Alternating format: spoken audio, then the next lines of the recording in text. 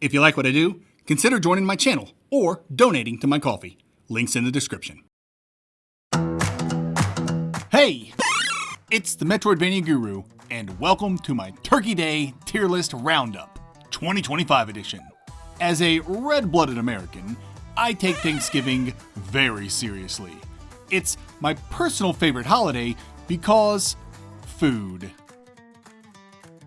And since it's a major holiday here in the States, that means there's probably going to be traveling in your near future. That's where this video comes in.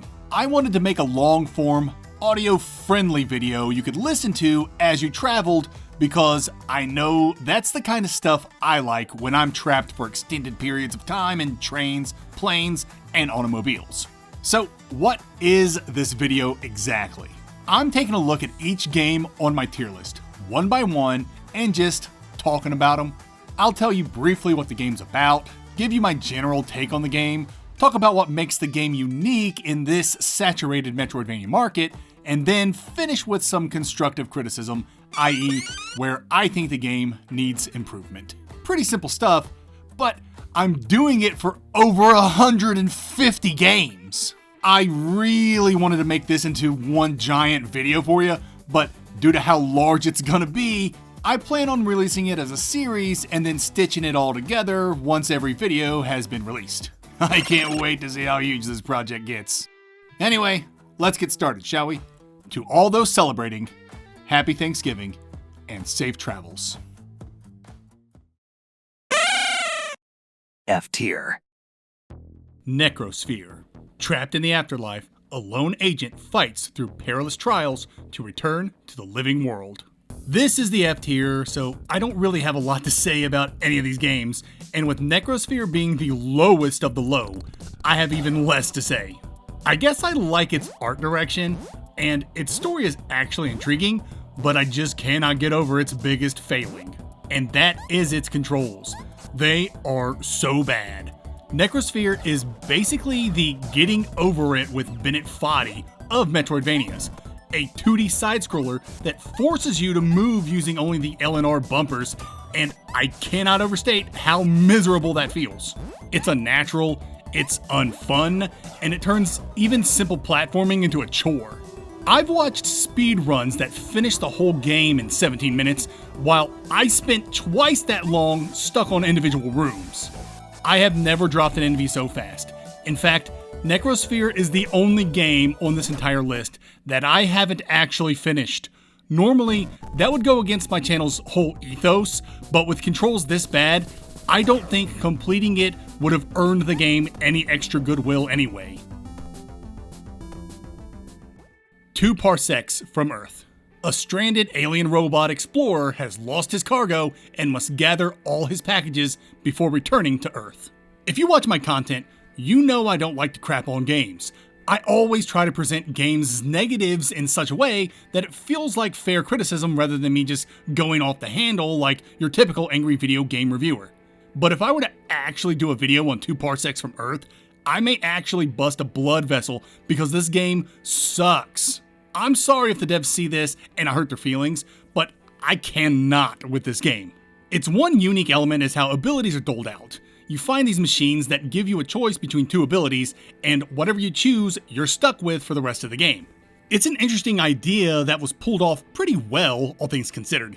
The level and world design complements whatever choices you make, and this facilitates playing through the game multiple times just to see how you'd approach things if you had chosen the other abilities. But here's the problem.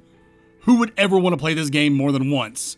The platforming is slippery, the insta-deaths are punishing, the world is boring, the self-deprecating fourth wall-breaking humor does not land, and I just do not like this game. That's my criticism. I just cannot stomach this game. I hate sounding like such a jerk, but 2 Parsecs is a hard pass. Ufouria, the Saga 2. 4 quirky heroes return to a bizarre world where reality twists at every turn. Also, there's lots of recycling. This one hurts. Ufouria the Saga on the NES is legit one of my favorite MVs. To this day, I'll pop it in on a rainy afternoon with a podcast or YouTube video playing in the background. But Ufouria the Saga 2? Man, what a fall from grace. But let's talk about the positives first. The presentation. This game looks incredible. It looks like Yoshi's Epic Yarn, and the music and sound design are such a delight. Some of these tracks and sounds sent me right back to the 90s, man. Now, I'm just gonna combine the game's uniqueness and criticism together because everything Ufouria the Saga 2 does differently or uniquely is for the worst. Case in point, the roguelike structure. The game never resets itself, so you never have to start from the beginning. It's more of a level randomizer. You have like 4 or 5 paths you can take, and these paths randomize with each run. This randomizer kind of sucks because you have to find cans to unlock abilities that can be used to unlock different paths, but there are some times you run a path and repeat levels where you already collected all the cans. The whole thing just feels like a grind, and it hurts my very soul. D tier. Demoniaca, Everlasting Night. You're a human turned demon looking for revenge against the demons who slaughtered her village. And to get that revenge, she has to climb the Tower of Babel. Demoniaca is an unsuccessful mix of Metroidvania and fighting game with controls that just do not work. Yet, despite all that, I actually like this game. I dig its art design, character designs, and especially its music. I feel like there's a lot of passion that went into this game and its story, and I always love that. For uniqueness, it's the fighting game style controls. You have light and heavy punches and kicks, and you can do specific movements on the D-pad to do special moves. The problem is jumping. It's mapped to a bumper or trigger or something, and just feels awful to use. This brings us to the criticism. Of course, the controls are bad, and mapping the jump to a shoulder or trigger is terrible, but the game has a whole bunch of other missteps. There are these star enemies that just take way too many hits. Even some of the walls in the beginning can take up to a minute to take down. It's absurd, really. And the overall world just lacks cohesion, or at least it lacks a feeling of cohesion. I guess I'm just saying the world doesn't feel great to navigate. Morkull, Ragast's Rage. You're a video game character turned god who's trying to escape your video game, but those darn developers have you trapped. Now, you gotta figure a way to escape. I don't have a lot of good things to say about Morkull. I like the game's presentation, and there are some really competent platforming sections that lean toward actually being fun, but other than that, this game is tough to recommend. For uniqueness, I guess you could say it's narrative. The game basically wants to be Deadpool with the main character being aware he's in a video game and commenting on stuff in a joking manner, but the game is just not funny. And that leads us to the game's criticisms. It's just not funny, nor is it interesting. The game bills itself as a duck-amuck kind of affair where you need to take down the developers in order to escape to the real world, but the game never really fleshes out or explores that premise in any meaningful or interesting way, pretty much dropping it after the first instance of the devs doing anything to stop you. This game had such a cool premise, but it drops the ball hard. Kong Survivor Instinct. You're a concerned father looking for your grown daughter in the middle of a kaiju attack. Kong Survivor Instinct isn't a bad game. It's just extremely boring. You play as just some dude trying to save his grown scientist daughter who's caught up in the middle of a kaiju battle. Sounds fun, and it has its moments thanks to the game's great presentation and legitimately fun combat. The issue is that the game controls like a narrative action platform game like Abe's Odyssey and Flashback, and that's just not a great feel for a Metroidvania. I guess the unique thing Kong brings is the puzzle element that summons kaijus to open new areas for you. It's not particularly exciting or innovative, but it is unique. For my criticisms, the game is just boring. The environments are bland, combat is fun at first but gets old, and exploration is very linear and doesn't really reward you if you find stuff off the beaten path. Also, you don't get to play as Kong. Boo. Neanderthallica. You're a caveman with a magical climate-changing tambourine tasked with saving the village chief from aliens, which has your caveman traveling from planet to planet for his rescue mission. Neanderthallica is a puzzle platformer, so that already puts a point against it for me, but it's also a very boring puzzle platformer with average graphics. It tries to be unique with its language mechanic, but you don't do anything with it. You don't have to decipher it, you don't have to recall it or even speak it to uncover secrets or to even talk to NPCs. It's just kind of there, I guess, to be quirky. My criticisms for Neanderthallica is that it's just super boring and some of its solutions suck. Anytime you have to collect animals to do something, the respawn on animals isn't consistent, so there was a lot of uncertainty and waiting. Disney Illusion Island. Mickey, Minnie, Donald, and Goofy set out on a whimsical quest to save a mysterious island. Illusion Island is a great game for kids thanks to its 4-player co-op and low difficulty. And the game's presentation is fantastic, and its humor spot on. Overall, it's a pretty good game that is just incredibly boring if you're a grown adult male playing by himself. As for uniqueness, it's gotta be the 4-player co-op. And my criticism is that the game is just boring. There's no combat, which isn't always a deal breaker, but when avoidance is the only means of overcoming enemies, it gets really boring really quick. Virtue's Heaven. The world ends tomorrow. Your friends are imprisoned, and those responsible for both have stolen the future. The time for deliberation is over. It is time to be reckless, irresponsible, and beautiful. Virtue's Heaven is actually a really great game in my opinion. The low score on the tier list is really just a reflection of how poor of a Metroidvania it is. As an action game, it's quite fun. Movement is smooth, animations are bouncy and fun to look at, and the combat is punchy and full of explosions. For uniqueness, I'm gonna say the game's friend system. I can't remember exactly what it's called, but it works very much like Hollow Knight's charm system. But here's the cool part. Every friend you save gives you 2 abilities, an active and a passive ability. This means that every friend you save gives you passive abilities that stack onto your character without the need to equip them. But if you do equip them, you get their added active ability. I think this system is absolutely genius, and I want every developer to steal it. It makes collecting things even more impactful because even the things you aren't equipping still boost you. It's freaking great. As for my criticism, your character already has all the abilities he needs to overcome everything. There's nothing to unlock. You can save your friends to unlock abilities, but every new biome is locked behind literal locks that need keys. It's cool to have all these abilities out the gate, but it makes for a bland Metroidvania. Castlevania 2: Simon's Quest. Cursed by Dracula's dying touch, Simon Belmont must gather and burn the vampire's remains to break the spell. Not a lot I can say here that you don't already know. Simon's Quest is legendary. It's not exactly a Metroidvania per se, but it contributed so much to the creation of the genre that it had felt criminal not to add it. When it comes to uniqueness, for its time, it was doing all kinds of crazy things. An interconnected world, towns with tons of NPCs, leveling, shops, and a day-night cycle. Simon's Quest didn't introduce the world to all of these things, but it did bring them all together to make an unforgettable experience. And then there are the criticisms. You all saw the Angry Video Game Nerds video. A game over deletes all your currency, NPCs talk nonsense thanks to the game's horrible localization, and some of the secrets are so cryptic, you'd have to be insane to have discovered them yourself. Greak: Memories of Azur. Azur is under threat from an enemy who control strange creatures infecting the land.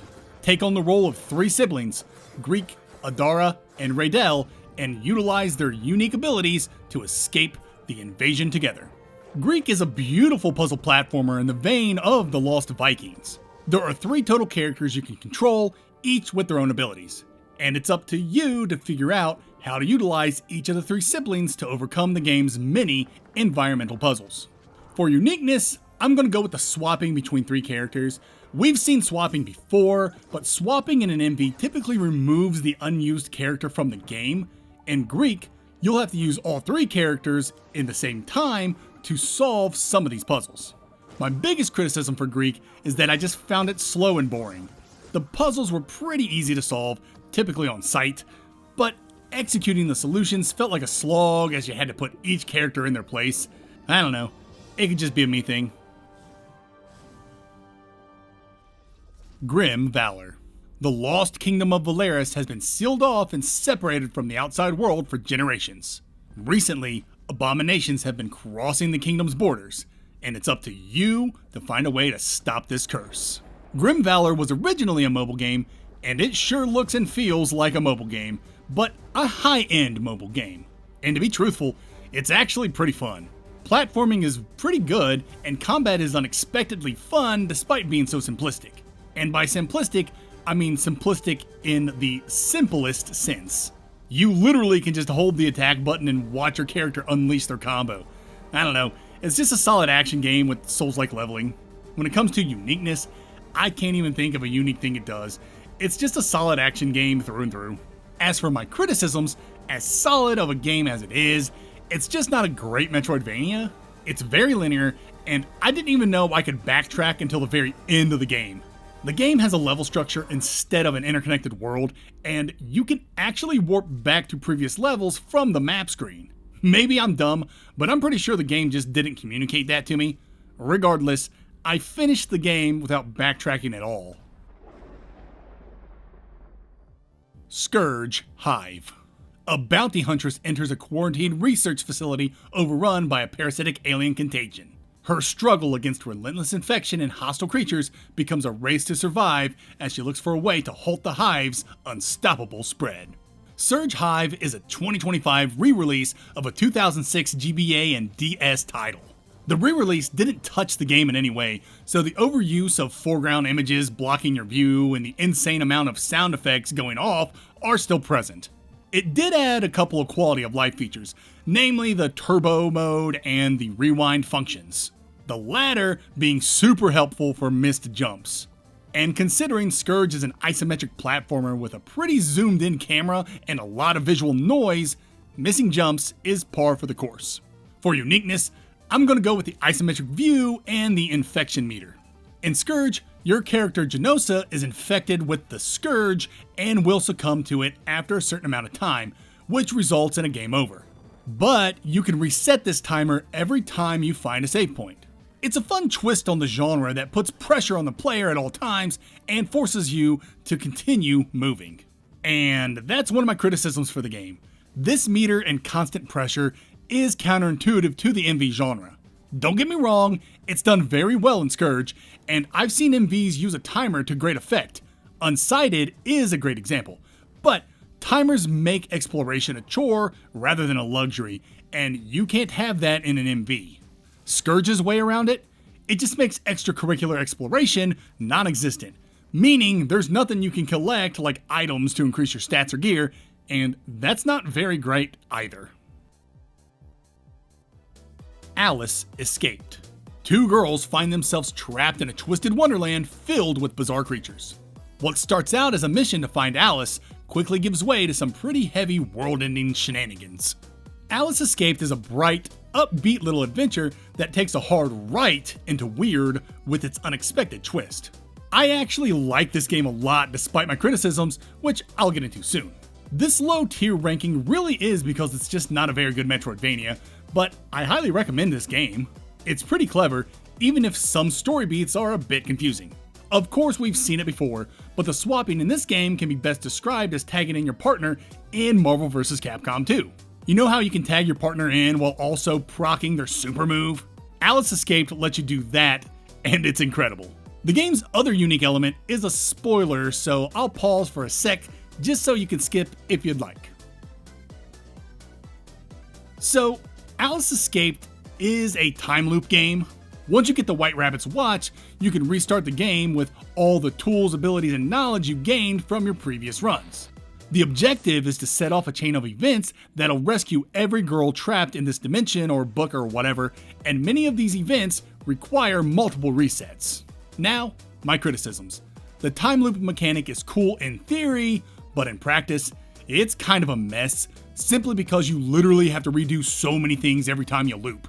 It's not too bad, as you can probably traverse the entire world in 5 to 10 minutes, but those 5 to 10 minutes add up over multiple restarts.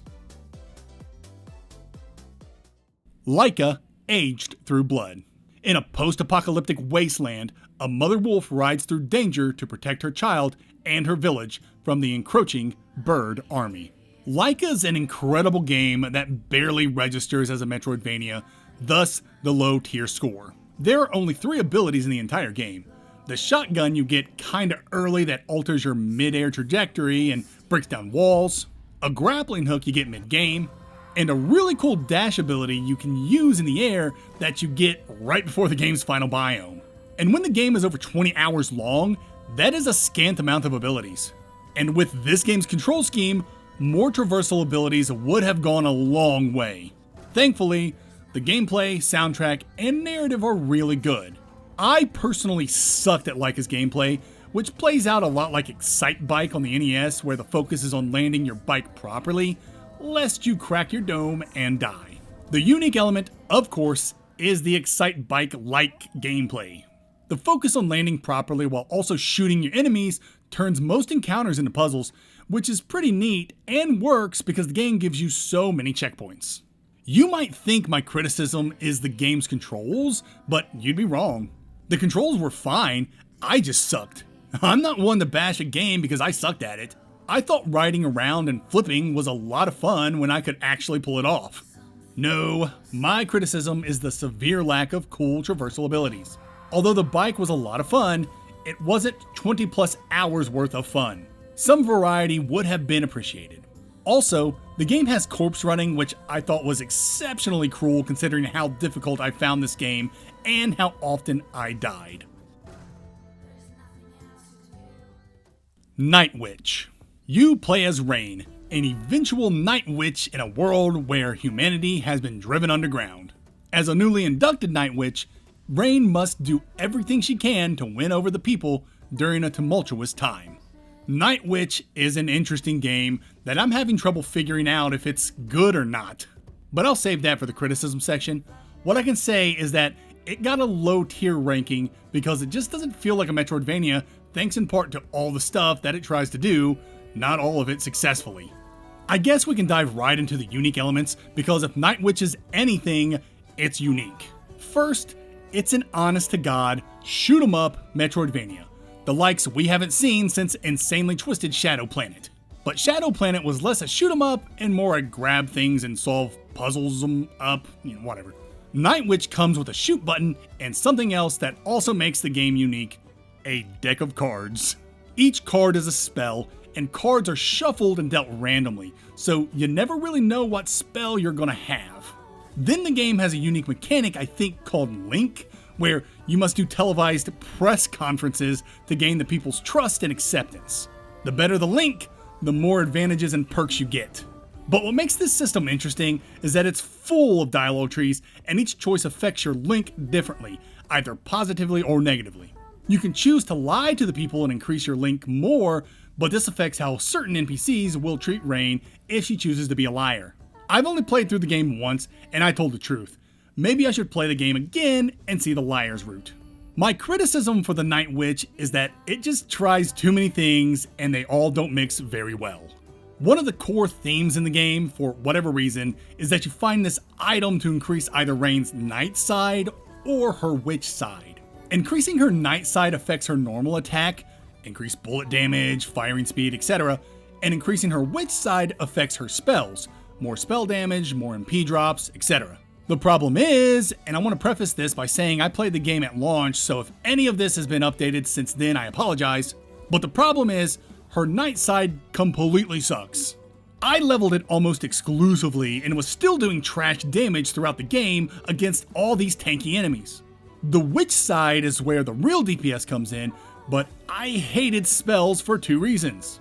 1, the randomness of the decks, and 2, how MP was restored. Deck randomness sucked because this game turns into a bullet hell, and making it necessary for me to take my eyes off the action so I can see what spell I have in the chamber is not a good idea for a bullet hell. And MP restoration was limited to enemy drops, and that just sucked so much. Enemies took forever to kill, and killing them didn't guarantee an MP drop. It just was not fun and made the entire game feel like a slog. Thankfully, this game has some pretty incredible accessibility options that I gladly used on the last third of the game. I just was not having fun with this one in the late game because its balancing was so bad. Now, this could be all on me because I made a trash build, but I don't think so. MP should restore automatically over time. That would have made a world of difference. And maybe a slow-mo function as you looked at your deck. I don't know. Lots of things could have improved this game. Iconoclasts. Join Renegade Mechanic Robin and uncover the secrets of a dying planet. Iconoclasts. Probably the game I get the most heat about for placing so low on the tier list.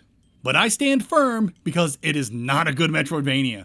It's a fantastic game with one of my favorite stories ever told in the medium, but its MV-ness is majorly lacking. But the game nails it in so many other departments. I love its art direction, its writing, its world building. There is so much to like here. But it's a puzzle platformer with poor platforming and lackluster combat.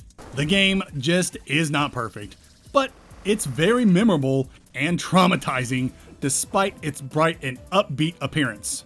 Iconoclasts is the Watership Down of video games. There's not a lot of uniqueness in Iconoclasts on the gameplay front. The game's narrative is really what you're here for. As for criticisms, I've got a few.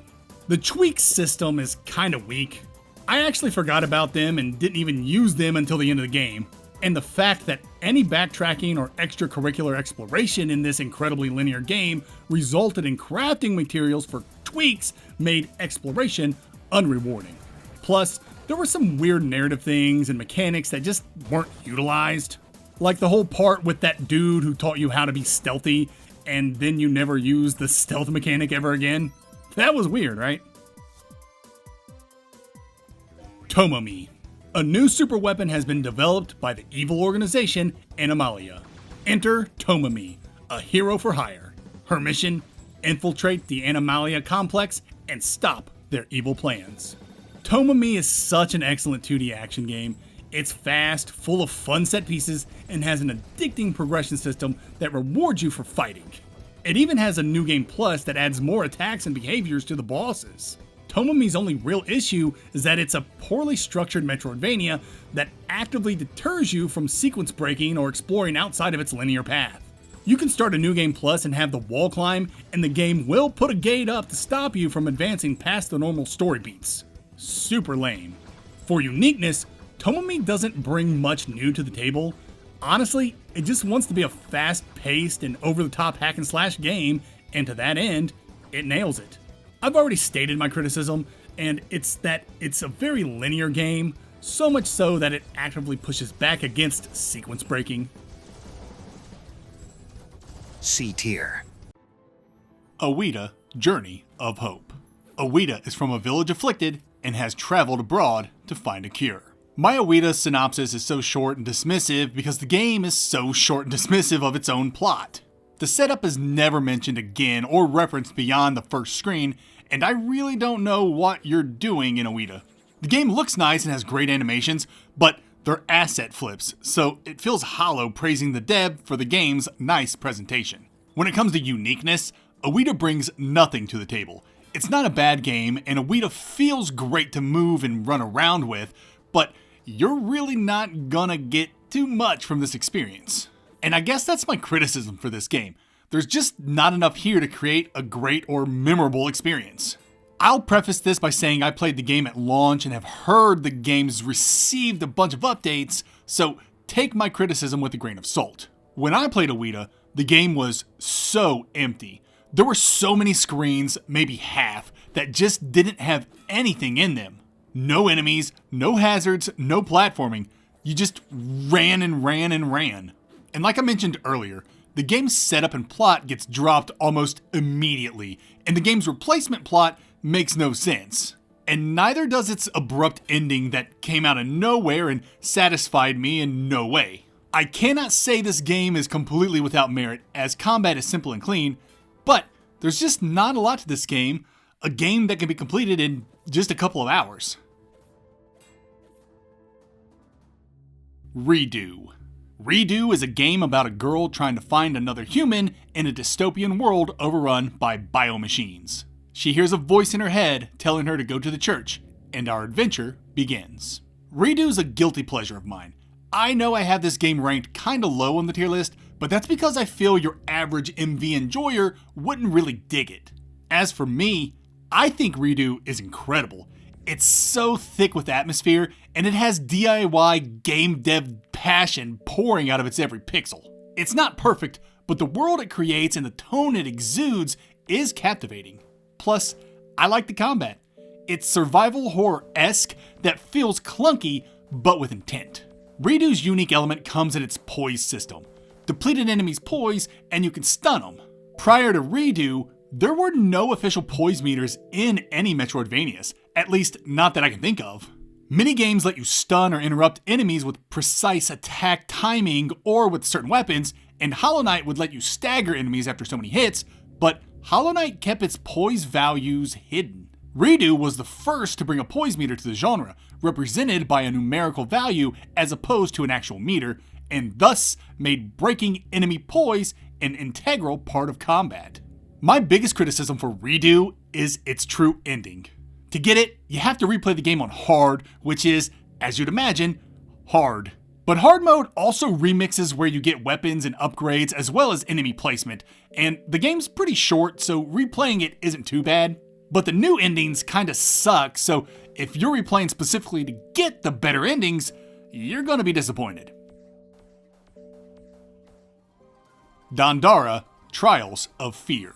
The world of Salt hangs on the brink of collapse. The citizens, once free spirits, now stand oppressed and isolated. But not all is lost, for out of this ether of fear arises a heroine, a ray of hope. Her name is Dandara. Dandara is a really cool MV that I just didn't dig. I just wasn't a fan of its controls, but I'll get to that in a moment. Generally, there's a lot to like about Dandara.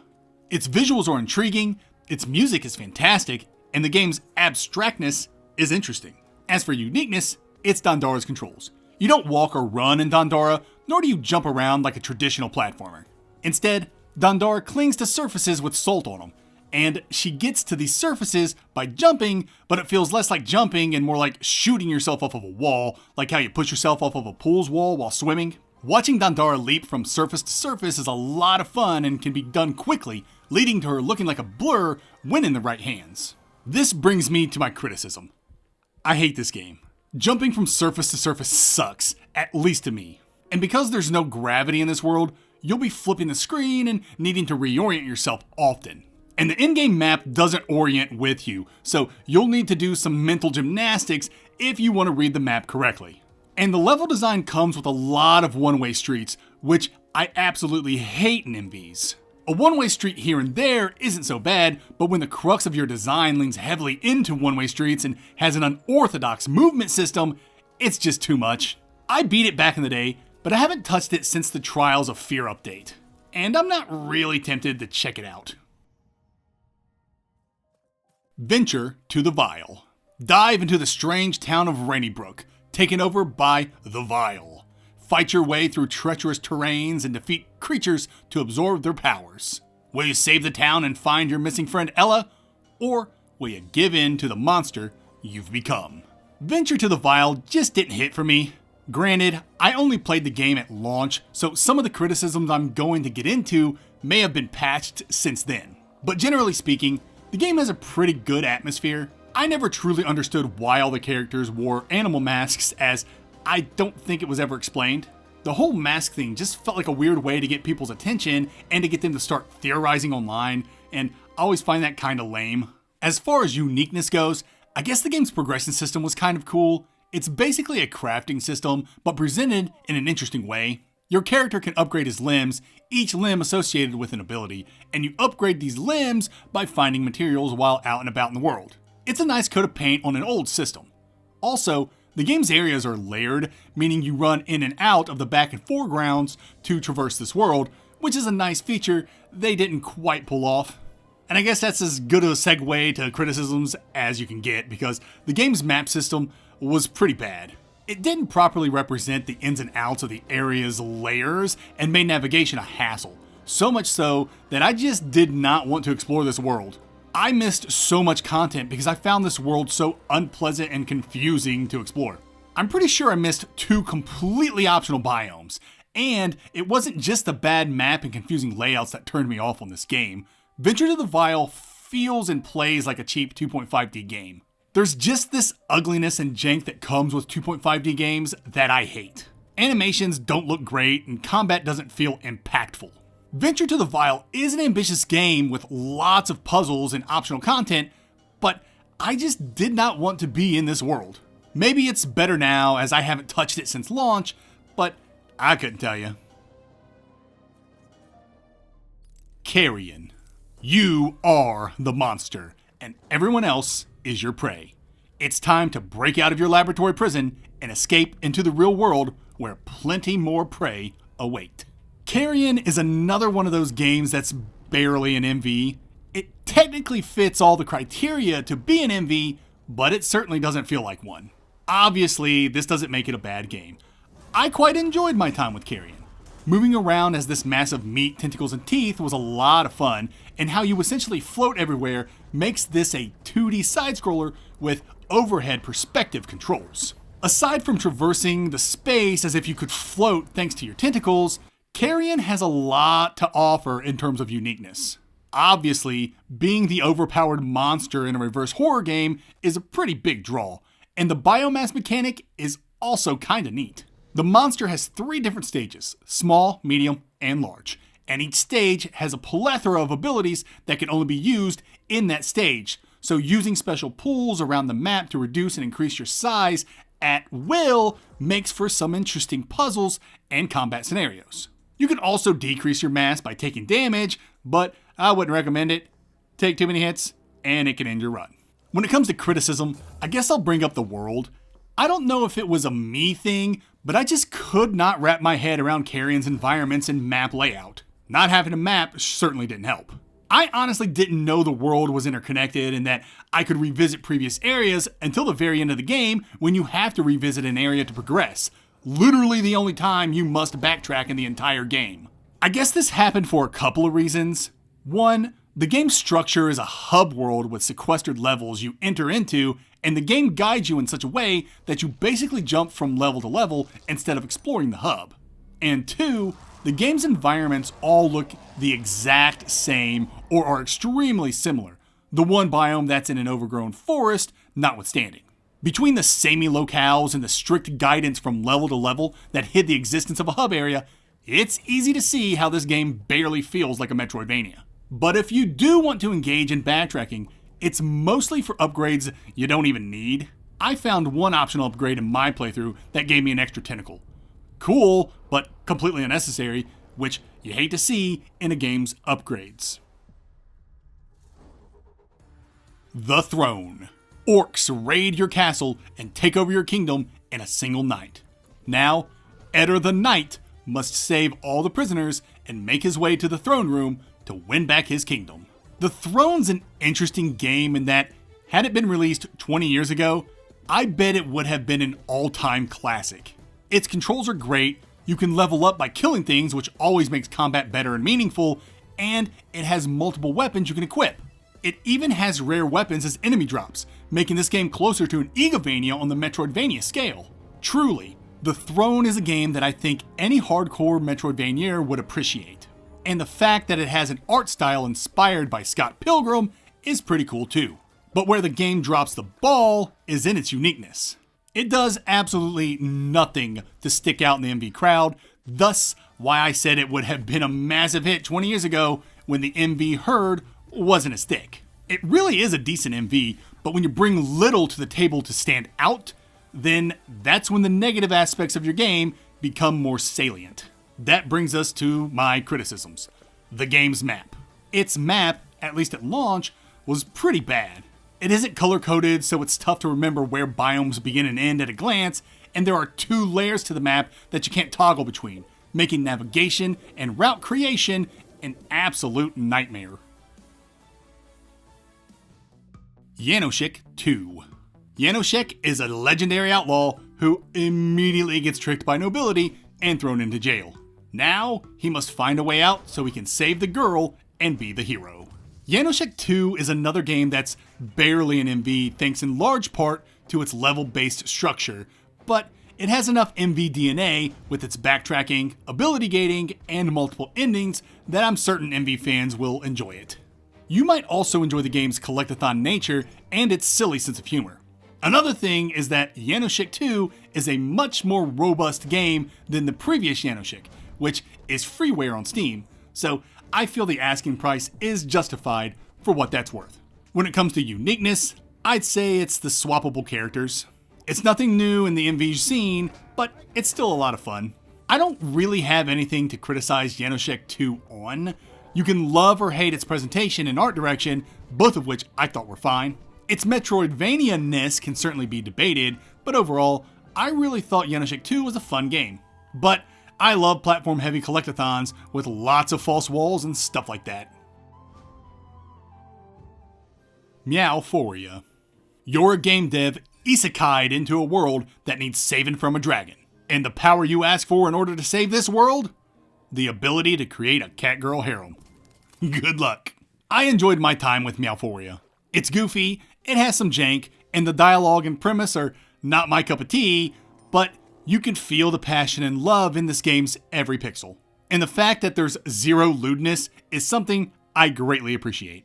For uniqueness, it's definitely your cat harem. You unlock cat girls during your journey, and you can summon up to 4 at a time to help you fight. And because each cat girl comes with a different move or buff, they can really change the tide in battle.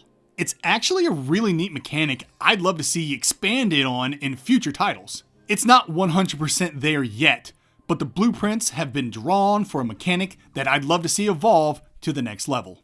For criticism, the English localization at launch was pretty bad, but in a so bad it's good kind of way. The Catgirl's harem's AI is a bit lacking, but again, it adds to the game's charm.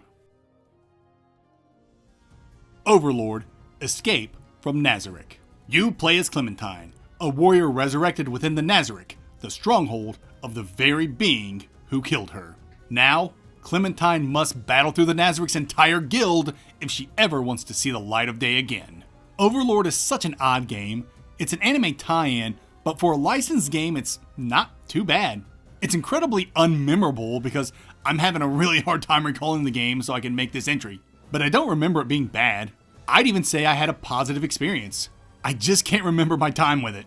What I do remember is that it was very platform heavy, and I thought the bosses were pretty good. As far as unique elements go, Clementine's Morning Star is pretty unforgettable. You slam it into the wall and use it to climb and swing to places. It was really cool and a lot of fun. She also gets magic that works very similarly to Deedlit's spirits from Wonder Labyrinth. Equipping the fire spell makes you immune to fire and whatnot. I also remember the spells having offensive capabilities as well as utility. I remember freezing flying enemies so I could jump on them to reach new heights. There was also a time slowing mechanic, but I remember needing to use that ability exactly once on the critical path. And I guess that brings me to my criticisms. Many of Overlord's mechanics felt half-baked or underutilized. Perhaps if I engaged in jolly old backtracking, I may have had more opportunities to use these powers, but many of the game's rewards for completing challenging sections were puzzle pieces that showed you screenshots from the anime, and that pretty much is the worst reward ever. So I elected not to participate in extracurricular exploration. Maybe my aversion to explore the Nazarick is what made this game forgettable. But then again, maybe make your rewards worth the exploration. Beyond the Ice Palace 2. You are the cursed king, usurped by your deceitful and jealous pages. Overcome by pure rage, you return to the mortal world to take back your throne and kill the god that would allow this to happen in the first place. Beyond the Ice Palace 2 is the sequel we didn't know we wanted. 37 years in the making, Beyond the Ice Palace 2 is a classicvania. Or is it a Metroidvania? There's some debate on this. Personally, I feel the game shares more DNA with Metroidvanias than Classicvanias, but I can see the argument. Beyond is level structured instead of having an interconnected map, and the game's very linear.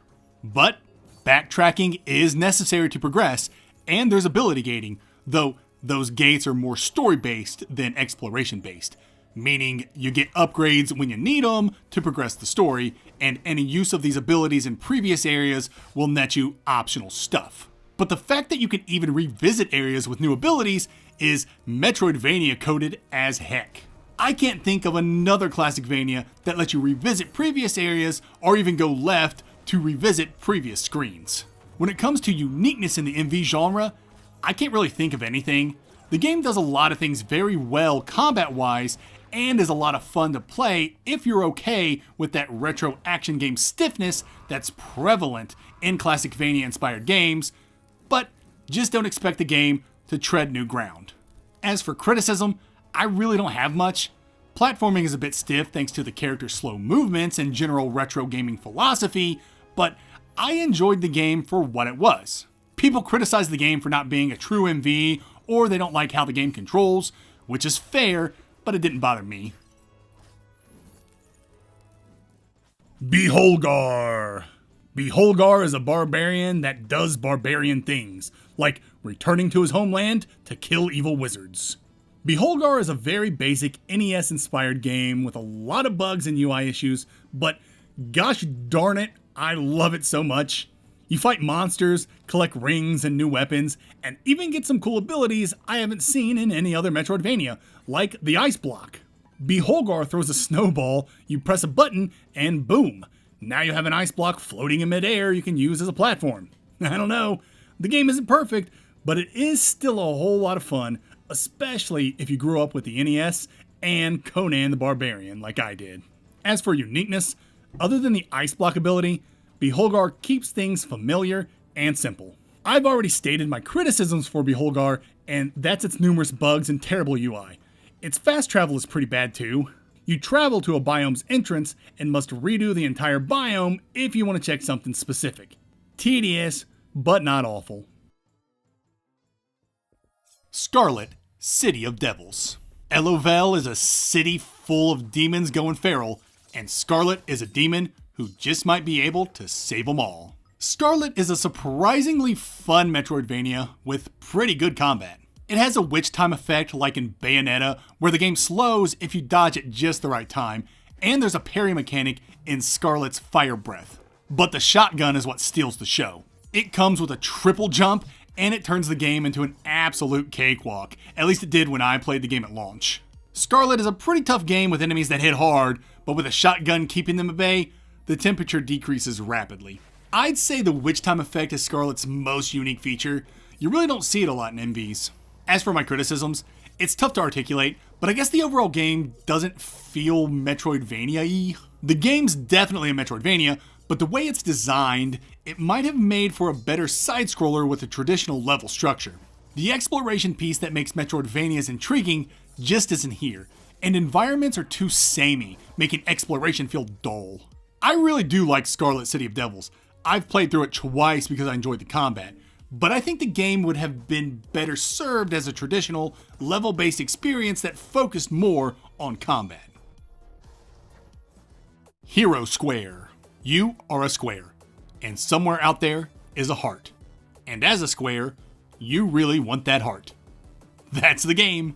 HeroSquare is an experimental Metroidvania in that it's an overhead MV with non-traditional platforming.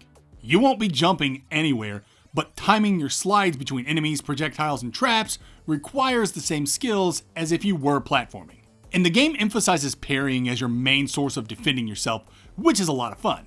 I'd say HeroSquare's uniqueness comes in its parrying and puzzles. Parrying requires you to move while doing so, and your parries can be changed into different things. You can deflect projectiles or absorb them to turn yourself into a bomb.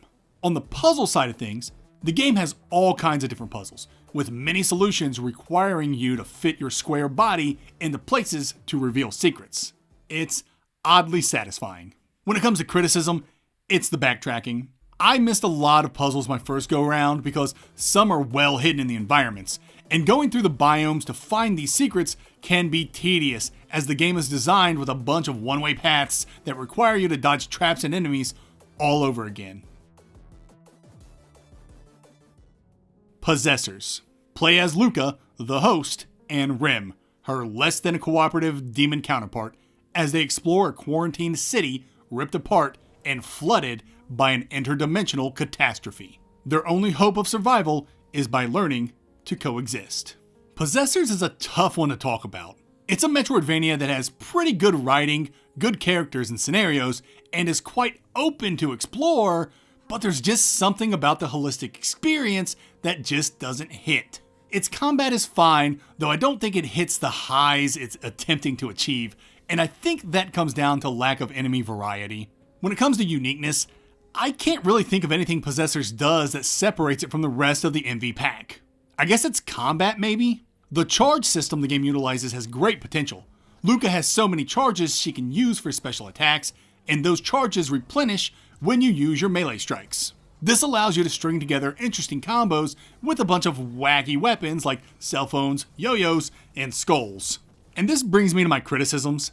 Possessors tries to be a character action game or platform fighter, but it really doesn't give players the aerial options that make those games feel fun.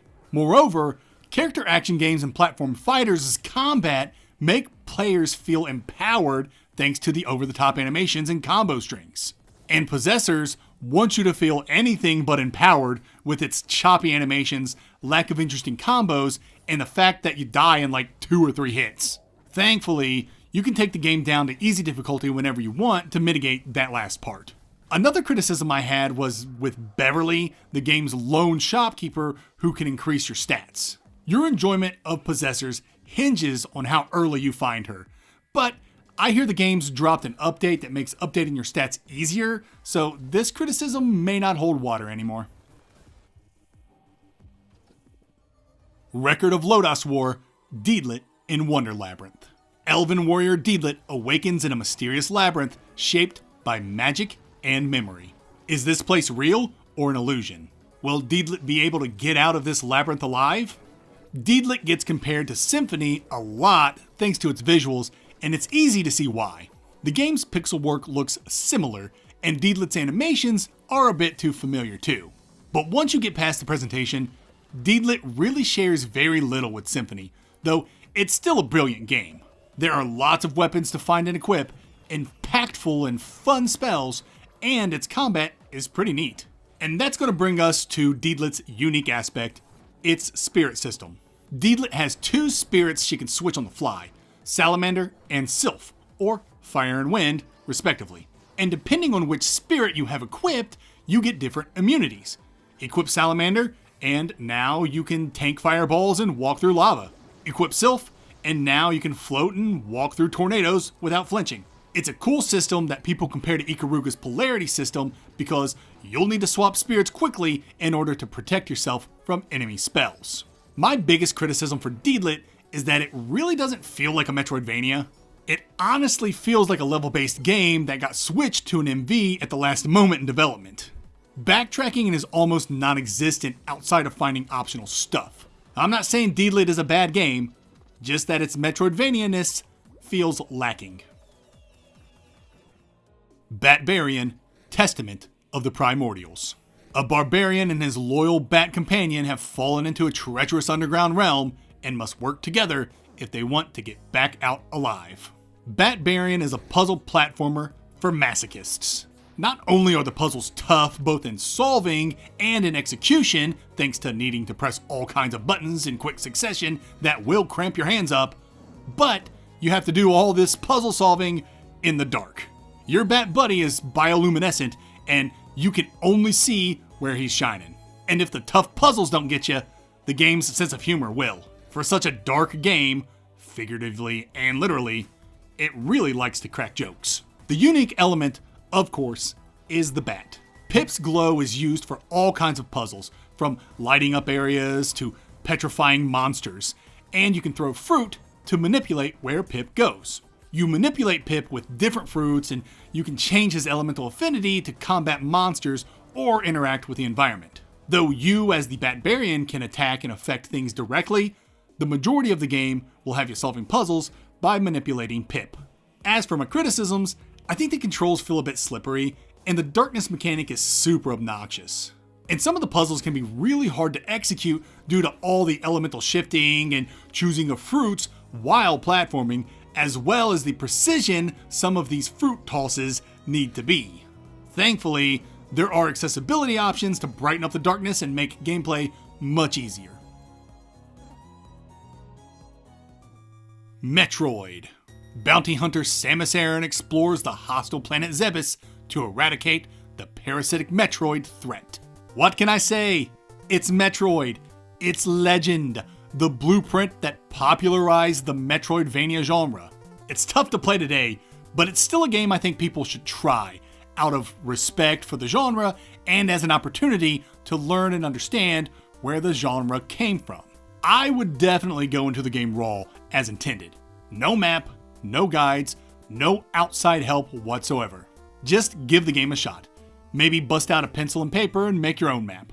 You'll really appreciate how far the genre has come in the last 30 years, and you might even have a little fun while you're at it. It's not a very long game, and it's way shorter if you know what you're doing. For its time, Metroid was unique. All of Metroid. Permanent power-ups, interconnected map, the isolation, the labyrinthine design, the non-linearity. I'll be the first to concede that Metroid isn't the first game with Metroidvania aspects, but there is absolutely no denying that Metroidvania refined these aspects enough to make a good game that would go on to popularize the formula. And as is the case with any avant-garde game, the genre's nascence was as bumpy as it was beautiful. Having no in-game map is really rough. The seemingly untelegraphed sections that can be bombed can lead to a lot of wasted time, and jank permeates throughout the entire planet. The worst example being how enemies can hit you during screen transitions where you can literally do nothing to defend yourself. And for us Westerners, the passcode system was terrible. And dying is also terrible. You retain all the important items you found, but you restart at the beginning of the game with only a smidge of health, forcing you to grind for health every time you die. But again, this was the beginning of the genre, so these criticisms are less about design and more about limitations of the era. Minoria. This is the fourth Witch War, and the church has had enough of all the heresy. You play as Sister Samilia, and it's your job to rescue a princess and burn every witch that blocks your way. Minoria has an interesting art direction. Environments are 2D and character models are 3D and cel shaded. It's a pretty nice art style. Minoria is also a tough game with enemies that do a ton of damage. Minoria's uniqueness comes in its visuals and its spell system. The spell system is kinda like an Estus Flask system from Dark Souls. You equip incenses that recharge at save points, and they can buff you, heal you, or be used for offensive magic. It's not revolutionary, but it is very quick. I guess my criticism is that the game is so forgettable. I've played through it a couple of times, and I enjoy the game, but it just doesn't do anything I haven't seen other games not only do, but do better. I think the biggest issue is how dark the game is. The game's art direction is beautiful, but hard to see and appreciate. And most of the environments are just so samey, except for the final biome, which is creative and beautiful. Minoria isn't a bad game, it's just okay with a pretty coat of paint. Castlevania: Harmony of Dissonance. Dracula's castle is back, and this time you play as Just Belmont as you navigate Castlevania to take down Drac once and for all. But not before decorating your room, of course. Harmony wanted so hard to be the next Symphony of the Night. Iga and his team were brought back, and they added as many bosses as the game's tiny little cartridge could fit. They even rehashed the dual castle motif from Symphony. And while stuffing all this great stuff into the game was a cool idea, so many things suffered because of it, mainly the music. It's just really difficult to recommend Just's adventure in this day and age. Spell Fusion was Harmony's unique contribution, and it was okay. You find and equip spell books to change how your sub-weapons act. If I recall correctly, there were 6 sub-weapons and 5 spell books, making a total of 30 different spells, each with their own animations. It was pretty ambitious for the time. As for criticism, Harmony is probably the least liked game in the Igavania catalog, and for good reason. It looks bad, it sounds bad, and it plays pretty decently, to be honest. I remember playing it on GBA at launch and having to put it down because it was almost impossible to play. Without a backlight, not even the awful looking outlines around the characters helped much. Playing today on the Advanced Collection, it's really not that bad, but it's still pretty hard to look at. Midnight Castle Succubus. A succubus has moved in next door and has been abducting the village's women. It's up to you to save these girls and slay this demon. Also, there's lots of sex. Midnight Castle Succubus is a pornvania, but it comes with a safer work option if you're interested in its Metroidvania-ness, but not in its more lascivious offerings. I understand that people who like lewd games get lewd games for their lewdness, but as a legit Metroidvania, Midnight Castle Succubus isn't bad. It's very linear, the fast travel is trash, especially once you start jumping between two different maps, and the game goes from Simon's Quest to Mega Man at the midpoint, but it'll keep you entertained if you're looking for an MV. Beyond the lewdness, I'd say the game's midpoint twist is pretty unique. It certainly changes up the game's feel by adding new mechanics. And the party member mechanic is pretty cool too. You can find party members during your quest and equip them to help you fight, creating a conga line as you gather more members. It looks goofy, but it's a lot of fun. I could criticize the game on its lewdness, but it was designed to be a lewd game, and yet they still created an SFW option. I guess my only criticism is the fast travel in the late game.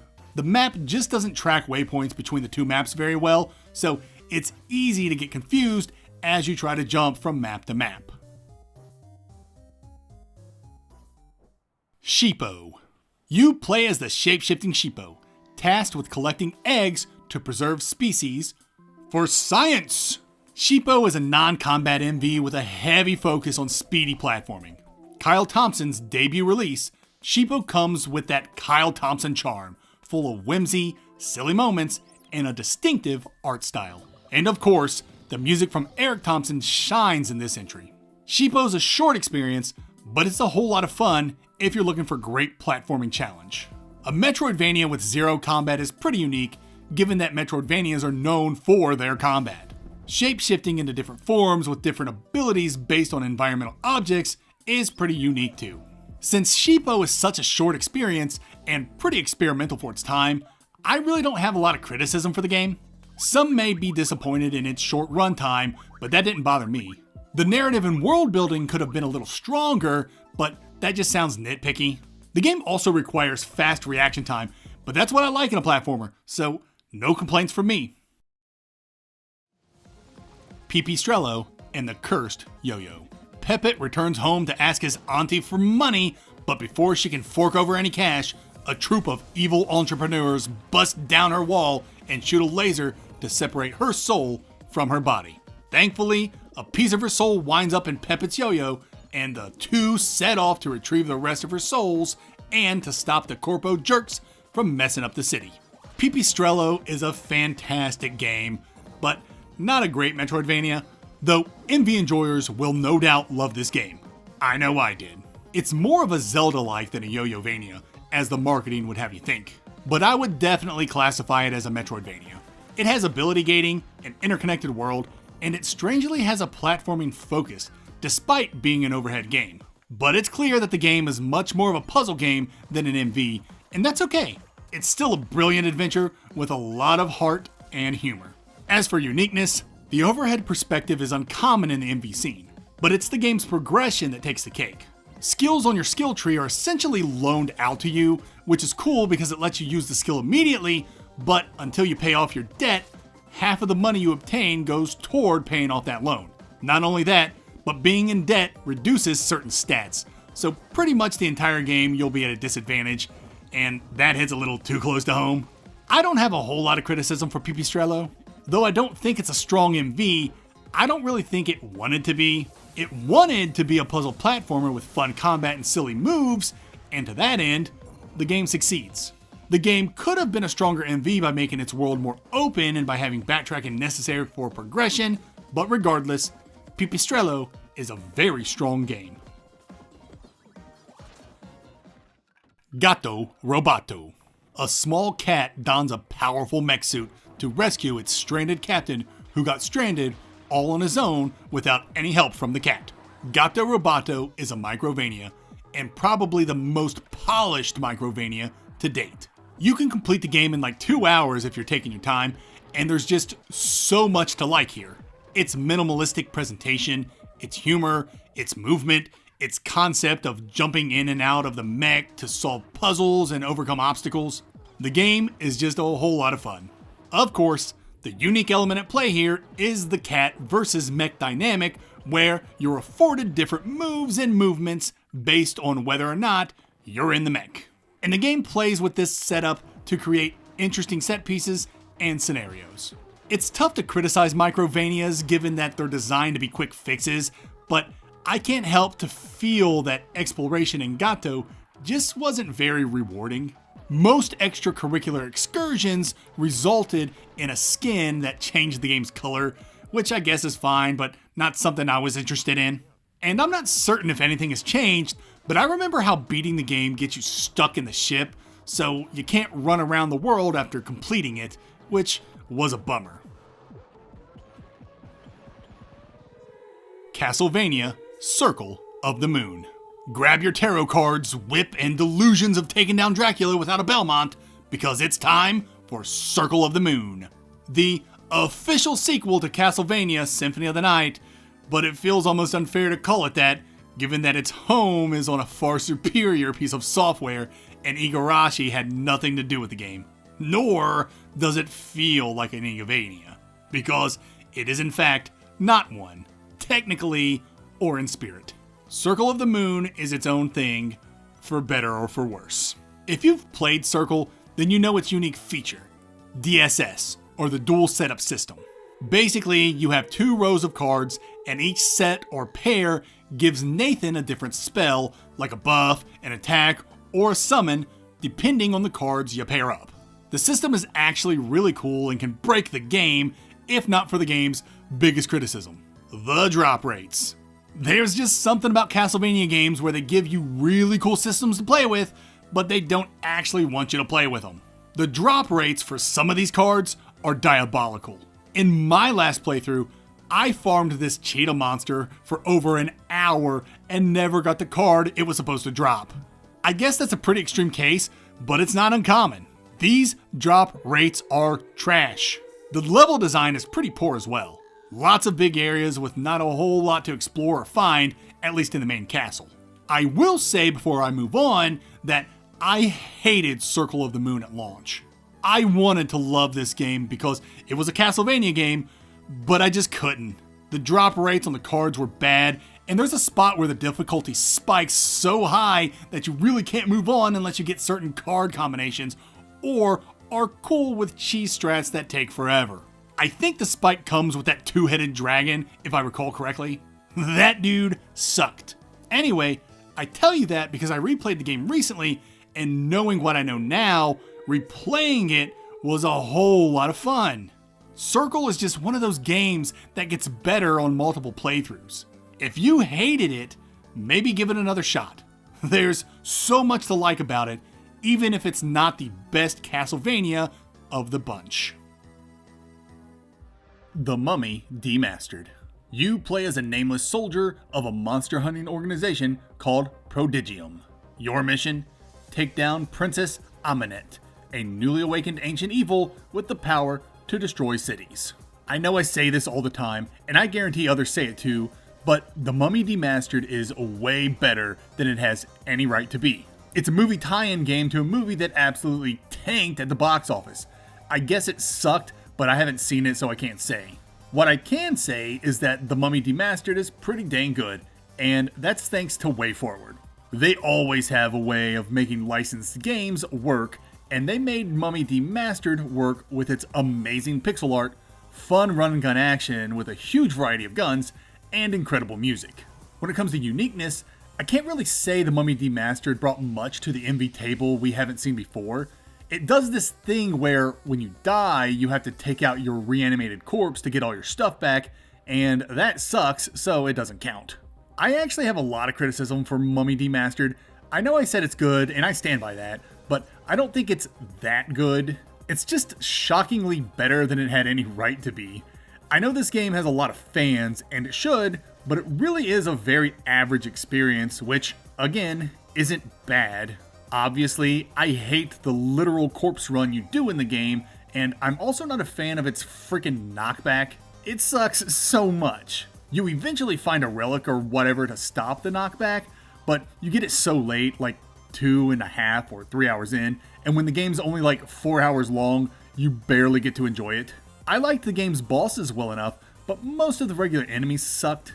They're just big bugs that cling to walls and crap. The zombies and humanoid enemies are much more fun, but you don't really get to them being consistent enemies until the halfway point. 9 Years of Shadows. The world has lost all its color, and it's been this way for 9 years. Europa decides that's long enough and enters the giant Talos to find the source of the curse that's drained the world's color. Also, there's a teddy bear in pajamas. 9 Years of Shadows is a gorgeous game with a ton of fun bosses and some pretty fun platforming. There was an update released that added a bunch of cool stuff like a fast travel system, but I haven't played with the new update yet, so I can't speak to it. But I can confidently say I enjoyed the game's combat. It's simplistic with a few cool mechanics at play. One is the elemental side of things. Enemies have different colored outlines, which affords them elemental resistances, but also gives them elemental weaknesses, and Europa can switch her armors on the fly to take advantage of those weaknesses. Another cool combat mechanic brings us to 9 Years of Shadows' unique factor. Apino, the little floating teddy bear that tags along with Europa. Apino can shoot projectiles and get some utility skills that can unlock stuff, but his main contribution is the light shield he gives Europa. It acts a lot like Master Chief's shield from Halo. As long as you have a shield, you can't die. But if your shield's gone, you only have a few hits until you're toast. You can replenish your shield either by hitting enemies or by hugging Apino. And you can hug Apino as much as you want, effectively making you invincible as long as your bear hugging game is solid. Oh, and I guess another unique thing about 9 Years of Shadows is that its music is tuned to a frequency that's considered a healing frequency. I know nothing about that, but that's what all the marketing says. My biggest criticism for 9 Years of Shadows is its story. There's just not a lot of substance here. Honestly, looking at the game's Kickstarter, there was supposed to be a lot more going on in this game, but much of what was promised didn't make it to the final product, and we ended up getting a pretty bland narrative that had plenty of potential. It just didn't pan out. I also hate the run-up to the final boss. You'd expect a grand build-up to an epic, climactic moment, but instead you get room after room dedicated to thanking backers. I'm cool with backer rooms, games do it all the time, but to throw it right before the final fight and to force players to go through it knocks the wind right out of the moment. I honestly don't know what the devs were thinking. Hopefully they fixed that with the update, but I can neither confirm nor deny. Mars 2120. What is this game even about? You're a space lady named Anna who's responding to a distress signal from a Mars space colony. Once you get there, you find no human life and have to figure out what happened. I think that's what happens in this game. Mars 2120 was billed as the Metroid Dread of indie games and the Brazilian Samus Aran. I, unfortunately, did not see it as such. Despite the game having decent graphics and a number of blockbuster set pieces, it ultimately comes off as pretty bland, though it does give players dozens of moves to perform, from flaming kicks to freezing shots. And I guess that might be the most unique thing about this game. Your character gets so many moves, it feels like you're playing a freaking fighting game. The number of projectiles and melee attacks you can pull off is simply absurd. When it comes to criticism, the biggest one I have is that this game is just so forgettable. I'm not trying to be mean, I genuinely cannot remember much about this game. I remember all the moves you get, but I can't remember the protagonist's name. I think it was Anna. I can't remember the story, and I can barely remember the world. I do remember fighting the boss of the game, not knowing who or what it was, or that it was even the boss of the game, and then seeing the ending and just being confused. Not from the ending's content, but because it just came out of nowhere. Yars Rising. A hacker named Emmy is hired to take down a corrupt corporation from the inside, and what's meant to be an easy gig turns into an intergalactic conspiracy. Yars Rising is a revival of Yars Revenge, an Atari classic. And seeing it resurrected as a Metroidvania starring a bubbly female hacker in a neon-drenched world was a bit odd, to put it mildly.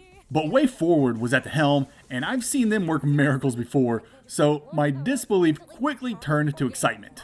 And after getting my hands on it, I can say that it was a completely average experience. But at least the soundtrack was full of bangers, and its writing and jokes weren't too bad either. As for Yars' uniqueness, I'm going to go with its hacking minigames. They play out like the original Yars on the Atari 2600 with a WarioWare-like twist. Minigames have unique objectives to clear, and everything is so fast-paced, keeping players on their toes every time they initiate one of these games. My criticism for Yars, other than it's just kinda going through the MV motions, is that you have traversal moves in the game that require a resource, and if you run out of that resource, you have to farm. And needing a consumable to double jump is objectively trash. The Messenger. A young ninja is tasked with delivering a scroll that could save his people. His journey evolves from a simple mission into a sprawling adventure across time and destiny. The Messenger is a Ninja Gaiden tribute with a sense of humor. It also has an amazing soundtrack and outstanding platforming. If you're looking for a great action platformer, look no further than Sabotage Studios' debut release. As for its uniqueness factor, let's start with the cloud step. You hit something while airborne, and you get a second jump. Jump and hit something again, and you get a third jump. As long as you are jumping and hitting things, you can jump forever, and it's super rad. Now, for the Messenger's other unique attribute, I'll need to dive into spoilers, though I'm sure everyone knows about it by now. The Messenger is a surprise Metroidvania. Though, since you're watching a Metroidvania-centric video, this shouldn't come as a surprise. But let me tell you, I played this game blind and was thrown for a loop when it went 16-bit. An incredible moment indeed. And this leads to my criticisms. The Messenger shouldn't have done that. After the novelty of the 16-bit Metroidvania surprise wore off, I was left with a pretty boring latter half of an otherwise outstanding action platformer. Retreading the same exact locations but with a shiny new coat of paint and puzzly gimmicks that force you to jump between the past and the future just wasn't all that fun for me. I'll admit it's not all bad, and there are some cool segments like finding that underwater temple using that conch and the butterfly/bat fight, but mostly it was just a slog looking for the musical notes. And boy, do I hate this game's lead up to the ending. Listen, Sabotage Studios has a lot of strengths, but writing and storytelling is not one of them. And the fact that they would dump 10 minutes of exposition on you right before the final fight is legit garbage. And don't get me started on Sea of Stars. That might be the most poorly written game ever, and I don't say that lightly. Sea of Stars' writing is so exceptionally bad it should be studied, though I've heard they updated the writing since launch, so maybe it's better now. Anyway, I'm off topic a little. The Messenger's narrative is bad because Sabotage Studio does not know how to write. But dang, can they code a fun game. Ebenezer and the Invisible World. Ebenezer Scrooge, transformed by his ghostly encounters, now fights to protect London from supernatural threats and corporate greed. His journey uncovers redemption, courage, and the unseen forces shaping the world. Who would have thought that A Christmas Carol would get a sequel in video game form? I guess that's what happens when you hit the public domain.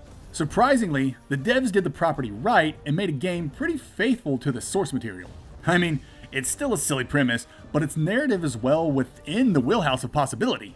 I also like its Ender Lilies-esque approach to abilities, equipping spirits and watching the spirits manifest to carry Scrooge and whatnot. As for the game's uniqueness, nothing really rings a bell outside of its premise of using the Christmas Carol property. For criticisms, I don't really have much other than the game was pretty bland. It's interesting in that you're Ebenezer Scrooge fighting ghosts and whatever, but I just couldn't get into the game. Which is weird because it plays so much like Ender Lilies, one of my favorite MVs of all time. I guess it goes to show that a good atmosphere and narrative can take a game a long way. Not that Christmas isn't a great atmosphere, it's just not a great one for a Metroidvania. Outbuddies DX. A deep-sea explorer awakens in the ruins of an ancient underwater city. Guided by a robotic companion, his journey uncovers lost civilizations and the struggle for survival beneath the waves. Outbuddies is a pretty neat game, all things considered. It's very much a Metroid clone, but it still brings some unique things to the MV scene. The main thing being your robot buddy. You can control it manually, and it can affect the environment and enemies, much like the Axiom Disruptor from Axiom Verge. The robot isn't ideal for combat, but it's great for figuring out the game's puzzles. I also like this one mechanic it has where you get help from the people you save. I think for every 6 people you save, one person will run in with a healing item for you during boss fights. I don't know, I just thought it was pretty cool. My criticism for Outbuddies is that it's pretty dang hard. The game actually keeps track of your deaths, and I know I was in the triple digits by the time I finished it. I remember also finding the controls to be less refined than what the game demands, which was also a bummer. Mystic Belle Enchanted Edition. Belle, a young witch in training, embarks on a quest to save her academy from magical disaster. Mystic Belle is a Metroidvania combined with a point-and-click adventure without all that pesky pointing and clicking. I guess what the marketing means by that is you collect items and use them throughout the journey to progress, and sometimes logic is thrown out the window. And yeah, I would agree with that. Mystic Belle is also a funny game that doesn't take itself too seriously.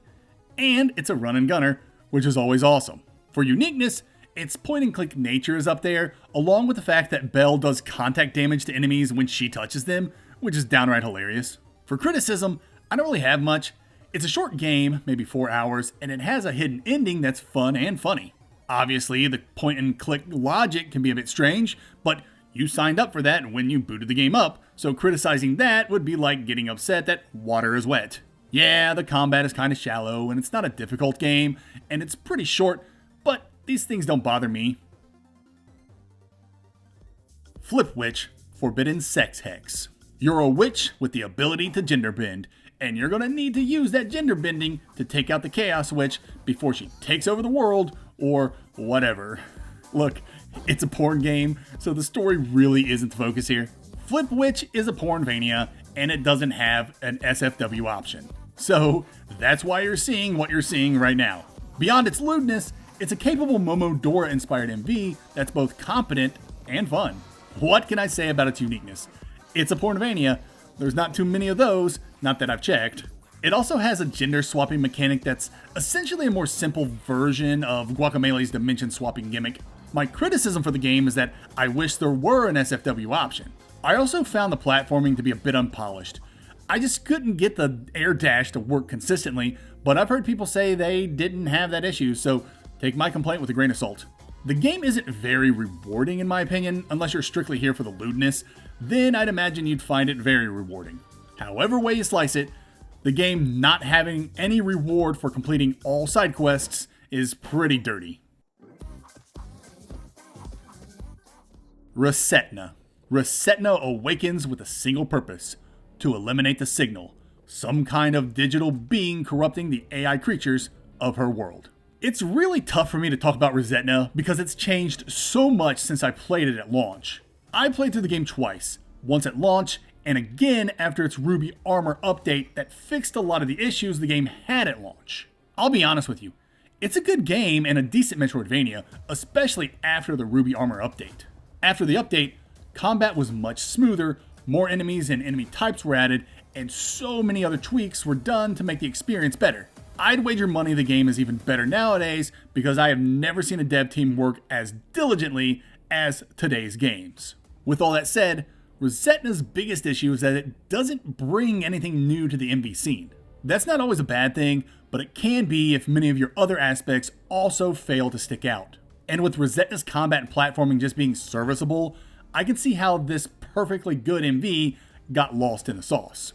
And I guess that covers my criticism for the game. It fails to innovate while also failing to elevate any of its other qualities. Again, it's not a bad game or a bad Metroidvania. It just doesn't stick out. Still worth a play if you're looking for something a little less known. Fist, forged in Shadow Torch. A rabbit warrior armed with a massive mechanical fist fights against an oppressive, occupying force. His journey through Torch City uncovers rebellion, resilience, and the struggle for freedom. If you're looking for a combat-focused and combo-heavy Metroidvania, it doesn't get any more combat-focused and combo-heavy than Fist. Fist's combat is very reminiscent of Devil May Cry, including air juggles and weapon swapping. And the game has high production value too. Its 3D models look great, and there's voice acting. Actual good voice acting. For uniqueness, I'm going to say its robust combat system. The combos you can pull off in this game are insane, if you're willing to practice. Some combos are really difficult to pull off. I have a few criticisms for the game. One, I'm not a fan of its dreary environments. The game takes itself too seriously and refuses to use any bright colors or anything too far off the grayscale. And two, the game has a lot of fluff, pun intended. There's a couple of points where they could have cut down or mashed things together to make for better pacing. Like, early on, you have to go to 3 different locations to get information, and each location is a whole biome, so it just takes forever. And then the part where you need the scuba gear or whatever, there's a biome to get the gear, and then another biome that requires the gear. Why not have the gear at the location where you'll use it? These may seem nitpicky and not that big of a deal, but stretching out these moments murders the game's pacing. Convergence, a League of Legends story. Traverse the sprawling city of Zaun as Echo, a young inventor with a device to rewind time. He and his friends must work together to keep their city safe, but as danger looms and secrets come to light, Echo realizes he can't trust anyone, not even himself. As the awkward subtitle suggests, Convergence is a League of Legends spin-off, and a dang good one at that. Now, I've never played LOL, and I was still able to enjoy this game for what that's worth. And because it's a game based off a huge property, it comes with a huge production. Amazing looking cutscenes, fully voice acted, incredible art and animations. From a gamer standpoint, it's impressive. But from a Metroidvania's lens, there's a lot to be desired, but I'll save that for the criticism section. Of course, the game's uniqueness comes in its time manipulation mechanics, specifically in rewinding time. It's a lot of fun, and the game uses it to great effect, creating scenarios that would be unfair in typical MVs, but are part of this game's puzzle-esque combat. I'd say my biggest criticism for Convergence is its structure. It is a very level-based and linear experience where backtracking is only used if you want to revisit a level to find something you missed. So, if you're super observant, you can find everything in a biome and never have to revisit it ever again. I'm also not a fan of Jinx being in the game. I know she's very popular, but it's obviously she was shoehorned in so the game could take advantage of her popularity. Her entire section feels superfluous. To the game's credit, they eventually reveal why she's doing what she's doing, but it's still kind of weak and still feels like a cheap way just to get her into the game without actually connecting her to the game's narrative. Shantae, Risky's Revenge.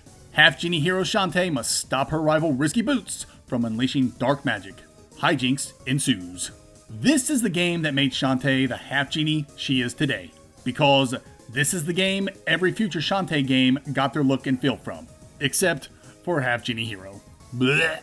I'm a Shantae fan, and when people learn this, they inevitably ask which is the best game to start with. The answer? Risky's Revenge. Skip the original because it did not age well at all. Risky's Revenge, on the other hand, is still playable to this day. I know a lot of people say to start with Pirate's Curse because it's the best, and it is, but Risky's Revenge sets up Pirate's Curse, and you don't want to miss that. Also, Risky's Revenge is like 4 hours long, tops. The most unique thing about Risky's Revenge is, unfortunately, its layered mechanic where Shantae can jump in and out of the back and foreground. And I say unfortunately because she can only do this in 2 areas, Skittletown and the Woods or whatever it's called. It's very underutilized. For my criticism, it's the layered mechanic. Other than that, the game's so short and breezy that it's tough to find much else to complain about. Anima Flux. In a dystopian future, humanity's last survivors fight against mutant hordes. 2 soldiers' journey through ruined cities uncovers the truth of survival and the fragile hope of rebuilding. Anima Flux was a weird one for me. I liked its animated cutscenes and thought the overall game looked nice. I even remember liking the EDM-like music that thumped during battle. I just didn't like the game's combat all that much. I guess that brings us to the unique factor. You control 2 characters, one at a time, or you can play multiplayer, and can swap whenever. One's a melee fighter and the other's got a gun, but the way you dodge in the game was super weird. If I recall correctly, you have to attack first, then press a direction to do a dodge with iframes, but it wasn't just a dodge, it was also an attack. The melee dude would become invincible and do a massive slash, while the gunner girl would do a legit dodge and fire off a big shot. It was kinda cool, but just didn't feel very natural, but boy, if you didn't figure it out, you were a goner. This game likes to swarm you. As for my criticism, I guess I wanted to see the game utilize the two characters gimmick more. I mean, Portrait of Ruin came out years prior and had you doing all kinds of stuff with your partner. Anima Flux doesn't really have anything special you and your partner can do, combat or traversal wise. It's squandered potential. Twilight Monk. Raz is a monk chosen by the ancients to be this world's hero, which is convenient because a former ally named Nox breaks out of his prison with a plan that could destroy the entire world. And Raz, being the chosen hero, must stop this, of course. Twilight Monk is based on a book series of the same name, and though I haven't read the graphic novels, given that the book's creator was involved in the game's creation, I'm confident in presuming that the game is faithful to the source material. Twilight Monk has a couple of unique things it pulls off. First is the main character's weapon, a giant column. He can smack enemies with it, kick it at enemies, and place it on the ground so he can use it to jump off of or place it on a switch to open a door. It's a surprisingly versatile weapon. The game also has an overworld like a JRPG, and in this overworld, Raz can find towns, dungeons, and all kinds of secrets. It's a cool structure I'd like to see more MVs pull off. As for criticisms, I don't really have much. The game's pretty dang solid. Its only real issue is that it does little to stand out in the crowd. The writing is goofy, the world is pretty unserious, and there's not a lot of challenge in the combat or platforming departments. It's just a decent game with strong visuals. Dust, an Elysian Tale. You are Dust, an amnesiac warrior who, with the help of a flying nimbat named Fidget and a talking sword named Aura, ventures forth in hopes of recovering his past and true mission. Dust came out at just the right time, way back in 2012. The indie scene had just solidified itself as a scene, and the MV genre wasn't exactly dead, but it was starting to smell funny. You gotta remember, the last 2D Metroid was released in 2004 and was a remake, and the last Iconoclasts was released in 2008. Shadow Complex released in 2009, but its controversy stifled that a bit, so not a lot of noticeable MVs were released in the mid-aughts through 2012. Dust's release year. So, when Dust came out as a celebration of the indie scene and as a Metroidvania, it was a breath of fresh air. The following year, we'd get Guacamelee, who would then push us to Axiom Verge and the Ori games in 2015, which really struck the match for the MV boom we're enjoying to this day. Therefore, I like to think Dust was a major player who helped forge the indie and MV scenes as we know them. When it comes to uniqueness in the genre, it has to be the combat. Dust's combat has more in common with Dynasty Warriors than it does any other Metroidvania. At any given moment, the screen could be filled with brain-dead enemies that Dust would tear through like a Kleenex at a snot party. Your combo meter would just rise and rise as you juggled your bronies with your Dust Storm, a move where Dust attacks enemies like a human drill. It's borderline mindless combat, but it's still fun all the same. My criticism with Dust is its narrative.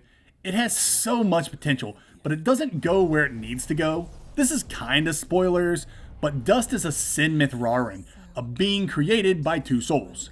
One soul is innocent, while the other is not. The game wants you to feel the struggle between the two souls within Dust, but fails miserably in this endeavor. You can glean that the game was trying to do this when Dust unexpectedly flies off the handle at one point, and with the laundry side quest giving you two dichotomous options that hint at a way for players to favor one soul over the other, good or bad paths, if you will.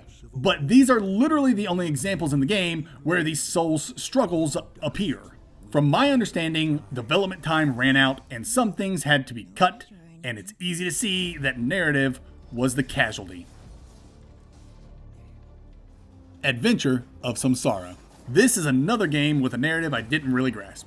You are the Solar Warrior, a regular old orphanic who just so happened to touch a magical rock to gain special armor or something. With your newfound powers, you must save this world from something.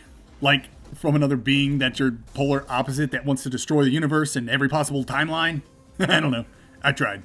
Adventure of Samsara is supposed to be a reboot, continuation, something related to the old Atari game Adventure, where you literally play as a dot.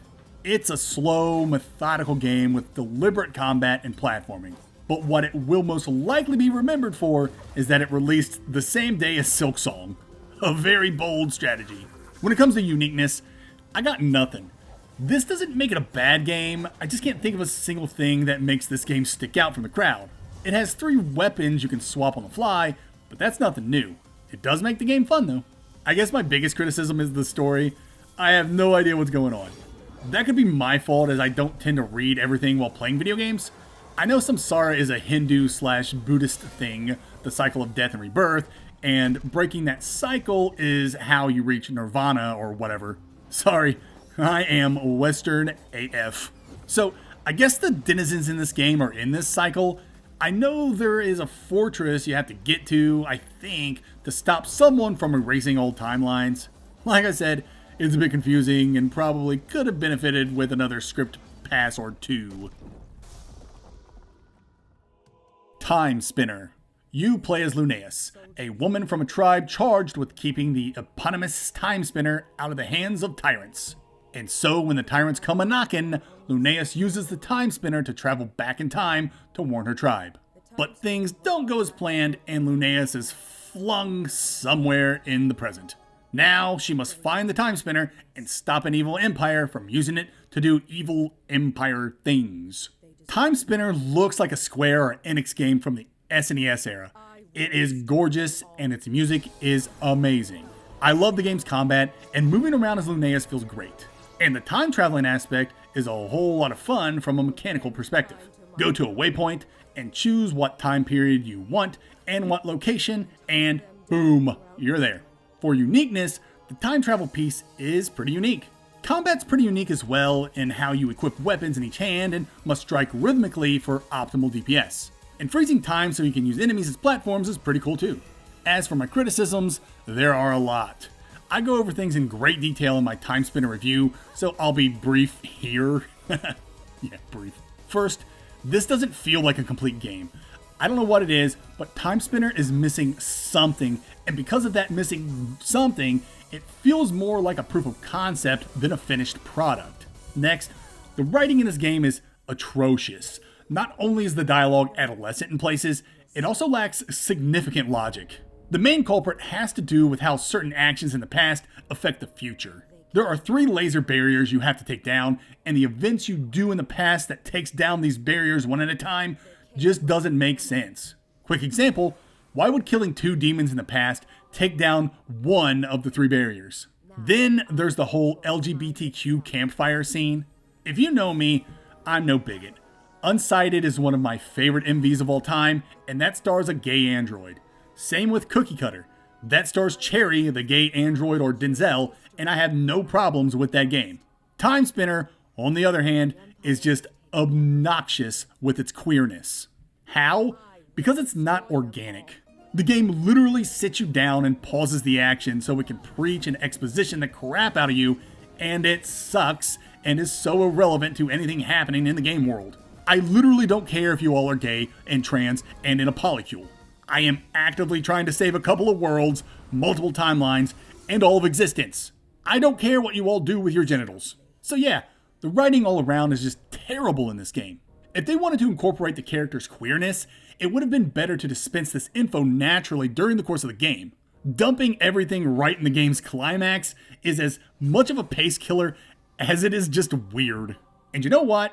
It would be equally as weird and stupid if it were a bunch of straight people sitting around and talking about their sex lives. And I know I'll get some pushback on this because the campfire scene is optional, but that doesn't make it any better in my opinion.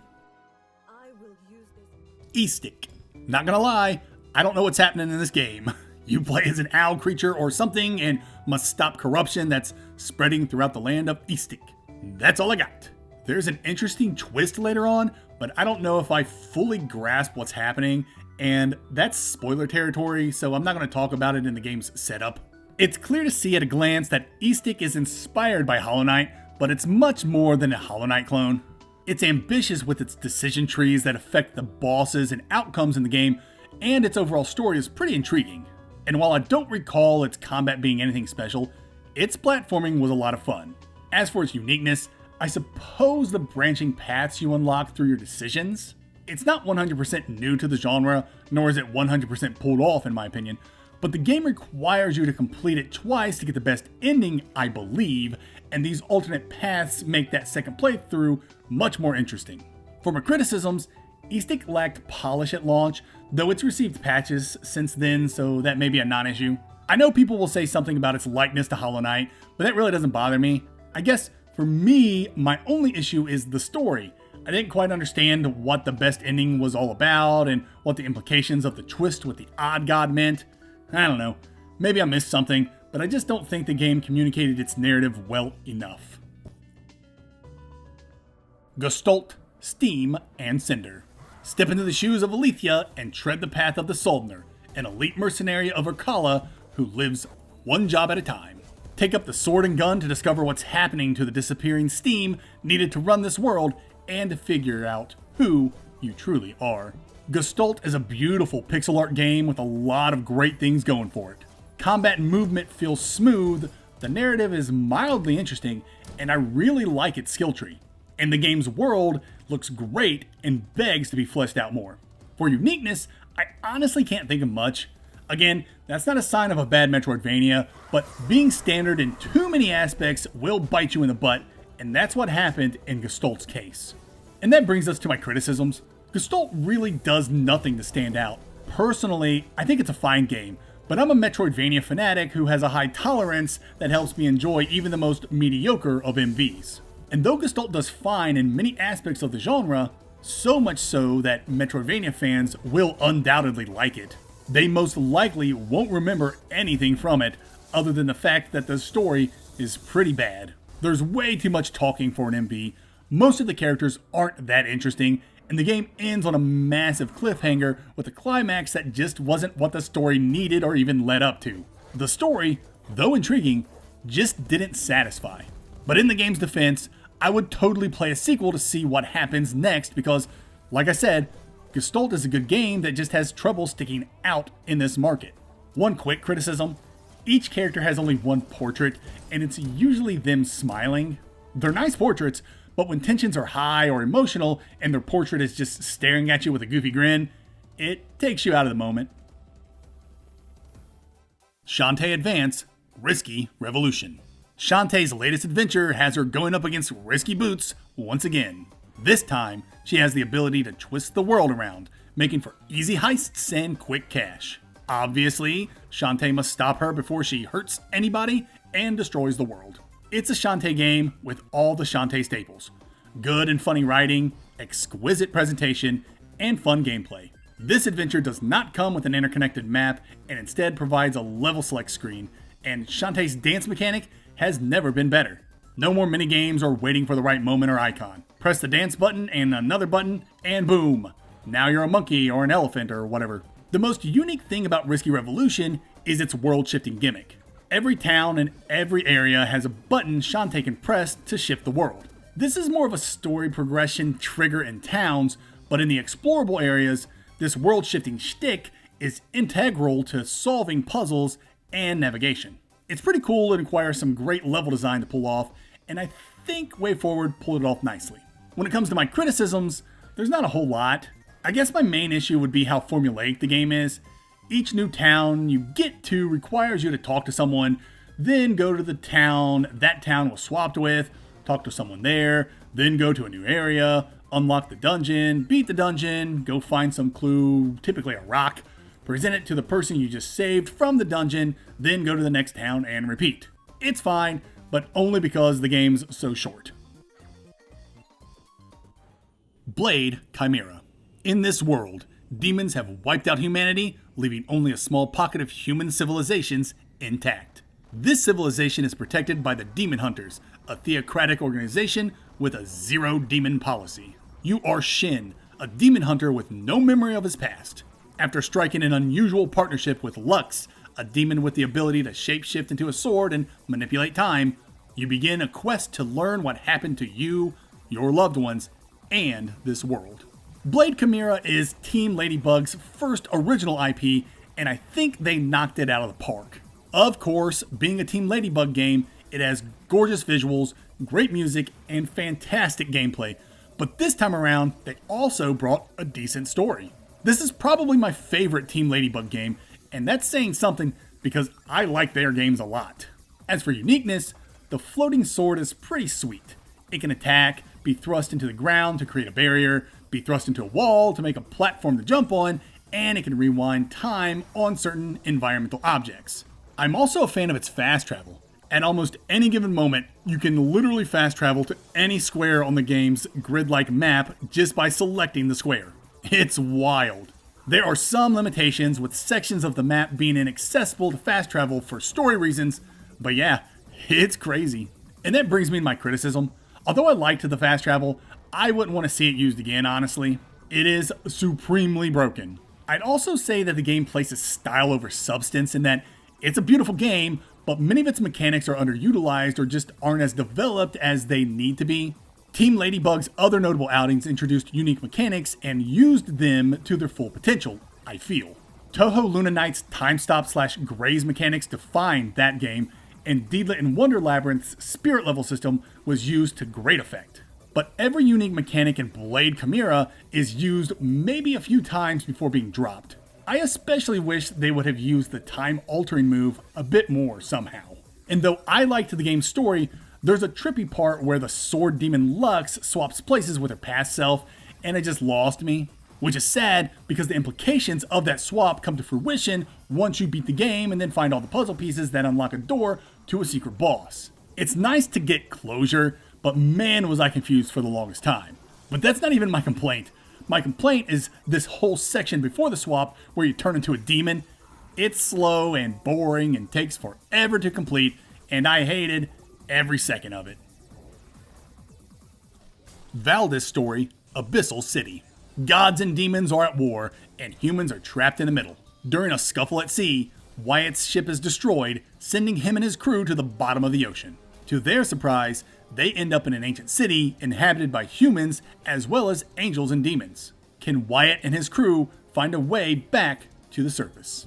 Valdis' story, it seems, is a darling among a certain subset of the Metroidvania community. Anyone who played this game upon its release in 2013 will tell you it's one of the greats, an unsung hero of the genre, an underappreciated gem. And I sorta agree. While I don't think it's one of the genre's greats, it's a pretty good MV and an excellent action platformer. And yeah, I'd say it's definitely a gem. Its combat is very much inspired by Devil May Cry with its combo-heavy focus. And the game just has such a unique art style.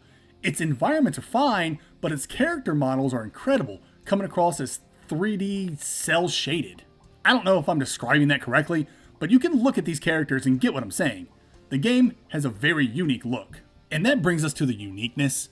Valdis' story brought a lot to the MV scene back in the day. Multiple characters with their own dialogue and movesets, skill trees that facilitate character builds, time-sensitive events that affected the story in multiple ways. These timed events were later patched out and replaced with traditional progression triggers, but it was kind of cool to be rewarded with different consequences based on your knowledge and how fast you can get through the game, which are amazing rewards for anyone who likes to replay Metroidvanias. And that's Valdis' story's bread and butter. It's insanely replayable. I can see how an entire generation who found this game when they were younger could fall head over heels in love with it. When it comes to criticisms, I have just a couple. One, the game's UI sucks. There are no two ways about it. And two, there is so much to this game, and it does not get explained well at all. And thus, you can get quickly overwhelmed if you're the type of player who needs to understand every nuance to enjoy a game properly. In the game's defense, many of its unexplained mechanics are explained in the game's digital manual, like Soul Affinity. Then there are just shops littered all over the place, forcing you to memorize what shopkeeper does what. It's easy enough once you get all this stuff down, but it's just a lot with not a lot of in-game tutorials to help you out. Also, the insane cliffhanger endings. Every secret ending you unlock in Valdis' story sets up a much more interesting plot than anything Valdis' story told in its entire runtime. I know Wendigo Blue is coming out and that it's somehow related to the Valdis story universe, but I just don't know in what capacity. Hopefully it explores some of this cool stuff these endings set up. B tier. Microvania. Man, I got nothing to set this game up.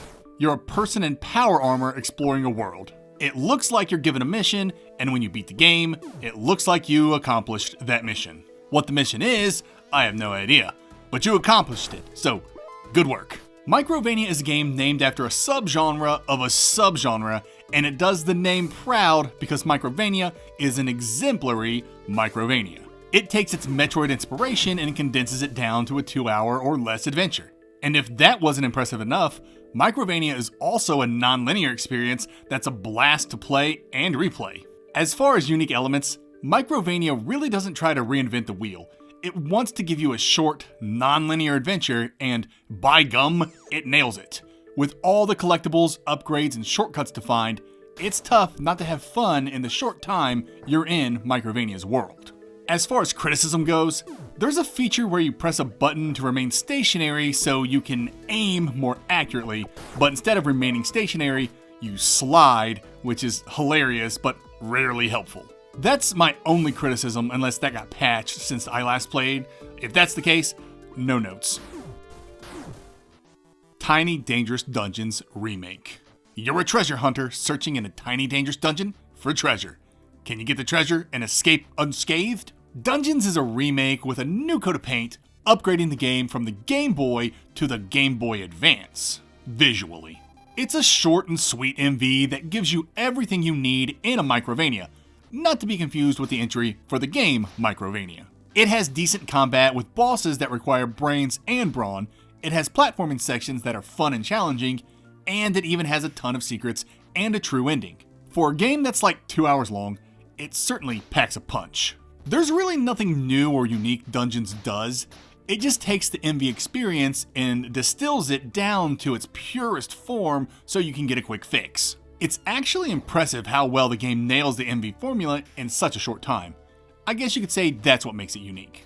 I honestly have no criticism for Dungeons. It knows what it wants to be and becomes it. No notes. Ufouria, the Saga.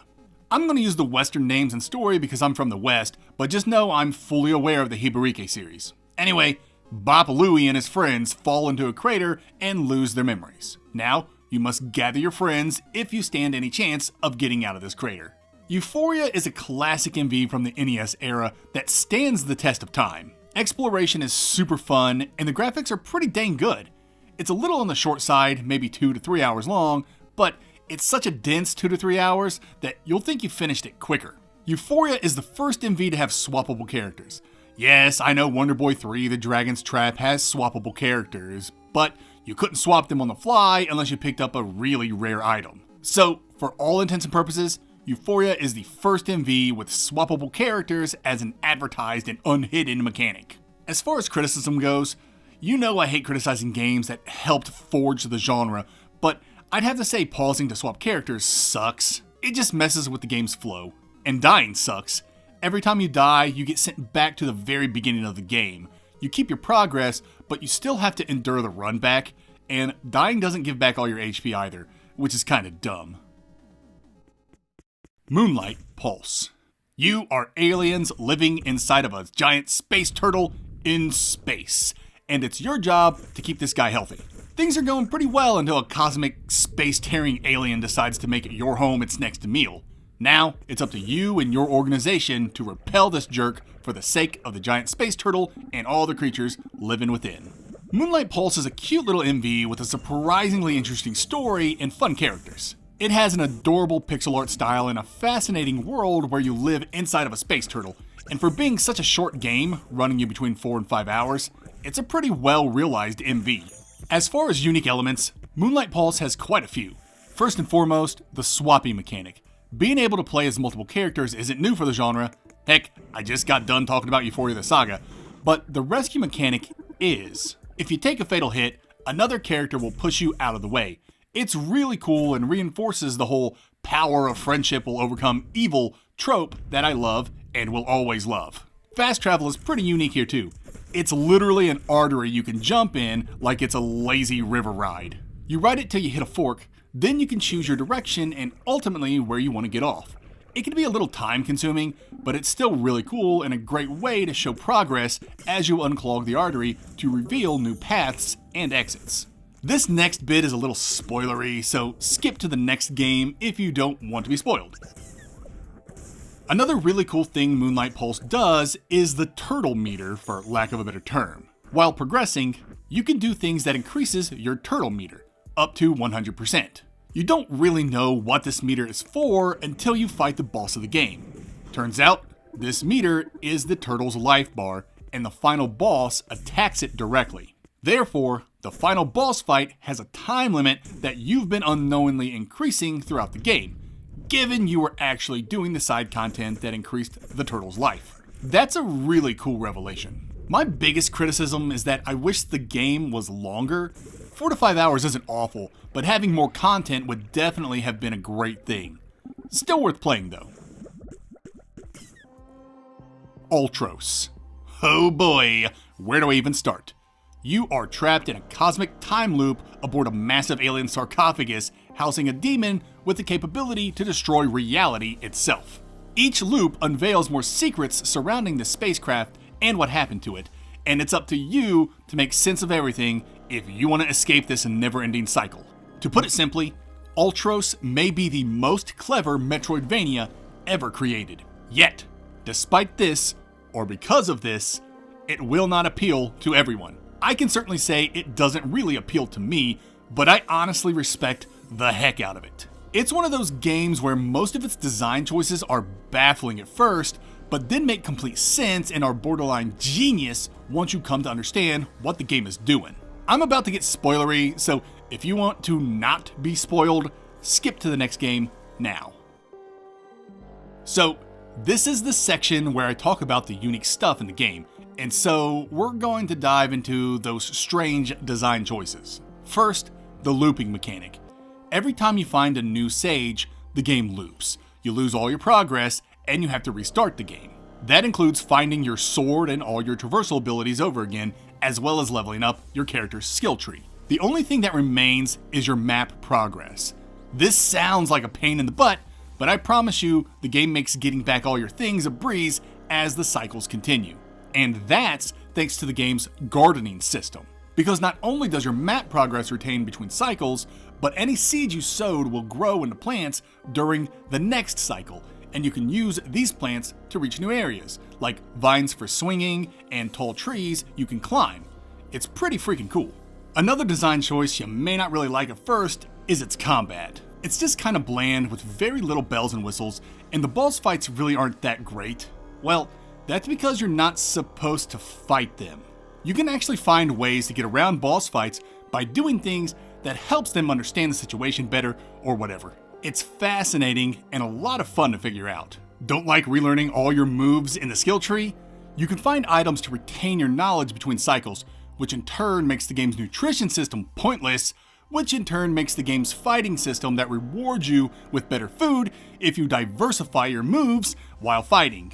Moreover, hunting for food becomes pointless because all the plants you've grown start producing fruit, making fighting anything a complete waste of time. It's so incredible how so many systems get undermined as you progress in the game, getting replaced by other non-violent systems. It's so clever and reinforces the game's messaging and themes so beautifully. It actually makes me mad by how good it is. And watching yourself transform from a vicious hunter to a pacifist who's one with nature is such a stark revelation, you can't help but be awed by its brilliance. And I've yet to talk about the genius that is this game's path to the true ending, reconnecting the living network. Talk about a complete tonal and mechanical shift. First, the game was a traditional MV with a combat focus, then it becomes a puzzle platformer the likes I've never seen. Essentially, to get the game's true ending, you have to connect every sage in the game with the monster at the center of the ship. And this is no small task. Matter of fact, I'm pretty sure this endeavor doubles your playtime. It is that involved. You literally have to run around the entire map and ensure that this cord connects to all these points. And this is going to involve you planting seeds and restarting cycles so you can use the newly grown plants as connection points to get the cord to reach further into the ship. I'm telling you, the devs behind Ultros have outdone themselves with this, and they have all my respect. As for criticisms, I have no notes. This game is brilliant, and any perceived flaws are intentional and are set so they can be undermined later in order to reinforce the game's messaging. Violence isn't the answer, connecting with others is. It's an old message, but universal themes work after all these years for a reason. I'm sorry to get all pretentious on you, but Ultros is a game with a message that permeates throughout its every mechanic. My only real criticism is the game's art. It's not my favorite, but it's definitely not bad. And honestly, the game's going for an alien aesthetic, and to that end, I think this art direction fits the bill. Primal Planet. You're a caveman with a cave family. Aliens arrive and take your cave wife and cave kid, and now you must use your particular set of cave skills to get them back. Primal Planet is a whole lot of fun, thanks in large part to its setting. The environments are beautiful, and each environment has its own ecosystem where herbivores will leave you alone and carnivores will eat whatever gets in your way. Primal Planet is a survival Metroidvania, which I think is pretty unique in the space. If you want to survive, you'll have to gather materials, craft, and work with your caveman villagers. My biggest criticism for Primal Planet was how abruptly the ending was, but that's been fixed in a recent update, so I have to check that out. My other criticism is how much swimming is in the game. Maybe like a quarter of the game is spent underwater, and that's just crazy to me. But the dev added dolphins you can ride in a post-launch update, so that may mitigate much of my swimming woes. Lone Fungus.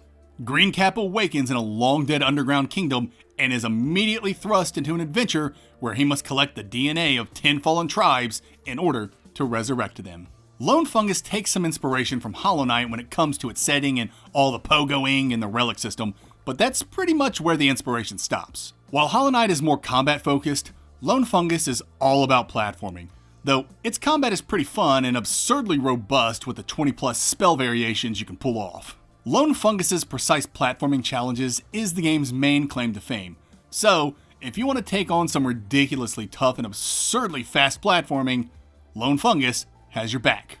My main criticism with Lone Fungus is its fast travel. It's pretty limited, and improving it requires you to do a bunch of optional and hidden stuff. I much prefer it when games have fast travel be good out the gate. Ulo. The world flame is on the cusp of going out, and it's up to you to rekindle it.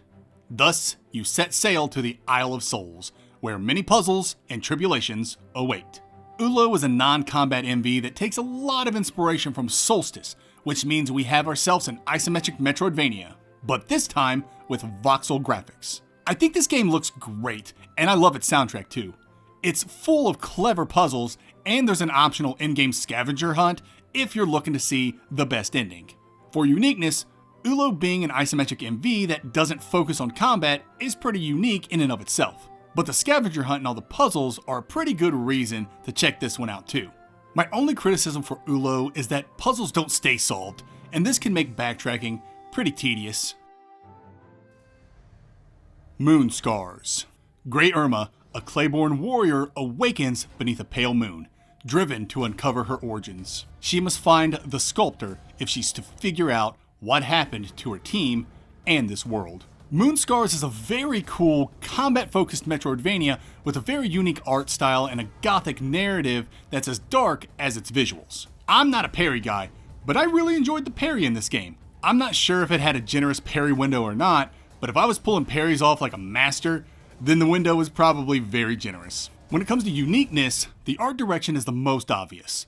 With only blacks and grays and pops of red, this game is an absolute feast for the eyes. Moonscars also has a sort of roguelike feature in that death is part of progression, and respawning typically means you're gonna get a new special move with different character buffs. It's honestly just an oddity at this point and has very little bearing on gameplay, but I guess it was much more integrated into the experience at launch. Something else more integrated at launch was Moon Hunger, a mechanic that made enemies tougher when you died, but you could lower the difficulty to normal by using an item called a gland. Moon Hunger was much more frequent at launch for a couple reasons.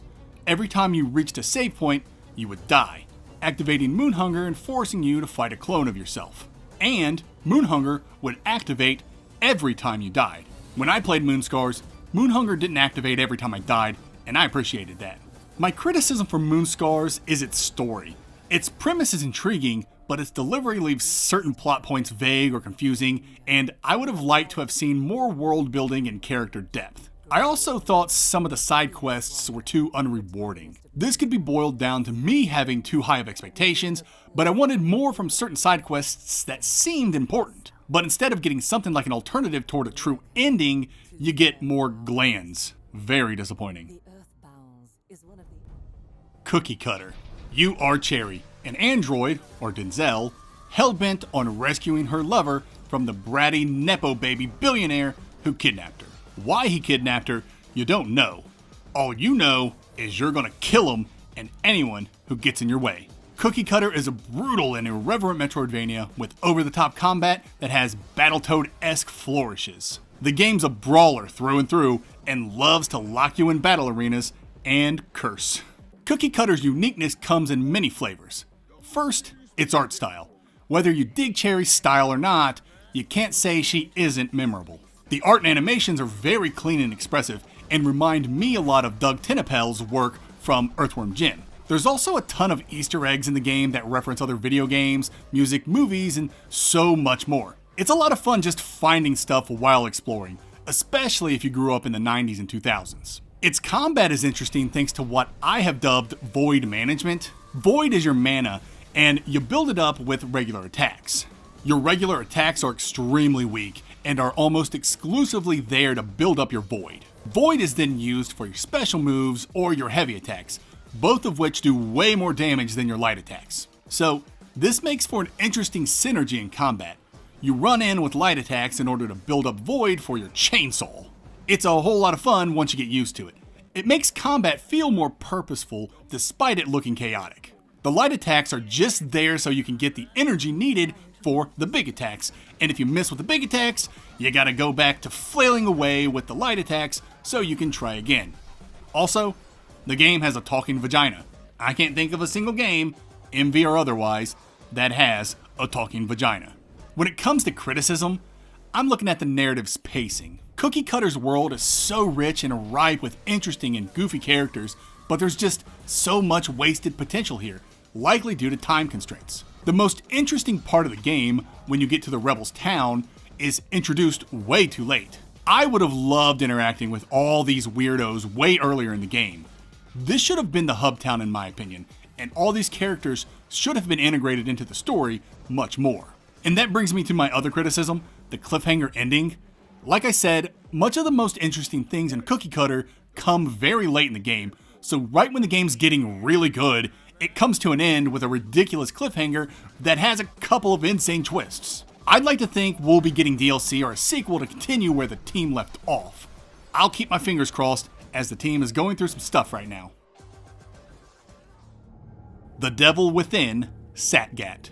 An enormous spiked tower of mysterious origin suddenly appears in the land of Joseon, oozing with pure white oil that revitalizes the dying land. Humanity tries to harness the power of this mysterious liquid, and then, oops, a portal to hell opens and demons start ravaging the land. Kim Rip tries to take out this tower, but he gets betrayed during his mission and only survives by getting possessed by a demon. Now, he and the demon must work together to stop this madness.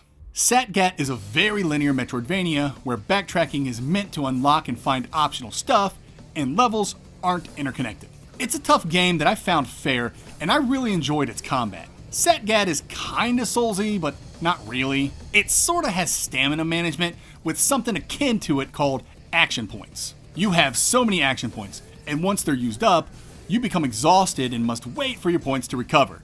But regular attacks don't expend action points, only special moves and dodges do. So if you want to hack away with regular attacks, you can. As far as uniqueness goes, I really liked Satgat's progression system. There are 3 colored stat points, and you get different colored points as you level. For instance, I level up and get a red point, then I level up again and I get a blue and yellow point. I can then use these points on colored skills. It's not revolutionary, but it restricts how fast you grow in an organic way. The game's parry system is pretty cool too.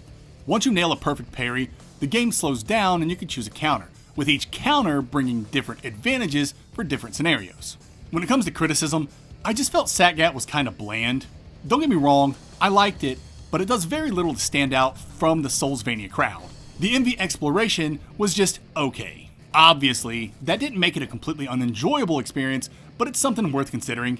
I also found the penultimate boss to be way more challenging than the rest of the game. He exclusively requires you to parry him to do any real damage, and I just suck at parrying. Tevi.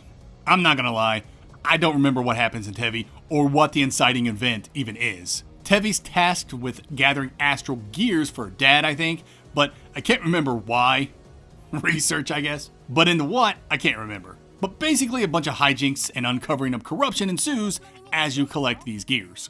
If you liked Rabby Ribby, then you'll like Tevi. Tevi is a pretty large Metroidvania known for its bullet hell boss fights and insane amount of badges, abilities, and builds. It's a pretty little game with excellent pixel work, a chibi style, and anime-esque portraits and character tropes. Tevi's uniqueness comes in the form of its badge system, or whatever it's called. It's very similar to Rabby Ribby's badge system, but Tevi cranks it all the way up to 11 with the amount of badges and customization.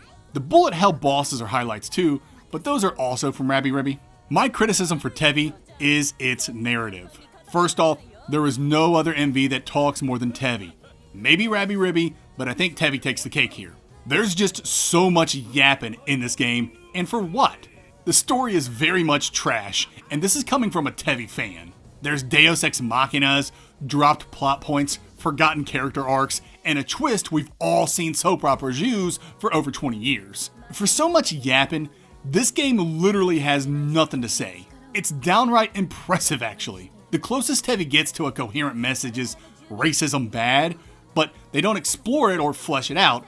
It's just kind of implied. There's also a ridiculous amount of buffs and debuffs. During any given boss fight, the side of your screen will be full of text telling you all the debuffs you have, so you can pause the game and studiously peruse each line item to fully comprehend the predicament you're in, or you can ignore it and just play video games. I chose the latter and turned out just fine. Lost Epic.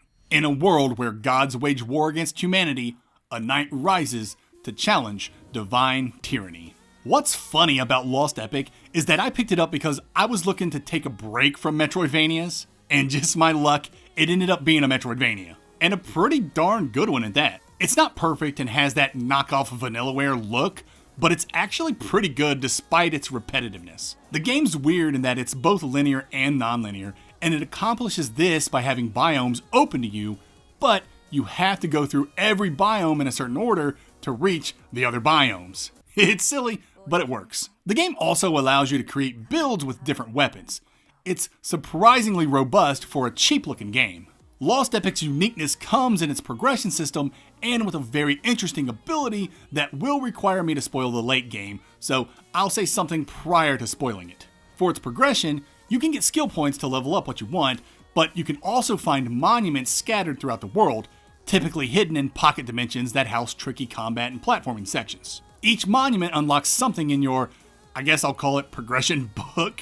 I also like this interesting system they have for the bosses. It's been a minute since I've played the game, but basically you have to build up faith or something around those lines, and to build up faith, you have to do side quests in the biome where the god presides. Once you have enough faith, you can fight the boss normally, but if you don't gather enough faith, the boss gets a significant buff. So doing the side quests to earn people's faith to make the bosses easier is a cool idea.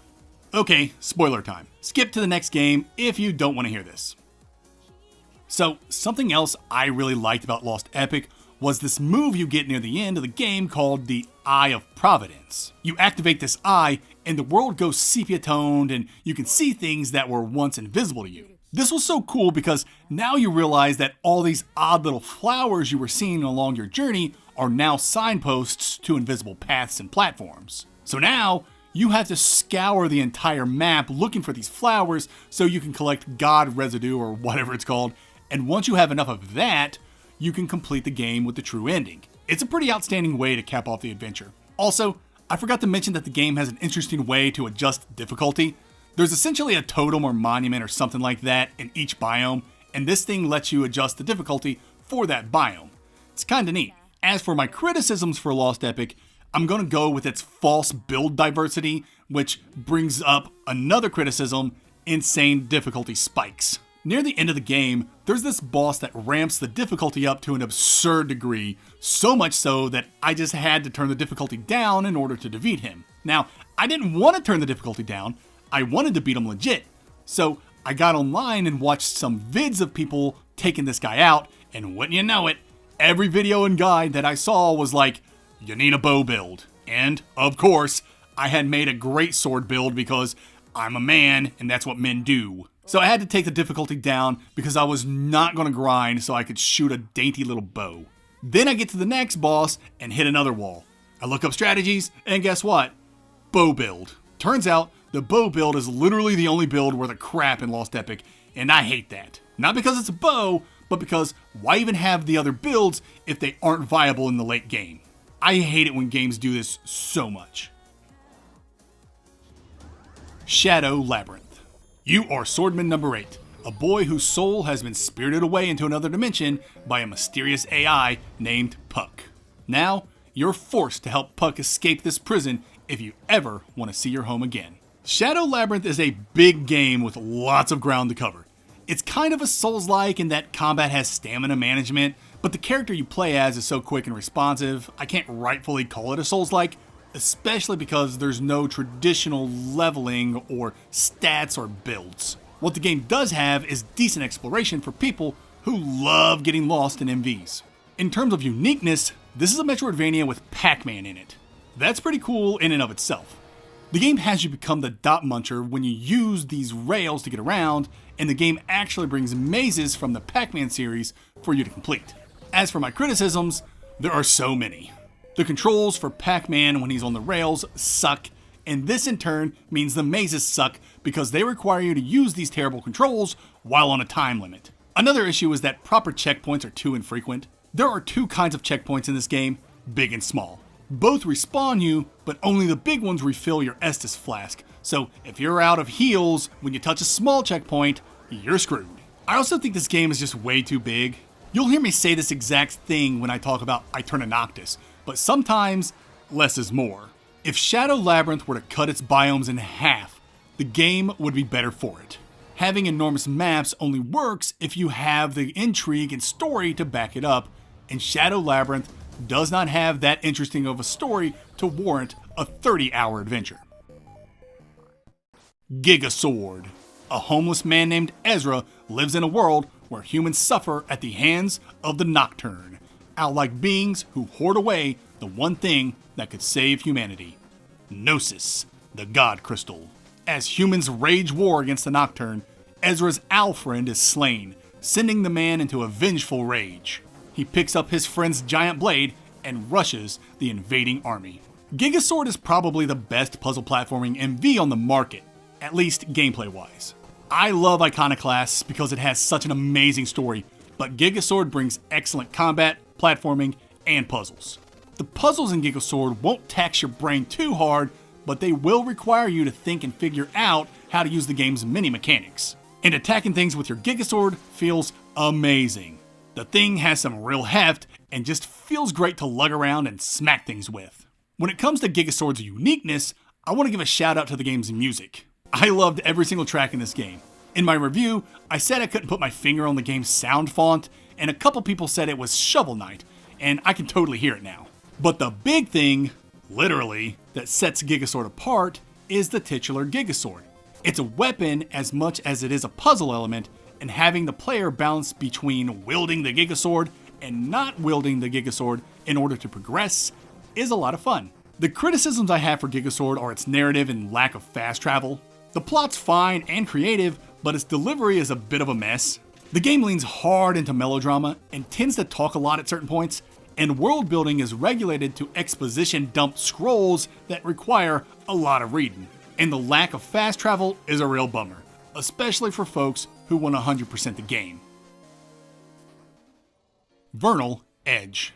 In a kingdom of floating islands caused by a catastrophe, a fiery young warrior named Vernal seeks vengeance against her estranged father. Vernal Edge is a pretty good MV that doesn't mind throwing you into the deep end at the very beginning. You have like 3 or 4 different biomes to search, and the game doesn't tell you where to go or even what your short-term objective is. I actually liked that about the game and thought it worked because the game's so combat oriented. Vernal Edge will have you fighting and juggling enemies pretty much the entire runtime, and it gives you so many moves to take enemies down. It's like Devil May Cry mixed with Smash Brothers.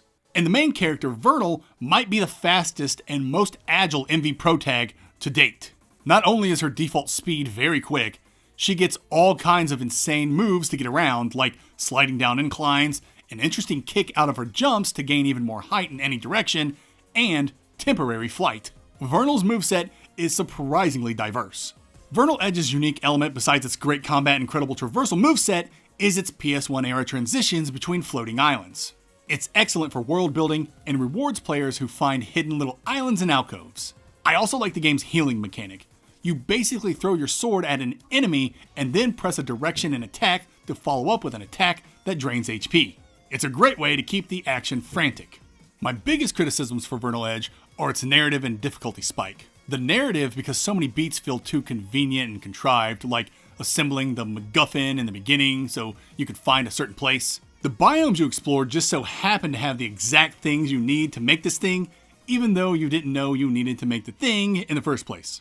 Kinda weak. And the difficulty spike, it's pretty late in the game, but you hit this boss that forces you to use the game's parry system, which is fine, but every boss from that point on requires you to parry. If you don't parry a boss's attack, you will not get any openings to do damage. It's not terrible, but parrying was optional up to this point. To make it a requirement to finish the game felt a little weird. Alwa's Legacy. I don't know how to set this game up. It picks up from Alwa's Awakening, and it sees Alwa still trying to escape this fantasy land or whatever. I'm sorry for the dismissive synopsis. I actually like Alwa's Legacy. It's just tough to set it up because it's the exact same setup as the first game. Anyway, the coolest thing about Alwa's Legacy is that it's a puzzle platformer, but still manages to be non-linear, which I think is an impressive feat. The game has a lot of clever dungeon designs and a neat pacifist mode. What makes Alwa's Legacy stand out is the progression system for your spells. You collect orbs and then can allocate those orbs into your spells to unlock new abilities, and these abilities can help with traversal and unlocking new areas. So, if you need a certain upgrade to reach somewhere, you can take orbs from a spell and put them into another spell to get the move you need. It's kinda cool. My biggest criticism for Alwa's Legacy is its story. It had so much potential and then just falls flat on its face. It picks up where the last game left off, basically showing that Alwa has moved to another dimension or something, and this is shown by having the game jump from 8-bit to 16-bit. But the game doesn't do anything with its shift and revelation. It literally rehashes the first game's story and ends things terribly. It could be a me thing because I had high expectations for the narrative, like it was actually going to do something interesting, and then it decided not to do that. Rebel Transmute. Explore the twisting caverns of an alien planet to uncover a dark truth as Moon Makono searches for her long-lost mother. Rebel Transmute is an excellent Metroidvania for Metroidvania fans. It's full of Easter eggs, hidden techniques, and sequence-breaking moments. Its NES aesthetic pulls a lot of weight in creating a nostalgic feel, and the fact that the game's also NES hard compounds that nostalgia for old heads like me. Rebel Transmute's most unique element is just how hard it goes to create a Metroidvania that will surprise even the most hardcore Metroidvania fan. There are so many areas that can't even be accessed unless you discover the game's hidden techs. The game really wants you to think outside the box with all its abilities and modifications. For my criticism, the game was pretty buggy at launch, but I'd wager those bugs have been fixed by now. I will say the game really dropped the ball on intrigue. Many of the most fascinating things that have been teasing you the entire game end up having no real payoff, which is a huge bummer. You'd think that some of these extracurriculars would lead to something interesting, the minimum expectation being a path to a true ending. But no, just fighting secret bosses for secret bosses' sake. Very disappointing. Aeterna Noctis. In the beginning, the supreme god Chaos created the universe and the world of Aeterna, and populated it with different races and creatures. Soon, his creations turned against him, seeking to take the world for themselves. Chaos was angered, and in his terrible wrath, cursed the rebellious leaders. He named them the King of Darkness and the Queen of Light, and condemned them to fight each other forever, until the end of time. Iconoclasts follows the King of Darkness as he tries to find a way to break this vicious cycle. Iconoclasts is one of the most difficult MVs out there, bar none. Not only is its combat tough, but its platforming is insane. So insane that the devs patched in an easier mode post-launch. So if you want an epic MV that's going to push you to your limit, Iconoclasts is your game. When it comes to uniqueness, the extreme difficulty might be what takes the cake here. That and the game's teleporting arrows. Those are pretty sweet. My biggest criticism is that the game is way too long. I've said in the past that every biome in this game could be cut in half and the game would be better for it, and I stick by that statement. Not everyone agrees with me, of course, but with a game this difficult with such precise platforming, I'd get tired if any play session lasted over 2 hours, so going 20 plus hours to complete the game was exhausting. And the idle animation the King of Darkness does is goofy. He kinda wobbles a bit when you stop moving. It made sense in the beginning of the game because he had literally just slammed into the ground from orbit, but you'd think by mid-game he would have gotten his bearings. Axiom Verge. A scientist awakens in a strange alien world after a failed experiment. Exploring its labyrinths, he uncovers secrets of ancient technology, identity, and the fragile line between reality and illusion. Ori and the Blind Forest stunned the gaming industry with its MV greatness, and Axiom Verge came in with the knockout. The 1-2 combo these games gave the industry back in 2015 revitalized the Metroidvania genre, though it was a pity they were initially segregated into different ecosystems. Ori for Xbox and Axiom Verge for PlayStation. Axiom Verge impressed by being a faithful homage to the Metroid series, completely dropping the Vania part of Metroidvania by ditching the RPG elements and focusing more on upgrading through exploration. This showed that the original formula that laid down the genre's foundation was not only viable, but preferred by many genre fans. More impressive is that Axiom Verge was developed by a single guy named Thomas Happ. It's incredible that one man created a game with such a fascinating story that still enthralls gamers to this day. Axiom Verge's most unique element is its narrative. It's thought-provoking, compelling, and mysterious, still hooking gamers a decade after launch. The Axiom Disruptor is pretty huge too. It's a gun that essentially glitches the game. Shooting enemies will change their appearance and behavior, and you can alter the environment with it too. It's very intriguing and is a whole lot of fun to experiment with, reinforcing the narrative and creating a game world that's hard to pin down. Is this world real? A simulation? A video game? Or something else? The passcode tool doesn't help out matters, as you can put in codes to alter the game in many ways. From changing costumes to unlocking the debug mode to opening doors that couldn't be opened any other way. Axiom Verge really is a trip. It's tough to criticize Axiom Verge because it does so many things well. I guess I wish there weren't so many guns in the game. That's a weird criticism, but there really isn't a need for so many guns. Maybe having something else to collect that would have expanded on the game's world and lore would have been preferred. Momodora, Moonlit Farewell.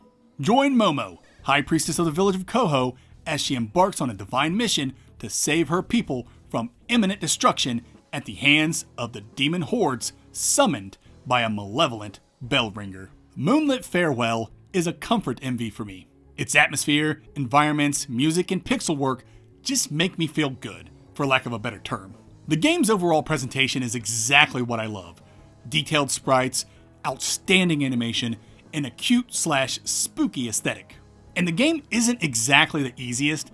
Enemies hit pretty hard for some reason, and though Moonlit Farewell is the longest game in the series, it's still a pretty succinct experience at around 8 to 10 hours, my personal MV sweet spot. Moonlit Farewell's aesthetics is its biggest claim to fame. If you love pixel graphics and adorable sprites with excellent animations, you're gonna love what Moonlit Farewell brings to the table. My biggest criticisms for Moonlit Farewell aren't that serious. It no longer has the no-hit boss awards, and the game has weird difficulty spikes because enemy damage is nuts, but these things really don't bother me. People have brought up how the game doesn't innovate within the genre, which is true, but not every game can be the next big thing. And I've heard people disappointed in the game's small scope. But not every MV needs to be a sprawling epic. Sometimes it's nice to play something with smaller stakes in a tinier world. Sometimes I want a quick in and out MV. I was more than content with Moonlit Farewell's experience. Ori and the Blind Forest. In a forest dying from a catastrophe, a small guardian spirit named Ori must embark on a journey to heal the spirit tree. The MV genre owes so much to Ori and the Blind Forest. It is my most humble of humble opinions that Blind Forest, along with Axiom Verge, reinvigorated the genre and brought MVs mainstream. One could argue Shadow Complex had a hand in resurrecting the genre, and it certainly served as a reminder that Metroidvanias were still fun, but Blind Forest was just something else. It showed that MVs could be excellent vehicles for emotionally resonant storytelling, and that platforming is an integral part of the MV experience. Up until Ori, platforming played second fiddle to combat in MVs. Of course, Metroidvanias always had platforming at various degrees of challenge and attention, but Ori showed how much more fun and engaging an MV could be when platforming took the spotlight. And of course, its visual splendor wasn't just decoration. It was proof that Metroidvanias could stand shoulder to shoulder with the most celebrated works of modern gaming. For Blind Forest, its most unique element besides its heavy emphasis on platforming was its save system. You could literally save anywhere as long as you remembered to use the save ability, which complemented the game's more challenging platforming sections. Simply save before attempting anything, and you never had to worry about runbacks. And of course, Ori's gorgeous visuals and excellent storytelling should get a mention here too. My biggest criticism for Blind Forest is its combat. As much as I loved the emphasis on platforming, I didn't appreciate the decreased emphasis on combat. Ori has a flying companion who shoots lightning at foes, and it just doesn't feel great. And there are 0 bosses in the game, instead being replaced with chase sequences. Chase sequences are fine, but did we really need 4 or 5 of them? And many of these sequences felt trial and error-y, which could lead to multiple retries and frustration. But overall, I feel the chases were well designed for the most part. Metroid Dread. Our girl Samus returns and must travel to the mysterious planet ZDR after the Galactic Federation loses contact with its Emmy robots sent to investigate reports of the deadly X-Parasite. Once there, she's ambushed, stripped of her abilities, and must survive against relentless Emmy hunters while uncovering the secrets of the planet and the fate of the X-Parasite. Dread is probably my favorite Metroid game. Samus has never felt so good to play as, and the 360-degree shooting is so much fun. I'm also a huge fan of this game's parry, and of course, the presentation is incredible. Dread also comes with a nice injection of difficulty I think the series needed. There were many boss fights that gave me a run for my money, especially the final boss. I think it took me a dozen tries to take that dude out, and I actually enjoyed the Emmy sections. They became too formulaic in the end, but I didn't think they were bad. When it comes to unique elements, Dread brought a few nifty new tricks to the franchise, like an air dash, but I'd say the Emmy sections are Dread's most distinctive and divisive feature. My criticism for Dread is the same as it is for every Metroid. Exploration loses its luster and becomes unrewarding by mid-game, if not sooner. There's only so many missile and bomb expansions I can collect before I stop caring. A specific criticism for Dread is kinda tough to explain, but it's just so dark. Like, it's a platformer, so you jump on stuff, but the stuff you jump and walk on doesn't have any foreground detail. Instead, it's just blackness. You'd expect to see sci-fi wiring, or metal flooring, or scaffolding, or something environmentally appropriate. But nope, just darkness. It's boring and bland, and definitely not my favorite direction for the series in terms of art design. The Mobius Machine. A space explorer crash lands onto a planet full of dead and undead researchers and technology that manipulates time and space. I liked the Mobius Machine. I played it after it received all its updates, so I pretty much played the game at its peak, and I found it really enjoyable. I especially love its presentation. It's almost like claymation, but much more polished, and it's a twin-stick shooter, so I inherently sucked at it, but I was able to stumble my way through.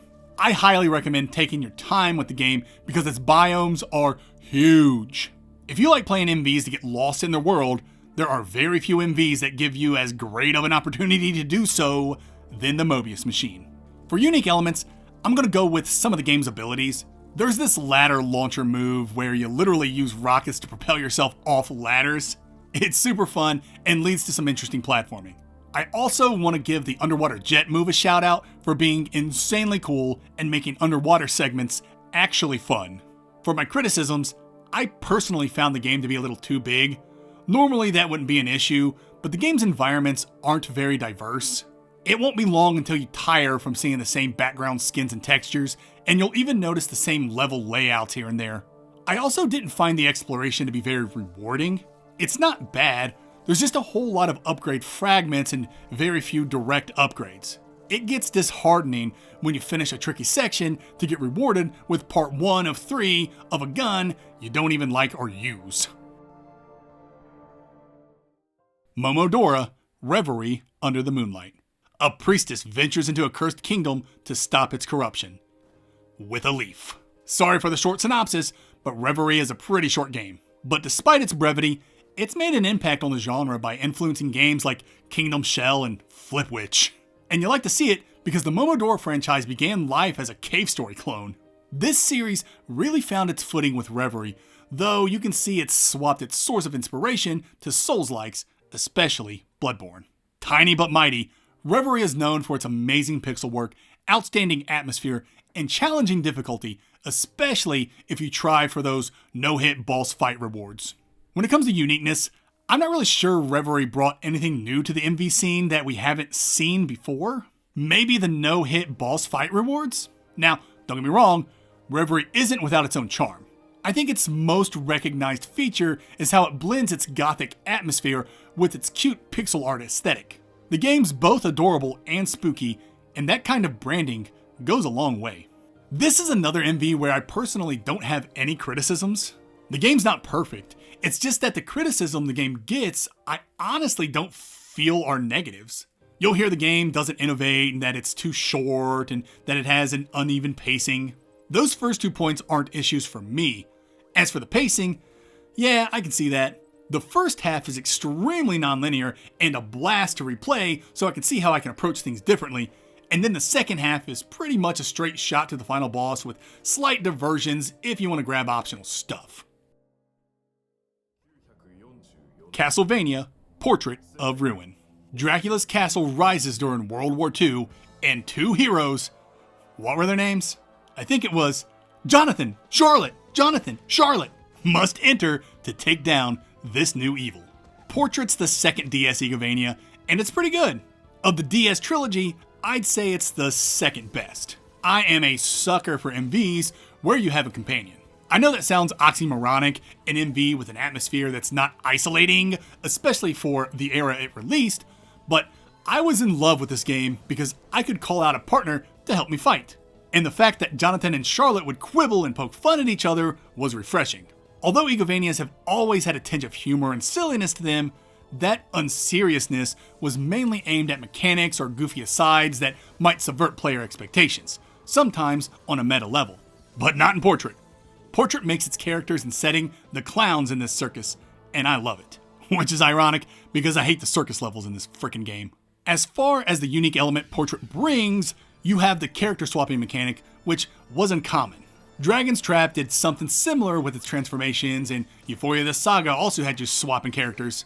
But Portrait did it in such a way that was seamless and came with all kinds of mechanics to make the multiple characters fun and practical, like having a character stay in place to help with puzzles, or how you can summon your character to fight alongside you with MP replacing their HP so you don't both share the same life pool and die.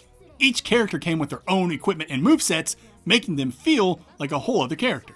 When it comes to criticism, I definitely have some. Portrait's a fine game, and I like it well enough, but I feel like this is where Iga started falling off. The game's RPG mechanics got a little bloated with the sub-weapon leveling gimmick where the more you use the sub-weapon, the stronger it gets. I've played through this game several times, and I never engage with this system. I'm also not a fan of the portraits you jump into. Exploring the castle is cool because that's always a cool thing to do, but these portraits were just weird. The idea of being able to jump inside of a painting is interesting, because it opens up being able to go anywhere instead of being stuck in a castle setting. But their sequestered nature is kind of a bummer. And then the back half of the game reuses each of the 4 portraits, which kind of sucks, especially because that means we get 2 circus levels, and I just hate the circus levels so much. I don't know what it is, but they are just not fun to navigate. I try my best not to sound too much like a jerk when I rag on the game for basically copy-pasting the last half, because Iga and his team were cranking these games out almost year over year, and so I just figured this was a time-saving move. But regardless, it makes for a boring and forgettable last half for such a promising game. Shantae in the Pirate's Curse.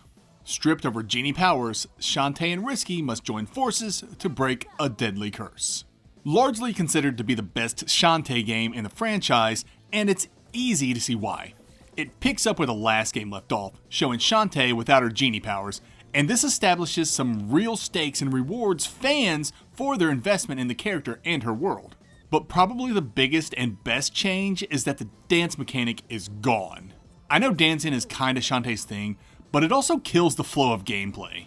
Now that Shantae's abilities are just a button press away instead of some awkward minigame, gameplay is streamlined and fast-paced. When it comes to unique elements, Pirate's Curse is interesting in that it actually took away Shantae's unique element, her dancing, and the game was vastly improved because of it. And though the game really doesn't do anything new in the MV space, for the franchise, it is a little darker in tone and took its narrative and world a bit more seriously.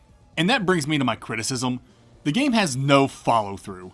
Pirate's Curse brought a lot of intriguing questions and interesting leads, but then answers none of them and drops everything for the sequel.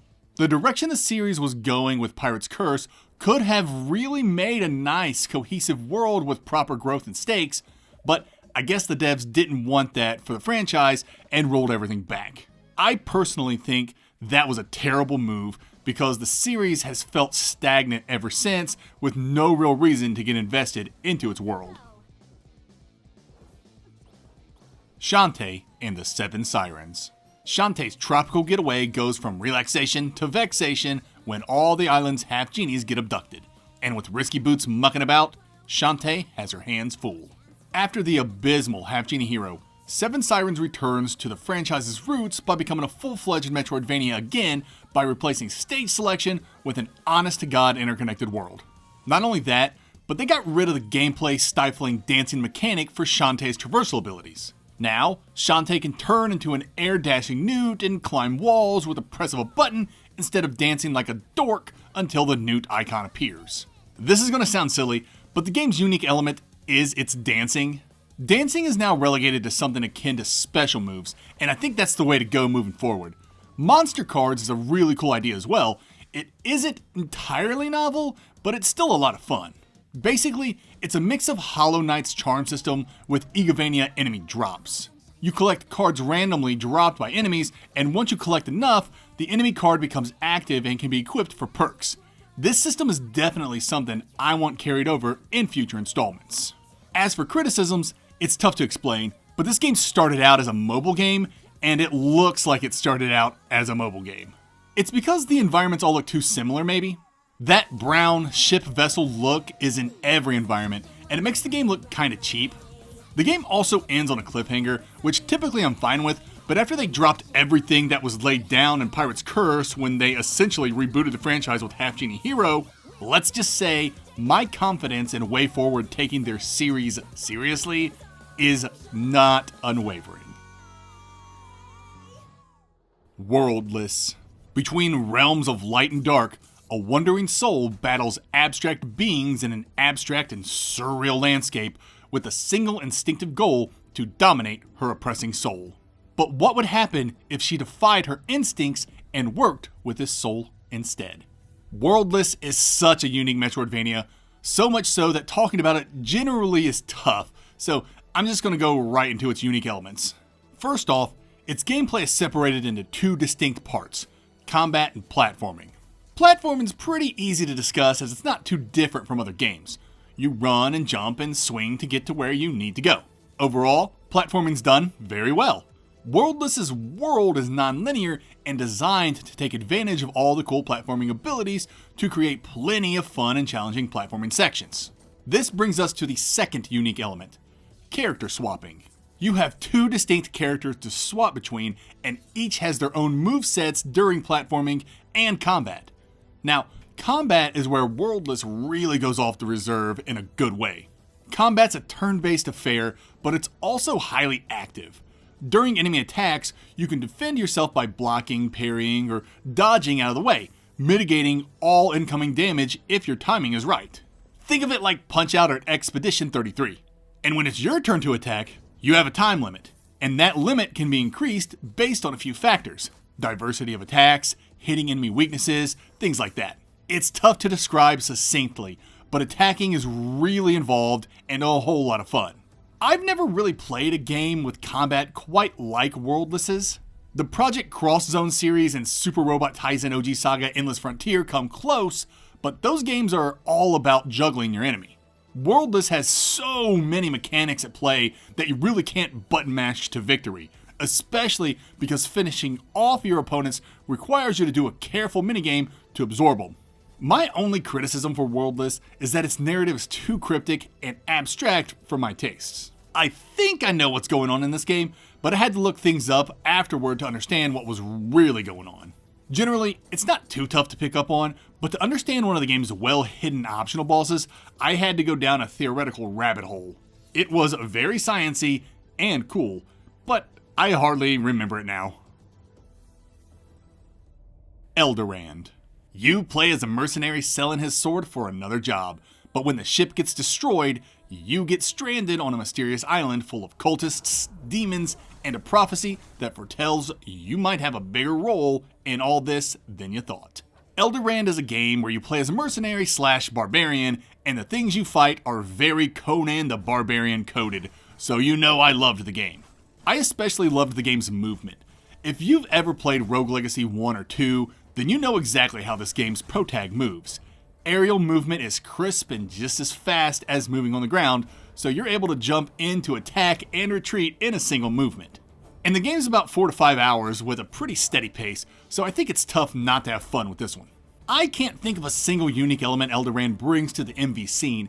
It basically runs the same script as Symphony of the Night in terms of story progression, down to needing a specific item to equip to see the real enemy floating around a boss so you can get to the path to the true ending.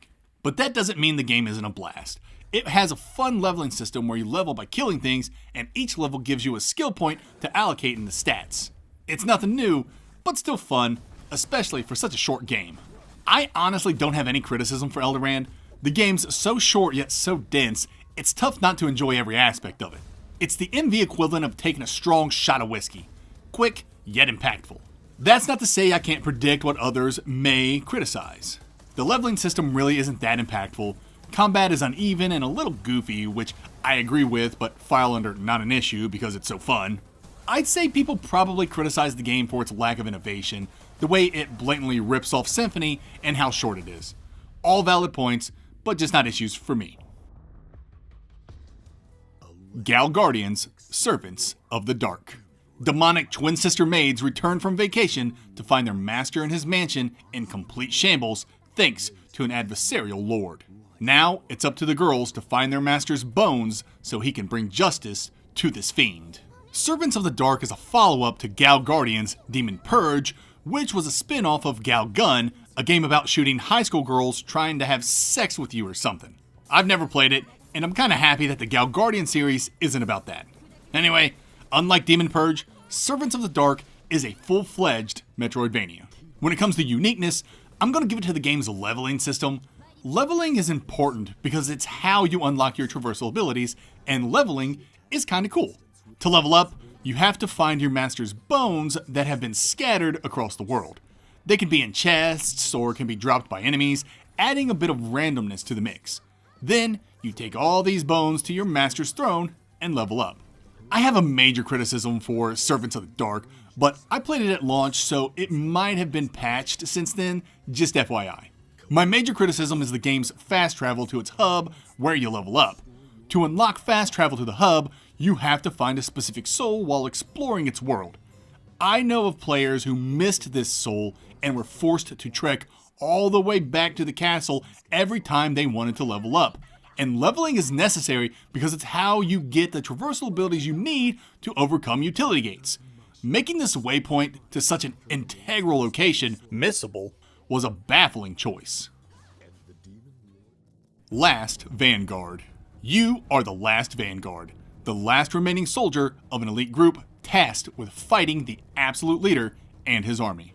Awakened from cryogenic slumber, you must win a tournament in order to get close to the tyrant so you can take him out once and for all. The last Vanguard has a unique exploratory structure in that it is very non-linear. You can pretty much go anywhere you want, whenever you want, and take out its, I think, 3 dungeons as you see fit. It's a nice structure that was pulled off well, though I have my criticisms. Last Vanguard's uniqueness comes in its non-linear framework and how it complements the game's narrative and tournament conceit. Basically, you must win a tournament so you can have a face-to-face meeting with the game's antagonist, the absolute leader, so you can take him out. Very much like the plot in Death Race 2000, but without the delicious hand grenade visual pun.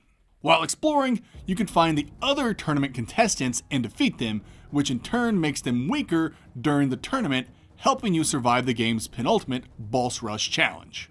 My biggest criticism for Last Vanguard is how it doesn't use utility gating very effectively. The game's very open from the start, and any utility gating is either done in the game's legacy dungeons or for optional sections that reward you with gear and whatnot. It's not bad, it just makes the abilities you get seem kinda pointless. You do in fact need them to enter the game's last biome, which I actually found to be detrimental. Someone correct me in the comments if things have changed, but the game starts with you fighting in the tournament with the odds stacked against you. But how cool would it be if you could actually get good enough to take down the tournament in the beginning and go straight to the final boss?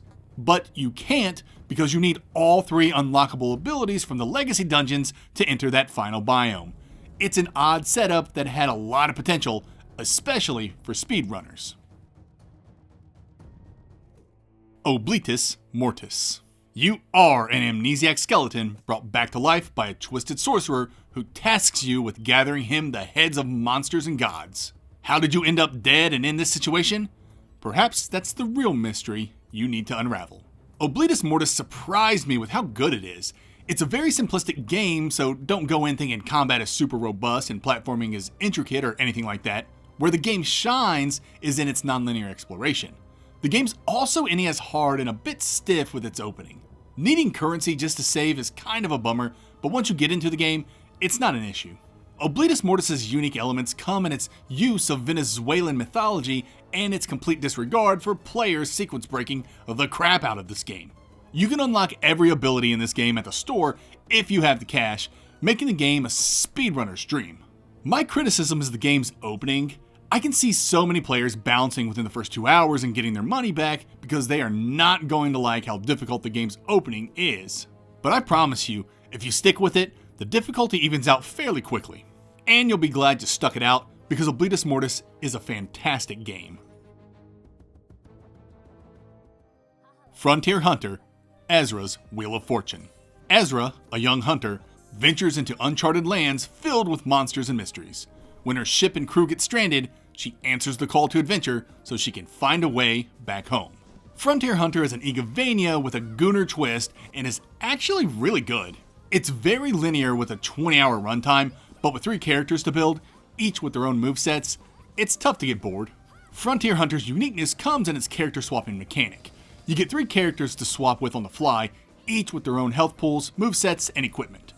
Another unique thing Frontier Hunter does is the monster core system. Monsters drop cores when they die, and you can place these cores onto your equipment to get perks.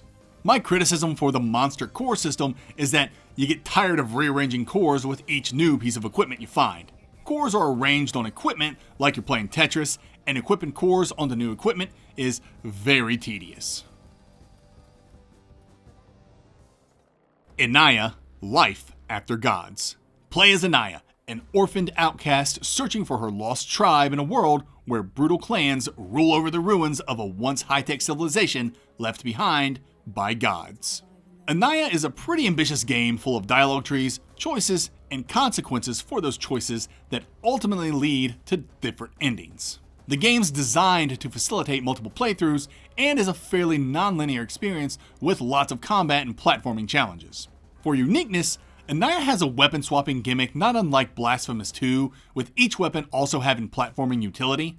The dialogue tree with actual consequences is a pretty good differentiator as well. Now, I'm not certain my criticisms still stand for Anaya, as there have been patches since I played it at launch, so take what I'm saying here with a grain of salt. My major criticism for the game was the need to swap weapons during sections in order to use each weapon's utility.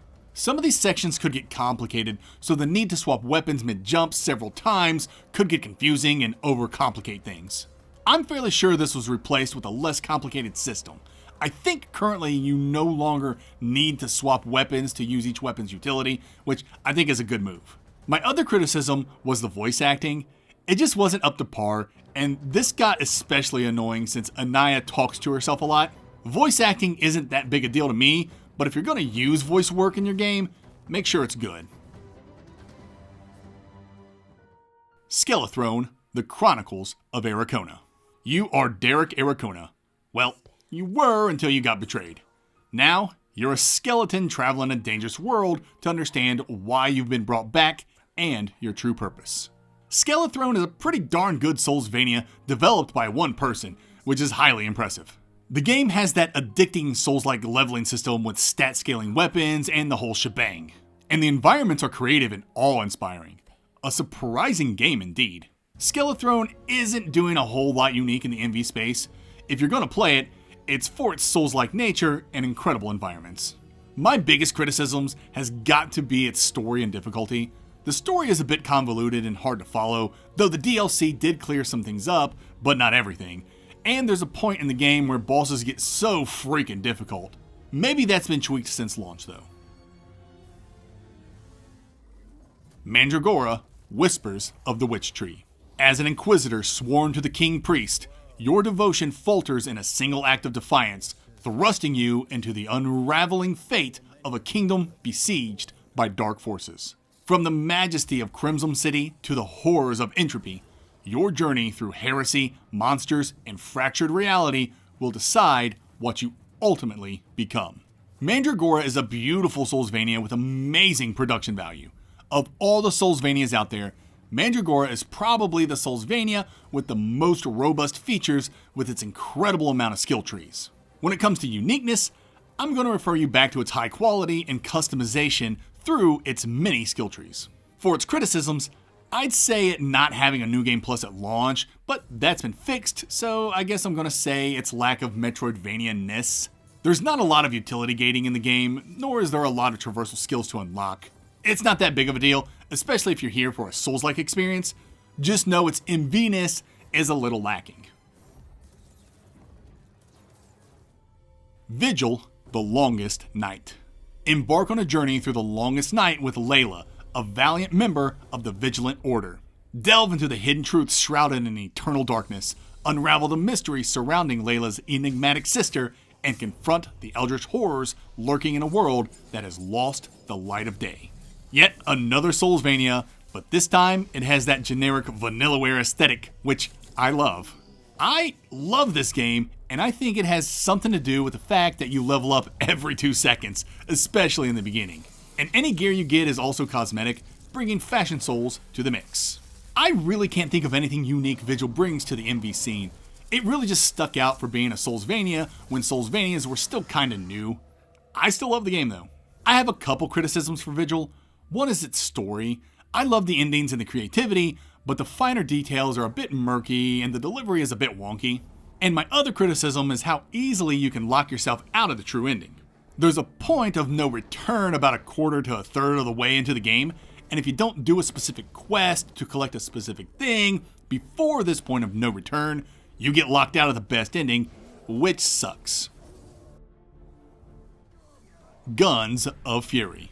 In a near future gripped by an energy crisis, Dr. Klaus unveils the miraculous Tetracell, only to vanish after his lab is destroyed. As Special Operative Vincent Fury, you must infiltrate Easton Industries' secret facility, rescue Klaus, and recover the Tetracell before humanity's last hope becomes its greatest threat. What if Metroidvania, but also Metal Slug? That's the premise of Guns of Fury, and it is glorious. And it is hard. Not in the run and gun aspect, but in exploration. I have never played an MV that's this hard to 100%. I don't think that's a bad thing, just getting it out there.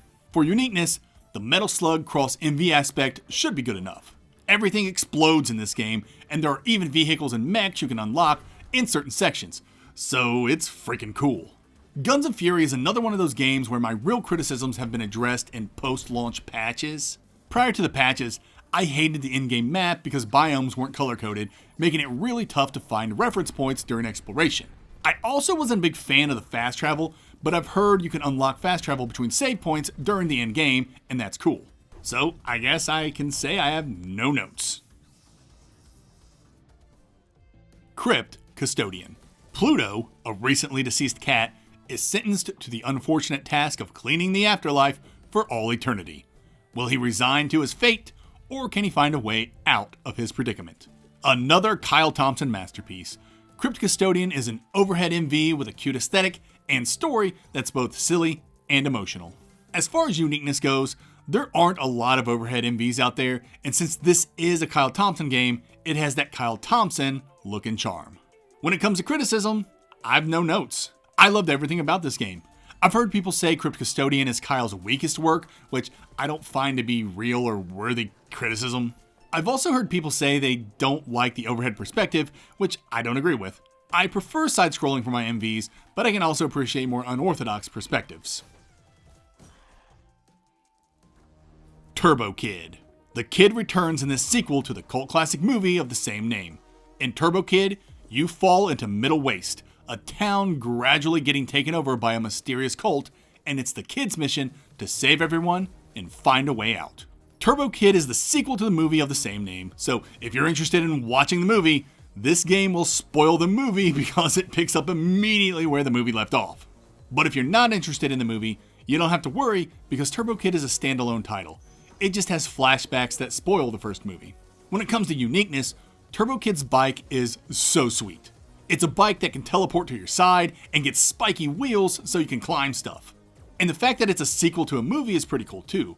And I mean that. This game's canon and was made in collaboration with the movie's directors, composer, and storyboard artist. I hate to say this, but I really don't have any criticism for Turbo Kid. I'm not saying it's perfect, I just think it does a really good job. I especially love the game's writing. I guess my only issue is that the Kickstarter promised an interesting western biome that ended up being a lame arena battle section, but that's it. Bo, Path of the Teal Lotus. Guided by divine purpose, the celestial Tentaihana Bo journeys through a mythic world inspired by Japanese folklore in order to prevent a calamity and restore balance to the world. Bo is a very impressive game from an artistic viewpoint. The game is gorgeous, and the Tentaihana creatures created for this game fit so perfectly in the Japanese folklore that I thought they were real. For uniqueness, I'm going to go with Bo's double jump. It's very similar to the Messenger's Cloud Step, which is hypocritical considering this is a unique element section, but it works so much better than the Cloud Step, mainly because it works in tandem with Bo's T mechanic. The longer you stay in the air in combo, the higher your T meter gets, which in turn makes your special moves with the dolls stronger. It's a cool system. My criticism with Bo is the game's final boss. He has like 6 phases, which just takes forever, and I don't feel he was properly set up. The giant skeleton is who you see mostly throughout the game, and you take him out before you enter the final biome, so it just made the pacing feel a bit off. And the ending was a bit abrupt. And there were a few locations that felt like they weren't utilized to their fullest, but the Tanuki Kabuki DLC just landed, so maybe that might assuage some of my criticisms. Constance. A young artist armed with a magical paintbrush confronts inner demons in a decaying mental landscape to save herself. Constance is such a beautiful little game. Its hand-drawn environments and sprites are downright gorgeous, and the little minigames you play to simulate the main character's life that led up to her burnout is clever and relatable. The game's movement and combat is pretty slick as well. When it comes to uniqueness, Constance's presentation is its main draw. Constance also gets a move called Paint Stroke that plays double duty as an attack that dashes through enemies and a platforming maneuver where she dashes through specific environmental objects. It's a blast to use. The puppet's curse is also unique. Upon dying, you can choose to go back to your last save point or persevere.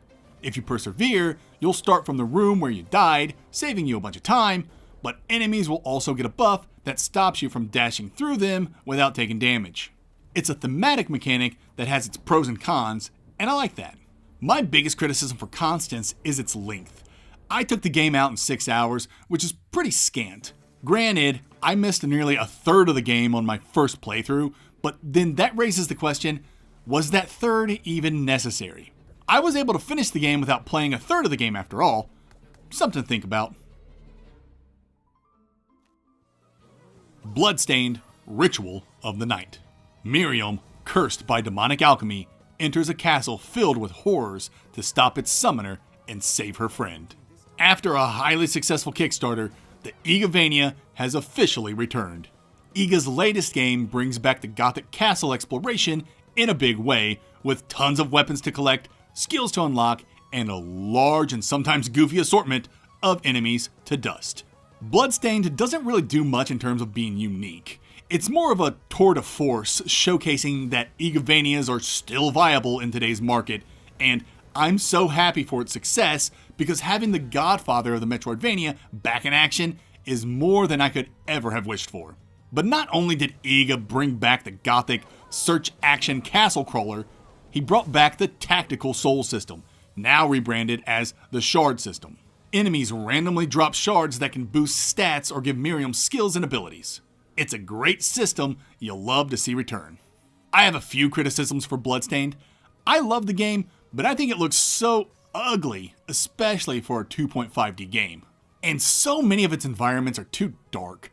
The game also has way too many systems in it that make the experience feel bloated, but I'd have to say the main offender is the shard leveling system. It's way too grindy to be effective or fun. I skip this aspect every time I play the game and get by just fine. I've even played the game without engaging with creating things via alchemy and without increasing my stats via cooking. Although these mechanics are much more helpful and far less intrusive, the fact that you can complete the game without engaging with many of its mechanics just doesn't sit right with me. Why even include them if they're superfluous? I suppose one could argue that these mechanics are necessary or at least more useful in the higher difficulty options, which I guess is fair, but still doesn't sit right with me personally. Moving on, I'm also not a fan of the game's bosses. This might just be a me thing, but Iga has created some of the most iconic boss fights in one of the most iconic video game franchises. But in Bloodstained, the bosses are so generic that half of them look like legendary Pokemon or a monster of the week the Power Rangers would fight. And lastly, the MV bottlenecks where you cannot move forward at all unless you discover very specific things. There are 3 in this game, and they suck. One is the swim ability that you most likely will accidentally get. Another is the Spike Buster armor. That's not what it's called, but that's essentially what it is. And the last and certainly most egregious bottleneck is getting the pass to board the train. It's a 3-point quest where the third point in the library is neither communicated or hinted at in any way and is legit bad quest design that a professional like Iga and his team should have considered. Very frustrating. Grime. A strange being awakens in a surreal world of living stone and grotesque creatures. Devouring enemies to grow stronger, it uncovers the unsettling truths of existence and transformation. Grime is a beautifully ugly and abstract experience whose story plays out like a fairy tale. It is such a fun, challenging, and unique game. Definitely a Soulsvania every Souls-like fan should give a shot. Grime's uniqueness goes beyond just its aesthetics, narrative, and storytelling, all of which are top-notch. My favorite part about Grime is its hunt system. There are tough enemies in the game called Prey. Defeating them through absorption, this game's form of parry, unlocks that enemy's trait and provides you with hunt points. Points needed to unlock enemy traits in the form of perks. It's a neat system that rewards exploration, skilled combat, and skilled parry usage. My criticism for Grime is more of a personal thing.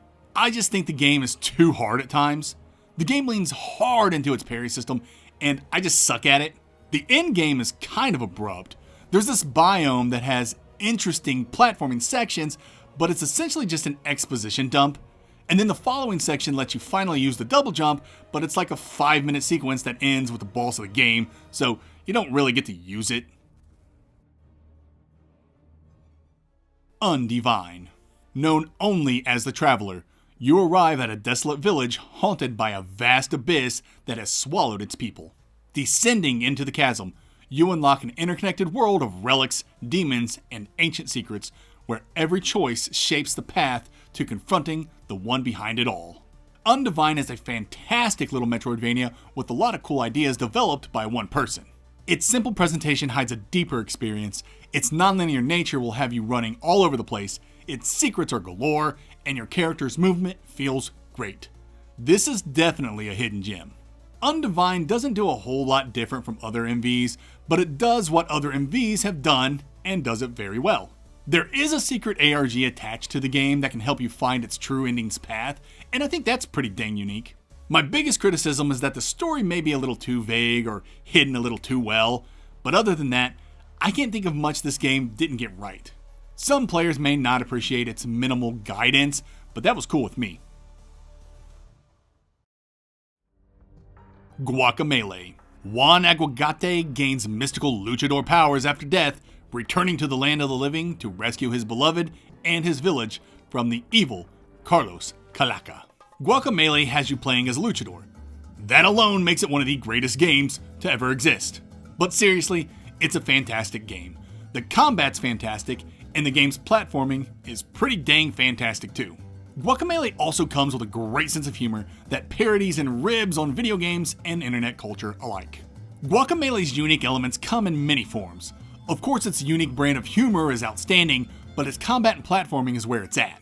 Combat has you chucking and suplexing skeletons, and its platforming emphasis predates Ori by a couple of years, but it's how these two elements integrate the game's dimension shifting mechanics that make it truly special.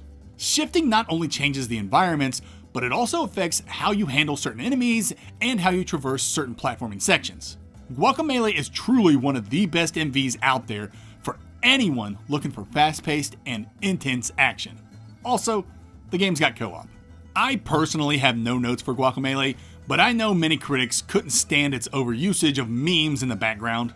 I've heard others complain about how the game can be completed in under 8 hours, which is an excellent length for a Metroidvania in my humble opinion. I also heard critics complain that the combat gets repetitive and doesn't really evolve in a significant way throughout the course of the game, which I suppose sounds fair, but I just had so much fun kicking skeletons into each other and fire uppercutting giant skeletons that it really didn't bother me. Guacamelee 2. Retired luchador Juan Aguacate is pulled back into action when the Mexiverse faces collapse. If you liked Guacamelee 1, you're going to love Guacamelee 2. It's pretty much the same game, just bigger and better and a whole lot tougher, especially in the platforming department. Dimension shifting is a bit more complex, making for more engaging exploration, and there's even a true ending this time around. A worthy upgrade of a sequel indeed. As for unique elements, Guac 2 is just Guac 1 with a shinier coat of paint and a few added abilities. The big overhaul is the chicken ability. In the first game, transforming into a chicken was mainly used to squeeze into tight spaces.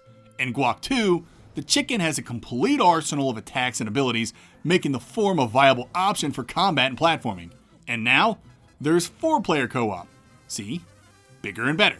Again, I don't have any significant criticism for this game, but I understand it's not perfect. Again, people didn't love the game's humor with all its memes and chicken jokes, though the memes and internet culture had been drastically reduced. Some people found the game not different enough from the first game, but if it ain't broke, don't fix it. So that wasn't an issue for me. Some critics found the game way too hard, especially in its platforming, and I can definitely see that. There are many platforming sections that'll make you sweat, but they didn't bother me too much. I found the challenge refreshing. Angelos.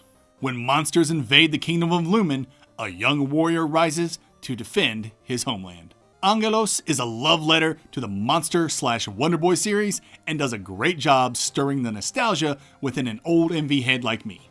The world is fun to explore, the entire thing feels old school, and combat is surprisingly fun. Add in the fact that the game has a lot of secrets, mysteries, and gear, including legendary gear, which is one of my favorite tropes ever, and it's hard not to love this game. Angelos isn't really known for innovation and uniqueness. It really is a game that wants you to remember the good old Monster/Wonder Boy days, to which it does a fantastic job, while also increasing the stakes, scope, and adding contemporary flair when it comes to backtracking and intrigue. When it comes to criticism, I think it's fair to say that it may have dipped a little too much into the Monster/Wonder Boy well without adding much else to the formula.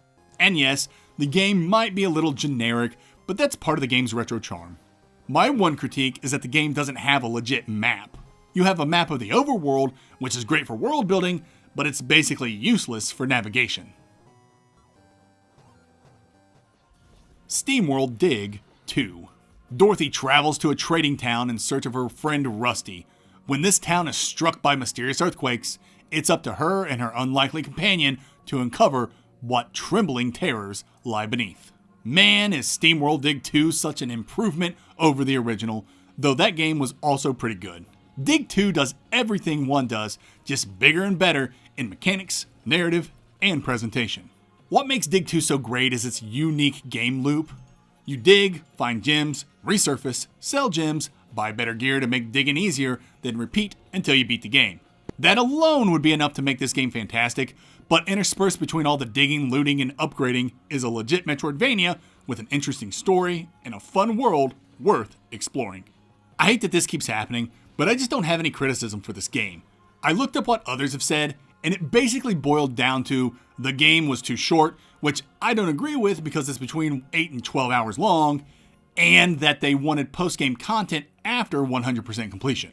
So, what I'm hearing is that you just wanted to play more of this incredible game, to which I will concede. Having more SteamWorld Dig 2 is a great idea. Axiom Verge 2. Billionaire CEO Indra Shodhari journeys to Antarctica to find her missing daughter, but is pulled into an alternate Earth-like world, infected by parasitic machines. As she explores the ruins of a high-tech civilization and ventures into the breach, she must hack, battle, and uncover the truth behind the mysterious figure guiding her from the shadows. Axiom Verge 2 is a huge departure from the original, and this has disappointed a lot of people. I am not one of those people. I think Axiom Verge 2 is the superior game and cannot wait for a third installment if that's in the cards. While the first game was more combat focused, Axiom Verge 2 is more exploration focused. So much so that you don't even have to fight any bosses in the game aside from the final boss.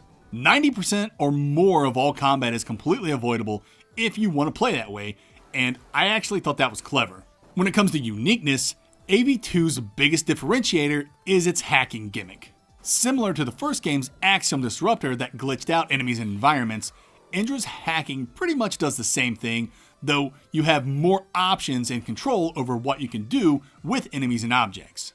The game also has 2 separate maps for you to explore, and the way these maps interact and intersect with each other makes exploration intriguing and unpredictable, which I really appreciate. When it comes to criticism, I cannot for the life of me find anything worth criticizing. I know that sounds like I think the game's perfect, but I swear that's not the case. I just think the game nailed what it went out to do. I guess I could say the breach kinda hurt my eyes, but other than that, I loved this game. Other critics have complained that combat was shallow when compared to the first game, but the US Army is shallow when compared to the first Axiom Verge and all its frickin' guns. Critics also said the boss fights were underwhelming, but when they're designed not to be fought, I don't really consider that an issue. As for the other criticisms, they basically boil down to, it's not like Axiom Verge 1, so I don't like it, citing how bland AV2's environments were compared to AV1's alien world, and that they missed how AV1 captured the spirit of Super Metroid and lament how AV2 didn't. So, if you really liked AV1 and was looking for more of that, AV2 will unfortunately be a letdown for you. But for me, I thought it was a fantastic continuation of the story and its concepts, and I thought AV2's gameplay was much better. And I know I'm in the minority. Awaken Astral Blade. Tanya, a bionic soldier, is assigned to search and rescue a missing investigation team in an island's rainforest where mysterious energy turns local animals and plants into aggressive mutants. It's gonna be up to Tanya to figure out what happened to the team and what's really behind this mysterious energy and mutations. Astral Blade does a lot of stuff that I like. Good combat with multiple weapons, cool visuals, time travel, ancient alien tech that's affecting humanity. It also has that dollar store Vanillaware look I like, and it's pretty non-linear once the world opens up, with lots of side quests that affect the game's final, true ending. As for unique elements, the game has this interesting combat mechanic where you press a button right as you kill an enemy to increase the amount of money you get. It's a little thing, but it made combat very engaging and rewarding. The game also does a bullet time effect when you parry perfectly, and it's always fun to beat the crap out of an enemy while they're stuck in slow motion. When it comes to criticism, I think the narrative is kind of a mess. It's confusing and not really fleshed out enough in certain areas. The game has some unexpected difficulty spikes as well. Something else to consider is how long it takes for the game to actually open up as a Metroidvania. The game's so linear at first, I thought it was level-based for the first 2 biomes.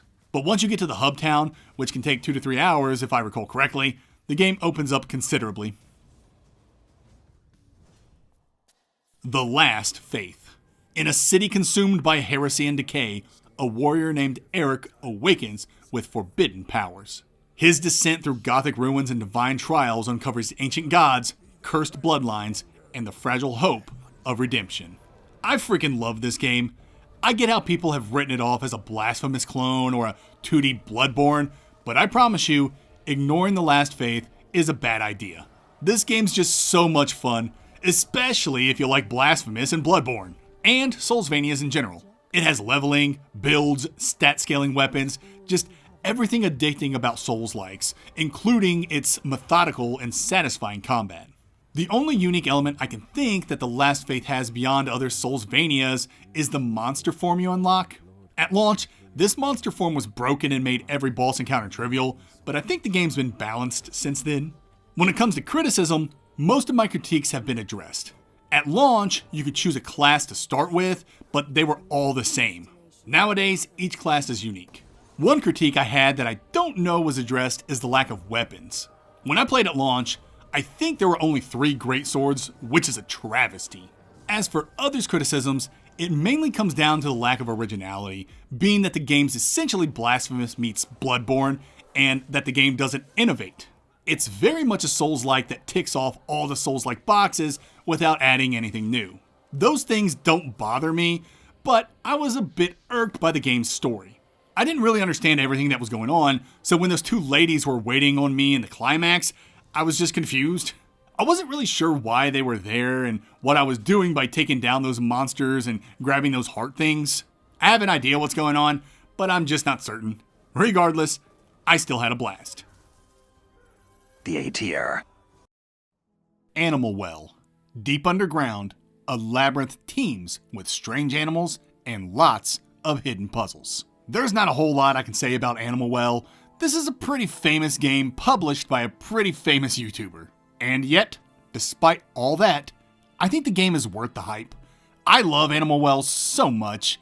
Its simple yet creepy aesthetic, its amazing atmosphere, all the secrets, finding the game's hidden eggs, and everything that revolves around their discovery is a blast. This is a non-combat MV, but with exploration this good and rewarding, you won't even miss it. When it comes to Animal Well's unique element, it's gotta be its layers. Animal Well is notorious for having secrets upon secrets, with a total of 4 layers last time I checked.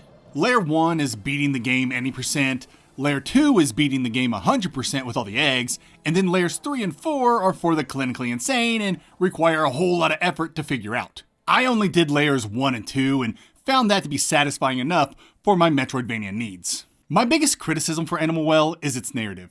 It's not that big of a deal, but I'd like to know what the heck is going on in this game. Does anything actually mean anything? Is it symbolic for something, or is it just nonsense? I'd like to think there's a decent story here and a meaning behind all the layers, but it just seems to be puzzles for puzzles' sake, and that's kinda lame.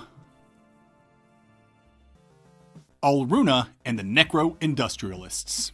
In a land where industry and necromancy collide, Alruna fights against a regime powered by death itself. Alruna is such a strange game, and I mean that as a compliment. It's a short game, made even shorter by all the secret shortcuts the dev built in, its dialogue is full of song lyrics, and the narrative is overt communist gobbledygook with the subtlety of a teenager writing comments on his favorite breadtuber's video. It's a bizarre trip with an amazing Game Boy Color aesthetic and single screen design philosophy I love. I think this game is just so incredible. As for its unique elements, it's gotta be how badly the dev wants you to break this game. All the secret moves and hidden shortcuts will have you sequence breaking the heck out of this game. I remember beating it with both endings and then looking up what people were saying about it. I clicked on a speed run and was absolutely blown away by all the goofy crap you can get away with in this game. I implore you not to look up anything until after you play the game yourself. Just know that there is so much hidden from you in this game, and finding it will break the map wide open. My only criticism is the silly writing. It doesn't really add much to the game and comes off as adolescent, but I guess that's part of the game's charm. Night Castle. The paladin Enoch ventures into a gothic fortress transformed into another world, bound by a 30-day limit before darkness consumes all. With Sister Rebecca in the church's aid, his search for 4 missing knights uncovers divine relics, shifting dangers, and the malice that awakens at midnight. Night Castle surprised me with how much fun I had with it. It's an MV with a time limit. You have so many hours in a day to get things done, and you have 30 days to clear the game. But even with such constraints, the game's pretty flexible. I completed it on day 22 on my first run, so there's plenty of wiggle room. Overall, I found the combat, exploration, and progression highly satisfying. When it comes to its unique elements, I'm going to go with the game's progression because it leverages the time constraint to make a truly compelling system. Basically, you collect souls from defeated enemies, but you can only collect so many souls at a time. Moreover, you only have so much time in the day to collect souls. So this leads you to make decisions to best utilize your time. Do I use souls to upgrade my weapons and spells? Or do I hoard all my souls to level up, which increases all my stats? But if I use every soul to level up, that means I have to advance time by 1 day. It's a neat management system that pays in dividends if you do it right. My biggest criticism for Night Castle is not being able to mark up the map. With a game that presses you with time, it's kind of a bummer I can't mark up important things to help me save time. Somber Echoes.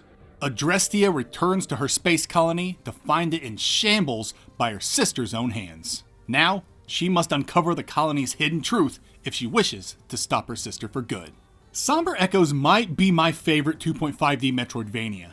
I think it looks pretty good, and I find its exploration very rewarding. It has a bunch of endings, with the true ending being rewarded for thorough exploration.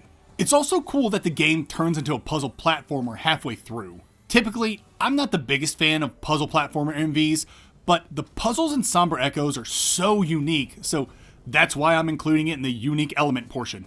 Midway through the game, you get this ability that turns you into a meteor that can destroy these special walls. Your job is to manipulate how you get your meteor form to that wall, and you do it by using the Ether Lantern, which is this game's double jump. When you use the lantern, you leave behind a circle of energy. These energy circles are how you change your meteor form's trajectory. That all sounds complicated, but it's really not, and it's a whole lot of fun trying to figure out these meteor puzzles. As for my criticism, originally I hated the fast travel, but that's been fixed and it works so much better now. I guess my only real criticism now is that I wish there was an aim assist for the spear. I loved using that spear, but I was trash at aiming, especially under pressure. Biogun. You are Beck, a vaccine sent by Doc X to battle the duper virus in the hope of creating an antibody to stop the virus from wiping out every dog on Earth. Biogun is such a charming little game I wish more people would give a chance. Its visuals are incredible, its twin-stick shooting is lots of fun, and its exploration and narrative are a blast. As for uniqueness, Biogun has an interesting way it reveals its map and fast travel. Each biome has synapses, or you can buy them, and if you place these synapses in a certain spot within a biome, you unlock that biome's map and all its fast travel points. even if you haven't discovered that fast travel point yet. It's kinda cool. My biggest criticism toward Biogun would be all its loose ends. There are characters and moments and areas that are just dropped, and it's really disappointing. I'm hoping these get addressed in some kind of DLC soon. Lone Fungus, Melody of Spores. Greencap, a brave little mushroom hero, embarks on a quest to fulfill his destiny and protect the mush kind from a mysterious and dangerous foe known as the Spirit Beast. Melody of Spores is such a departure from the first Lone Fungus, and this is a good thing. Although I liked Lone Fungus well enough, I much prefer the more traditional take of Melody. There's just something about a tighter, more relaxed map design that just hits different. I'm also not the biggest fan of super precise platforming in MVs, so it was nice to see Melody tone that down a few notches too. Though, Astral Gates still exist if you're into that sort of thing. Melody of Spores really doesn't bring anything new to the genre. I know that sounds like an insult, but I swear it's not. We don't need to flip the table on the genre with every single title. Sometimes it's nice to play something with a solid foundation, and Melody certainly has that. It's a fun, traditional MV. I'd say my criticism from Melody is its stingy economy. Activating and offering up money for save points and fast travel is brutal on your wallet. Islets. A young aspiring warrior sets out to restore his world by reconnecting floating islands scattered across the sky. Islets is Kyle Thompson's second Metroidvania and my favorite he's produced so far. With a Kyle Thompson game, you should expect quirky humor, a minimalist art style not unlike something you'd see from CalArts, and meditative music courtesy of his brother Eric. Islets brings a couple of unique things to the Metroidvania table. First is its progression system that works kinda like something out of a roguelike. You find an item, get 3 random choices, and upgrade based on the choices you get. It's kinda cool and exciting each time you find an upgrade item because you never know what you're gonna get. The other unique thing is how you have to connect floating islands. Once connected, new pathways become open, making this world dynamic with many unexpected moments of recontextualization. Now, I don't know if it's because I haven't played Islets in so long, but I cannot for the life of me find something to criticize this game on. I'm not saying it's perfect, and I can think of things that people would criticize the game for. I've heard people complain about the game's shorter length, how it doesn't really innovate the genre, how they don't like the humor or art, that they think the combat is imbalanced or too easy. But I personally don't agree with any of that.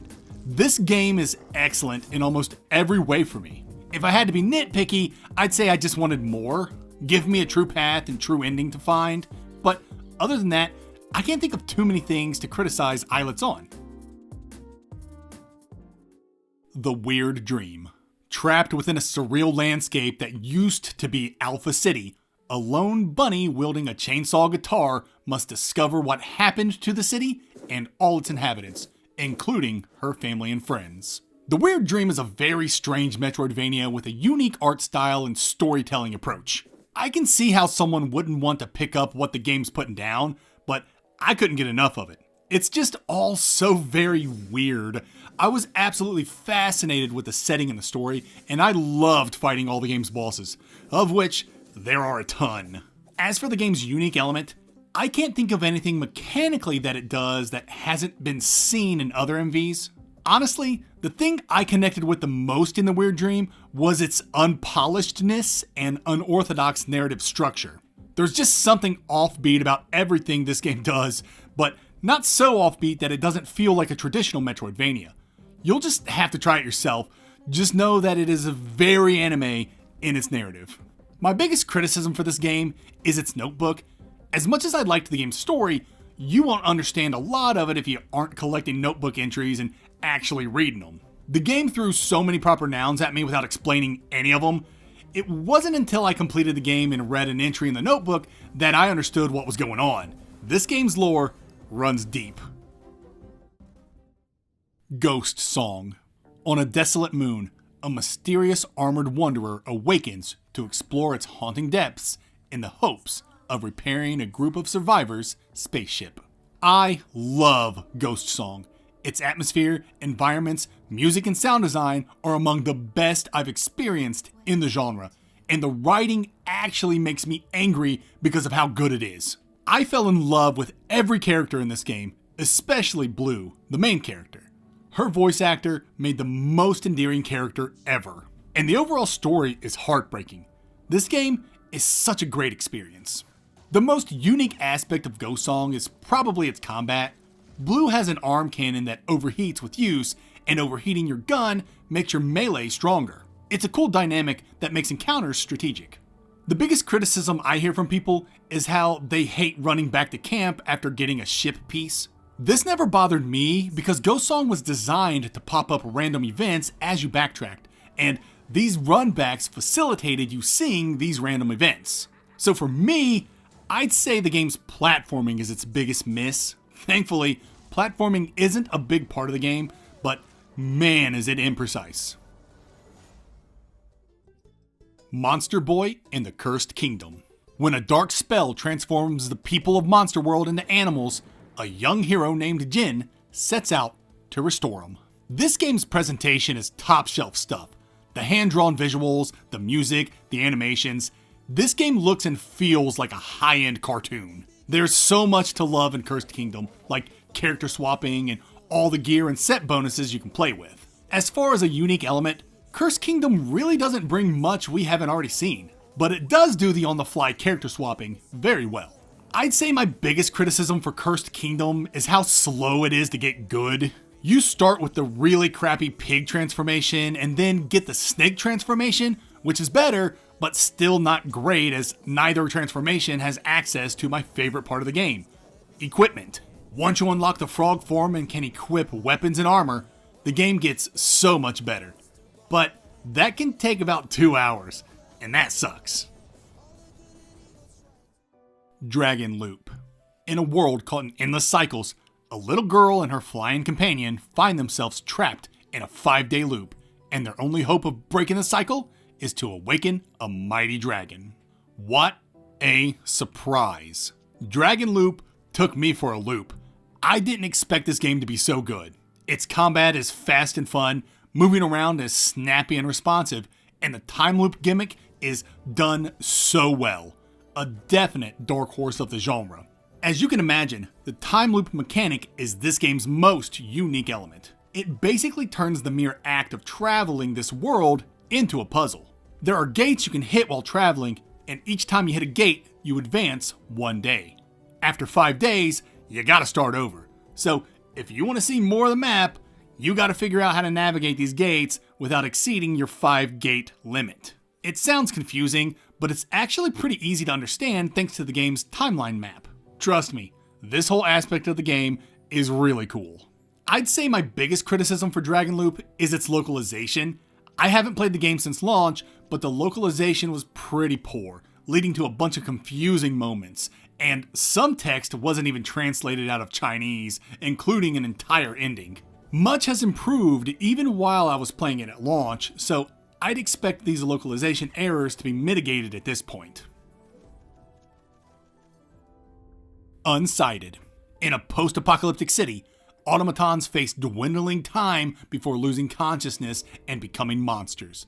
A lone android fights to preserve free will and uncover the truth behind humanity's fall. An excellent example of an overhead Metroidvania. Unsighted is fast-paced and incredibly non-linear, ripe for sequence breaking the heck out of it. It's such a fun world full of cool things to do, and its atmosphere and music are top-notch. Unsighted's unique element is its time limit. Every character, including yourself, has a timer, and if that timer expires, that character becomes unsighted, which means they turn into a monster. Most NPCs are merchants, so losing them means you're most likely locked out of a shop or a service, so keeping them around is pretty important.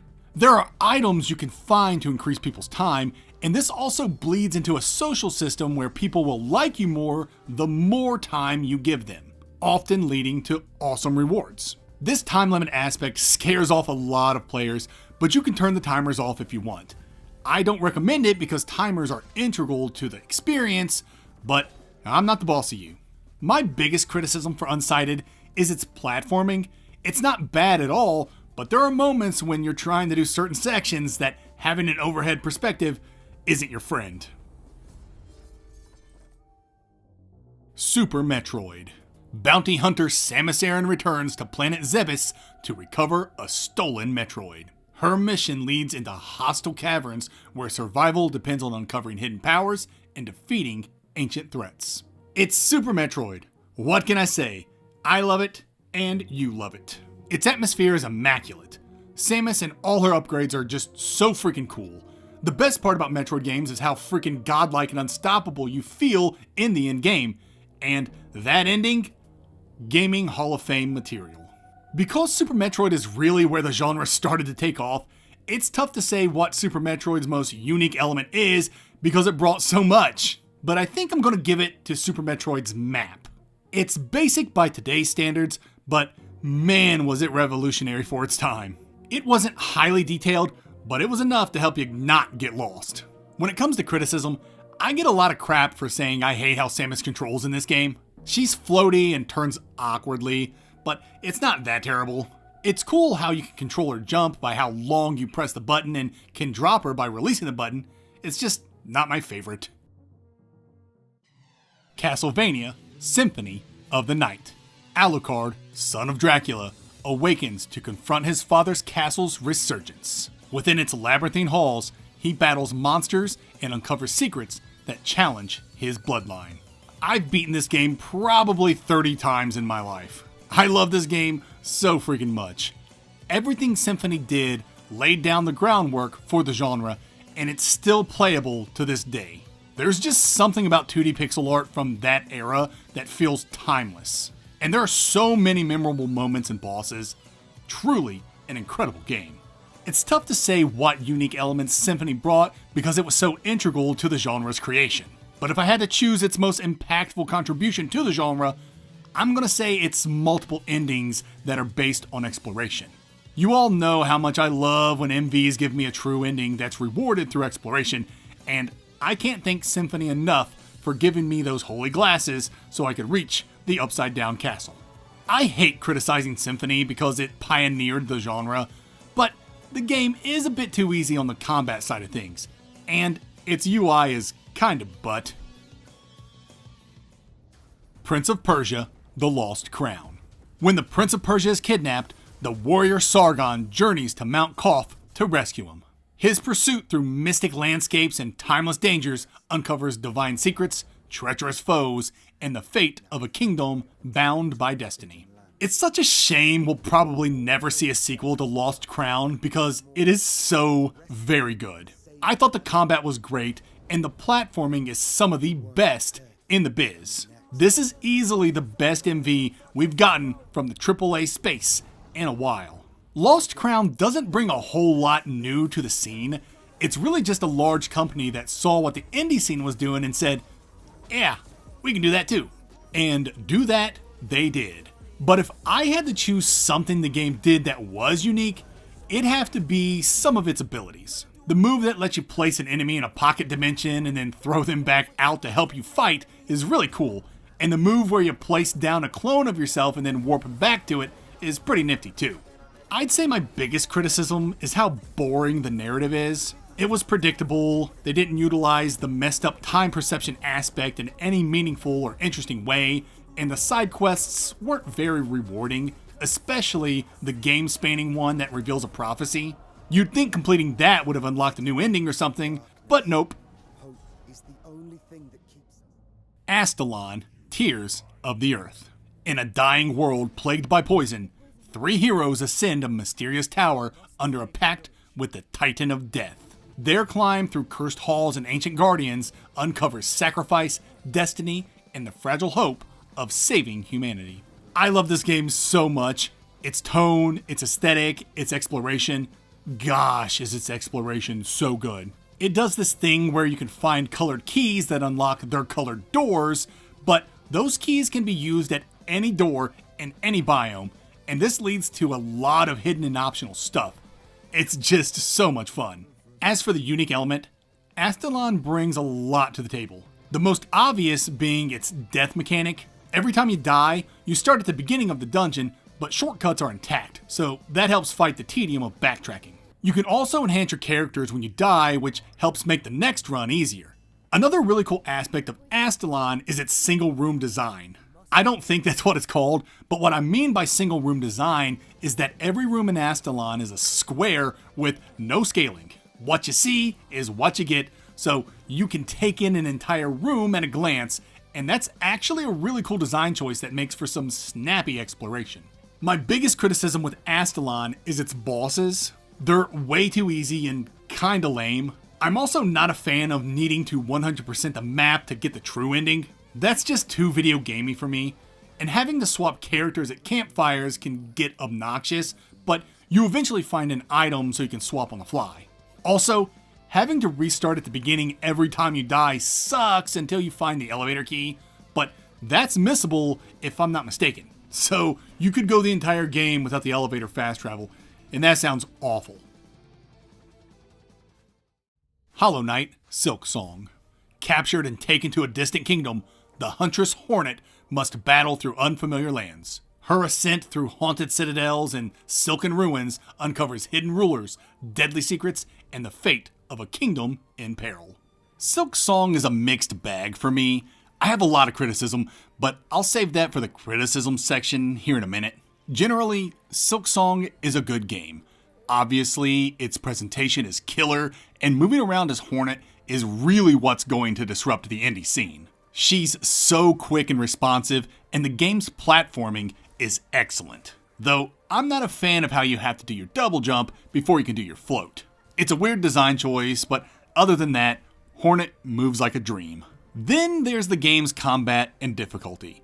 I'll get into my unfiltered take in a bit, but it's correct to say that these aspects have been divisive. I'll just say Silksong's skill floor is a little too high for a Metroidvania, but if you like its combat difficulty, then more power to you.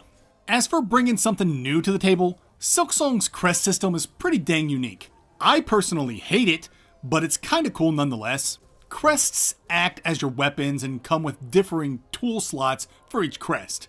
It's a neat system that facilitates different builds and replayability. I've actually been dreading the criticism section for Silksong because I have so many things to say. So much that I don't even know if I like the game more than I hate it.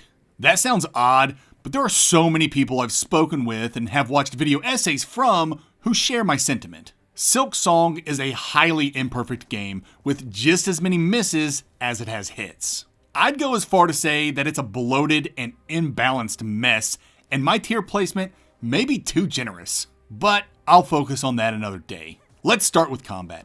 It's so imbalanced, it's almost like amateurs made it.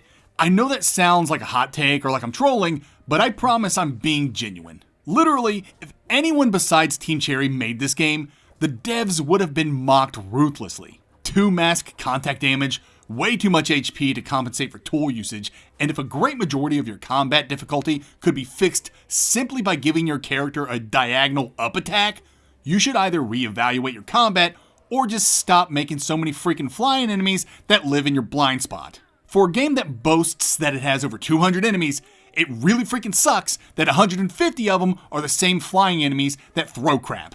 And that's really going to be my take on Silksong's difficulty in combat.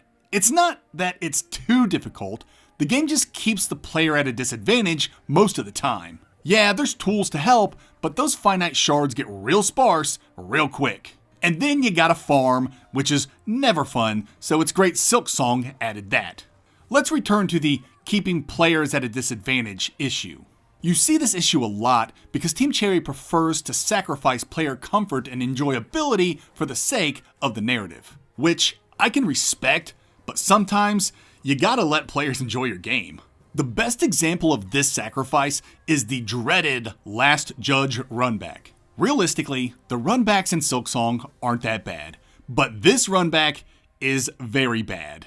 And it's bad for narrative reasons. Team Cherry wants you to lose all your beads here to reinforce the atmosphere of the following sections. They want you to get into the Citadel, observe its opulence, then fall into the underworks to experience the oppression of its workers. And the best way to feel that oppression is by ensuring you're beadless when you get there. It's excellent storytelling only the medium of video games could tell, but it's done by sacrificing player comfort and enjoyability. I'll let you decide if that's brilliant or pretentious. And this sacrifice for the sake of narrative extends to other aspects too, like how only certain bugs drop beads and crap like that. Personally, I find most of Team Cherry's decisions around how narrative affects mechanics to be self-indulgent, but I also understand that people absolutely love how meticulous Team Cherry is about these sort of things, so to each their own. I suppose it's hypocritical of me. I defend Ender Lily's sacrifice of making the final boss too easy for the narrative's sake, but I get frustrated when Team Cherry sacrifices enjoyability for the narrative's sake. But in my defense, Ender Lilies only has the one instance of sacrificing for the narrative, while Silksong's conceit spans the game's entire 60 hours. I suppose my last criticism on Silksong is its pacing. I absolutely hated the third act. Metroidvanias need to focus on exploration at all times, because exploration is what makes a Metroidvania. Everything else, combat, platforming, progression, atmosphere, narrative, must complement exploration. Silksong's third act does not focus on exploration. I can hear people arguing that backtracking and finding new areas is exploration, and while that's true, the new areas you find in the third act are optional and sparse at best. We all know the third act is really just an excuse to throw in more tough bosses. And by this point in the game, most players are exhausted, and increasing basic enemy damage and HP and adding several more boss fights is the last thing most players want at this point. It's just obnoxious bloat. Void Rot. The coming of the Red Star heralds a new age as the simulacrum emerges from its cocoon. Driven to collect Ichor, the blood of the gods, from the monstrosities who hoard it, their descent through collapsing realms uncovers ancient legacies and the fragile hope of salvation. I had so much fun with Void Rot. I really think the game has excellent exploration. It's so open and rewarding. I spoke with a bunch of people at launch, and every single one of us had such differing experiences. It was like we each played a different game. When it comes to uniqueness, Void Rot is another one of those games where it takes what others have done and just executes it well. That said, the unstable nuclei is very interesting. It's fun to use and makes many of the other abilities kinda pointless. I don't mean this pejoratively.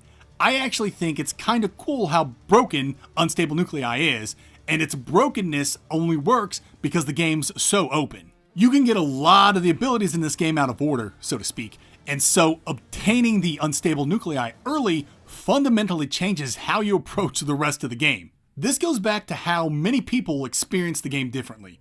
It's kinda rad.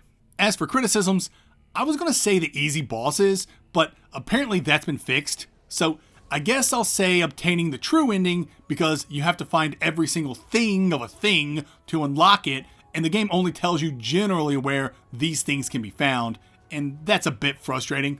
Unless the game added something to help with this. If that's the case, then I'll say the story. It's vague, and I didn't really understand what was going on. Tozio and Knight, Order of the Alchemists. A young alchemist named Xandria must work to take down her former tormentor and save the city from his sinister plot. Tozio and Knight is an incredibly difficult game. Personally, I found the normal difficulty to be absolutely unplayable. I'm not sure if things have been balanced since launch, but that was my experience. That's why I played the game on easy. Beyond that, Tozio and Knight is an excellent throwback to DS-era Castlevanias. The game's surprisingly big with tons of abilitiesing, so you'll be running back and forth in order to progress. And its path to the true ending is very convoluted, but I like it that way. The game's unique element is probably its alloy system, where you attach an element to your regular attack. It's cool, but I wish you could toggle it because it eats through your mana pretty quick. My biggest criticism besides the redonkulous difficulty is how the game locks the fast travel system behind a tough boss. That was just kind of a jerk move, especially so early in the game. And of course, being able to toggle the alloy attacks would be nice. S tier. Biomorph. In the fallen city of Blightmoor, a hero discovers the power to become the creatures they defeat. Their journey through a sprawling civilization uncovers hidden origins, eccentric allies, and the dark truth behind a world in decay. Biomorph is an excellent MV with such an incredibly open world, and it has so many side quests that take full advantage of that openness. One of the things I remember distinctly during my time with Biomorph is how I was always completing side quests and rushing back to quest givers to get my reward. If you're okay with ADD exploration and running all over the place, Biomorph might be the game for you. Biomorph's unique hook is its shifting gimmick. Basically, you can morph into enemies you've killed, and if you kill enough of a certain type of enemy, you can then morph into that enemy whenever you want, not just when you kill it. This opens up a lot of cool ability gates throughout the game. I know Kirby does this too in Amazing Mirror, but Biomorph does it so much better. My biggest criticism is the fast travel. It's convoluted and weird. You have to upgrade the fast travel system by giving an NPC something, and then you have to upgrade each travel point to be travelable. It can just be tedious. Ender Lilies, Quietus of the Nights. In a kingdom drowned by a deadly rain, a young priestess named Lily awakens alone. Her journey through cursed lands and fallen guardians uncovers sorrow, salvation, and the fragile hope of ending the blight. My personal favorite Metroidvania. It's challenging, fun, fascinating, and its story resonates with me down to the core. And its music. I just absolutely love everything about Ender Lilies and replay it on a regular basis. Ender Lilies' unique element is its spirit system. Mechanically, it's like equipping different actions to different buttons, not unlike Ori and the Will of the Wisps. But narratively, it's incredible. Watching these spirits manifest and help Lily is really neat. My criticism for Ender Lilies is that enemies and bosses just hit way too hard. Muriel has attacks that take 3/4 of your life, and considering she's a late game boss, that's a lot of HP. I can see a lot of players getting frustrated with crap like this. Also, the Verboten Domain. No matter how many times I play this game, I still hate that biome. Ender Magnolia, Bloom in the Mist. In a land consumed by a deadly miasma, a young girl awakens with the power to purify the corrupted. Her journey through the different stratums uncovers forgotten truths, fragile bonds, and the hope of renewal. An excellent follow-up to my favorite Metroidvania. It improved everything mechanically, but I still prefer Ender Lily's narrative, atmosphere, and tone. Combat's much better with spirits having cooldowns instead of finite uses. And the platforming is really goofy this time around with all the stuff you can pull off thanks to Spirit's hang time. This existed in Ender Lilies too, but it's done to an almost comical degree in Magnolia. It's tough to call out a unique element Magnolia brought when it really just took everything its predecessor did and made it better. But yeah, the Spirit system is back and made better with cooldowns. For my criticism, it's going to be similar to Ender Lilies in that enemies hit so freaking hard it's kind of ridiculous. I also found Magnolia's story to be less cohesive and complete when compared to Lily's. Like it just drops certain plot points or doesn't flesh out certain characters. I guess overall the story is a bit weaker than Lily's. 9 Souls.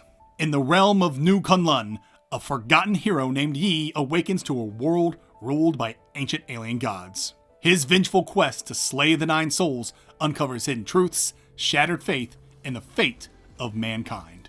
I typically hate games that rely on parrying, but 9 Souls does it so well. I love fighting the bosses in this game, even though some of the encounters took me several attempts to finally overcome. And the game's characters and story are so freaking good, and the sound when you make a perfect parry is straight dopamine. As far as unique elements go, I'd say it's the internal bleeding system. This system is what makes the game's parry work for me. If you don't get the timing right, you'll parry and not get tossed, but you'll still take damage. But that damage can be recovered over time. It's a cool risk-reward system that doesn't feel so punishing. My biggest criticism for 9 Souls is probably its fast travel. To travel anywhere, you first have to return to the hub, which is tedious, but I get why they do it. Many of the game's optional interactions that are necessary for the game's true ending happen at the hub, so forcing players to return to the hub frequently allows more options for players to see these interactions. It's still tedious though. Blasphemous 2. The Penitent One awakens in a strange new land, drawn once more into the endless struggle against the Miracle. His pilgrimage through grotesque landscapes and monstrous foes seeks to break the cycle of suffering and uncover long-forgotten secrets. I love Blasphemous 2, but it took everything great about the original and kind of watered it down, and I'm not just talking about the hand-drawn cutscenes. No longer is Blasphemous an avant-garde MV that shirks traditional formats and frameworks to give us something truly compelling. Now it has traditional movement upgrades and plays like any other traditional MV. A tragedy for some, but it appears most people prefer the game feeling more basic. Regardless, the addition of 3 weapon types is very welcomed. I really can't think of anything new Blasphemous 2 brought to the genre. The closest I can think of is how the game opens. Choose a weapon, and that weapon's ability can open different paths to you earlier than other weapons. That's kinda cool, so I'll give it that. My biggest criticism is gonna sound strange, but I hate the game's setup. They introduce all these new bosses like it were an anime or something. Like, this is Fairy Tail and they're talking about a new guild and all of its members Natsu and the gang have to face. It's kinda corny and clashes with the game's more somber and macabre tone. Death's Gambit Afterlife. A servant of death is sent to challenge immortality within the fallen kingdom of Cyrodiil. His journey through haunted lands and towering foes uncovers secrets of life, death, and the price of eternal power. I have a lot of respect for Death's Gambit Afterlife's dev, White Rabbit. They released Death's Gambit as a kind of lackluster 2D Dark Souls clone that really missed the mark and didn't have that great of a story or ending. But after community feedback, they returned to the drawing board and released the Afterlife expansion 3 years later, adding a ton of new bosses, biomes, weapons, and some more endings. But the biggest change was turning the game into a full-fledged Metroidvania with ability gating. This expansion turned a mediocre Dark Souls clone into one of the best Soulsvanias out there. Death's Gambit Afterlife really isn't all that unique of an experience, at least mechanically. Most of what it does had already been done in the space. Though it's an early take on the Soulsvania genre, Sultan Sanctuary hit the market a couple years prior. What really sets Death's Gambit Afterlife apart beyond successfully marrying the Metroidvania and Souls-like formulas is its narrative. And I'm just gonna have to leave it at that. DGA does so many cool things in its plot that it's tough not to get invested, especially if you get into the ARG side of things or chase down the true ending with the whole willpower stat. My biggest criticism for DGA is its ending. It kinda goes on too long with the final sequence and it just doesn't feel good. It's tough to explain. It just feels tacked on and weird. They try to remedy this in their paid DLC that closes the loop on some things and leaves on a cliffhanger, but even then it doesn't feel like that great of a send-off. Here's hoping a sequel actually gets made. Hey, Future Luke here. I thought about the ending some more while editing this and it finally came to me. The game's final conflict has a very anime-esque ending. Think Goku gathering energy for the Spirit Bomb. It's very epic and awesome. But then there's another sequence afterwards. This is the part that feels tacked on. It completely knocks the wind out of the previous scene. That's why I hate the last bit of this game's ending. Alright, carry on. Blasphemous. In the cursed land of Custodia, a silent warrior known as the Penitent One rises from death. His pilgrimage through twisted faith and relentless suffering seeks redemption, vengeance, and the end of eternal damnation. Blasphemous's art direction, presentation, macabre subject matter, and narrative delivery make this game the stuff of legends. I've never seen a game with so much disgusting imagery in my life, and I've never seen that disgusting imagery presented so artfully. Blasphemous is a game that sticks with you, that's for dang sure. And its tough combat perfectly complements the world's brutality. As for the game's unique element, you may have heard me say this before, that Blasphemous is a secret Metroidvania. And because of this secrecy, that's why you'll hear people say it's not actually an MV, but it very much is, just not a traditional one. Add on the fact that many of the things that make Blasphemous an MV were added as DLC, I can definitely see how people who only played the game at launch have a tough time seeing it as a Metroidvania. But that's the brilliance of Blasphemous. If you only follow the game's critical path, it isn't an MV. But if you truly explore, you'll find abilities, hidden paths and biomes, and an alternate route to unlock the truth behind everything happening in this world. Blasphemous' true ending path might be the best in all of Metroidvanias. The game's biggest criticism is definitely its lack of traversal upgrades. Penitente feels and moves the same in the end as he does in the beginning, and that's kind of a bummer. And then if you want to use the different relics to manipulate the world, you have to go into a menu and equip them, which is kind of tedious. Chronicles of the Wolf. Matteo Lombardo, the last apprentice of the Rose-Cross Order, hunts the legendary beast of Gévaudan. His pursuit through perilous forests and a haunted castle uncovers dark secrets, brutal foes, and the fate of a cursed land. Chronicles of the Wolf is a fully realized Simon's Quest and a better realized Order of Ecclesia in terms of structure.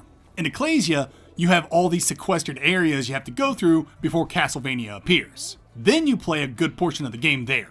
In Chronicles, the areas before the castle portion are actually interconnected with cool investigation sequences and puzzles. And then the castle portion is enormous with so many mind-blowing sequences. Seriously, the entirety of Chronicles' second act inside the castle is Metroidvania bliss, with all its back and forth to gradually open it up. And figuring out how to open it up is so much fun. Chronicles of the Wolf does a lot of things other MVs have already done, but it executes those things at such a high level. But if I had to choose its most unique element, it'd probably be its puzzles. Puzzles aren't new to MVs, but the amount, variety, and complexity of some of these puzzles are on another level. Being great at combat, platforming, and exploration is just not enough in Chronicles. You also have to be observant and clever, so I highly recommend not using a guide to get the full experience. Chronicles' biggest criticism has got to be its absolute adherence to its retro sensibilities. The stiff controls, going into menus to change weapons, no autosaving. If you didn't grow up playing NES and SNES games, Chronicles' retro philosophies and methods might not jive with you. Castlevania, Aria of Sorrow. In a future where Dracula's castle reappears, a young man named Soma Cruz discovers strange powers tied to its dark legacy. Easily my favorite Castlevania. I love the pixel work, the music, and the narrative. Castlevania games aren't really known for their stories, but Aria's plot was intriguing with a couple of really cool twists. As for the unique element, it's the tactical soul system. It's just so awesome. Igavanias are so fun because every enemy is like a slot machine, with every defeat potentially being a new weapon or a piece of armor or something. The tactical soul system brings things to the next level by having enemies drop their souls that can be buffs or attacks, drastically altering gameplay. It's great stuff. My biggest criticism for this game is the drop rates. For such an amazing mechanic, it sure can frustrate the crap out of you. After Image. In the ruined world of Engarden, a young amnesiac named Renee sets out to recover her memories and find her lost mentor. After Image is one of my favorite MVs of all time. It's beautiful, it's gigantic, it has a flying companion. I really can't praise this game enough. I love its combat, its multiple weapons, its platforming, its exploration, its world, and its world's non-linearity. And I love how opening its world is so ambiguous, like how you need a specific glyph to unlock the path to the bird that takes you to that burning village, or how you need to defeat a boss to get a feather that protects you from another boss's extreme heat, or all the stuff you have to do and get so you can enter a specific soul field. There is so much you can do and discover in After Image. It really is a Metroidvania fan's Metroidvania. I'd say After Image's unique element is all its endings. This is kind of spoilery, so skip ahead, but I'll try to make it short. Basically, there are 10 endings. A silly ending, a true ending, and then some ending sets. The 3 Sunken Sanctum endings, the 3 Field of Pyro endings, and the 2 New Game Plus endings. Quick aside, the New Game Plus in After Image is actually a short alternate game with a completely different character. Anyway, to get the true ending, you must complete a specific Sunken Sanctum ending and a specific Field of Pyro ending to unlock the New Game Plus, which is an extra campaign. Then, get a specific New Game Plus ending to unlock a brand new biome in the base game. relaunch your base game file to visit this new biome, and get the new ending. It's convoluted, but it's so much fun to figure it out. I don't think there are any other MVs who use endings to unlock progress quite like Afterimage. Now, Afterimage is one of my favorite MVs of all time, but I'm not blind to its many flaws. Its leveling and skill tree system is pretty lame with how it locks upgrades to every 5th level. Needing items to fast travel is trash, though it was way worse at launch, making the item incredibly rare. And its story, though great, is too convoluted and delivered poorly, thanks in part to the game's size and openness, ensuring that story beats are spread way too far apart. Hollow Knight. Beneath the fading town of Dirtmouth lies Hallownest, a vast, ruined kingdom teeming with secrets. What can I say? It's Hollow Knight, the most famous and best-selling Metroidvania of all time. The Metroidvania that inspired so many modern Metroidvanias that set us in the golden age of Metroidvanias we're currently living in. Of course, Ori and the Blind Forest is the MV that opened the door for the MV Golden Age, but Hollow Knight blew that door off its hinges. It's actually tough to say what single thing is Hollow Knight's unique element because it borrowed from so many different sources and influenced so many games that came after. There's the charm system that came from Paper Mario and Rabby Ribby. There's the cryptic archaeological storytelling that came from Dark Souls. Same with the shades/corpse running gimmick. I guess the soul system is Hollow Knight's true claim to fame. Using a resource for healing and offensive spells that can be recharged by attacking is really cool. All in all, Hollow Knight really is bigger than the sum of its parts. It has all this borrowed stuff, but brings it all together with an excellent story and stellar art direction. And its simplistic and rhythmic boss fights pull a lot of weight as well. And we can't forget about its amazing exploration and incredible map. Hollow Knight really just took a bunch of cliches and did it better with prettier presentation and set it all to a killer narrative. My biggest criticism for Hollow Knight is its opening. It is just so dull. I've said it a million times, but I originally dropped this game 3 times before actually getting into it. And then I tried to play it again a few months ago and got bored and dropped it again. I don't know what it is about Hollow Knight's opening, but it is the cure for insomnia for me. I know the game's great, I've completed it a couple of times, but starting the dang thing feels like a chore. I think it's because it no longer has that magic for me, because I know the narrative like the back of my hand, and I know the game's like 20 hours long. Hollow Knight just doesn't have the progression system necessary to keep my attention for that long. Obviously, that's a personal take, but if Hollow Knight had multiple weapons and leveling and skill trees and whatnot, I could justify its 20-hour playthrough. But as it stands, replays just don't hook me like they did when Hallownest was brand new. If there was ever a game I'd like wiped from my memory so I could play it again for the first time, Hollow Knight would be a strong candidate. And there you have it. Every Metroidvania on my tier list. What each game's about, what makes each game unique and worth checking out, and what their major issues or criticisms are. I plan on updating this every Thanksgiving moving forward, so consider this series a tradition that'll keep getting bigger and bigger. I can't wait.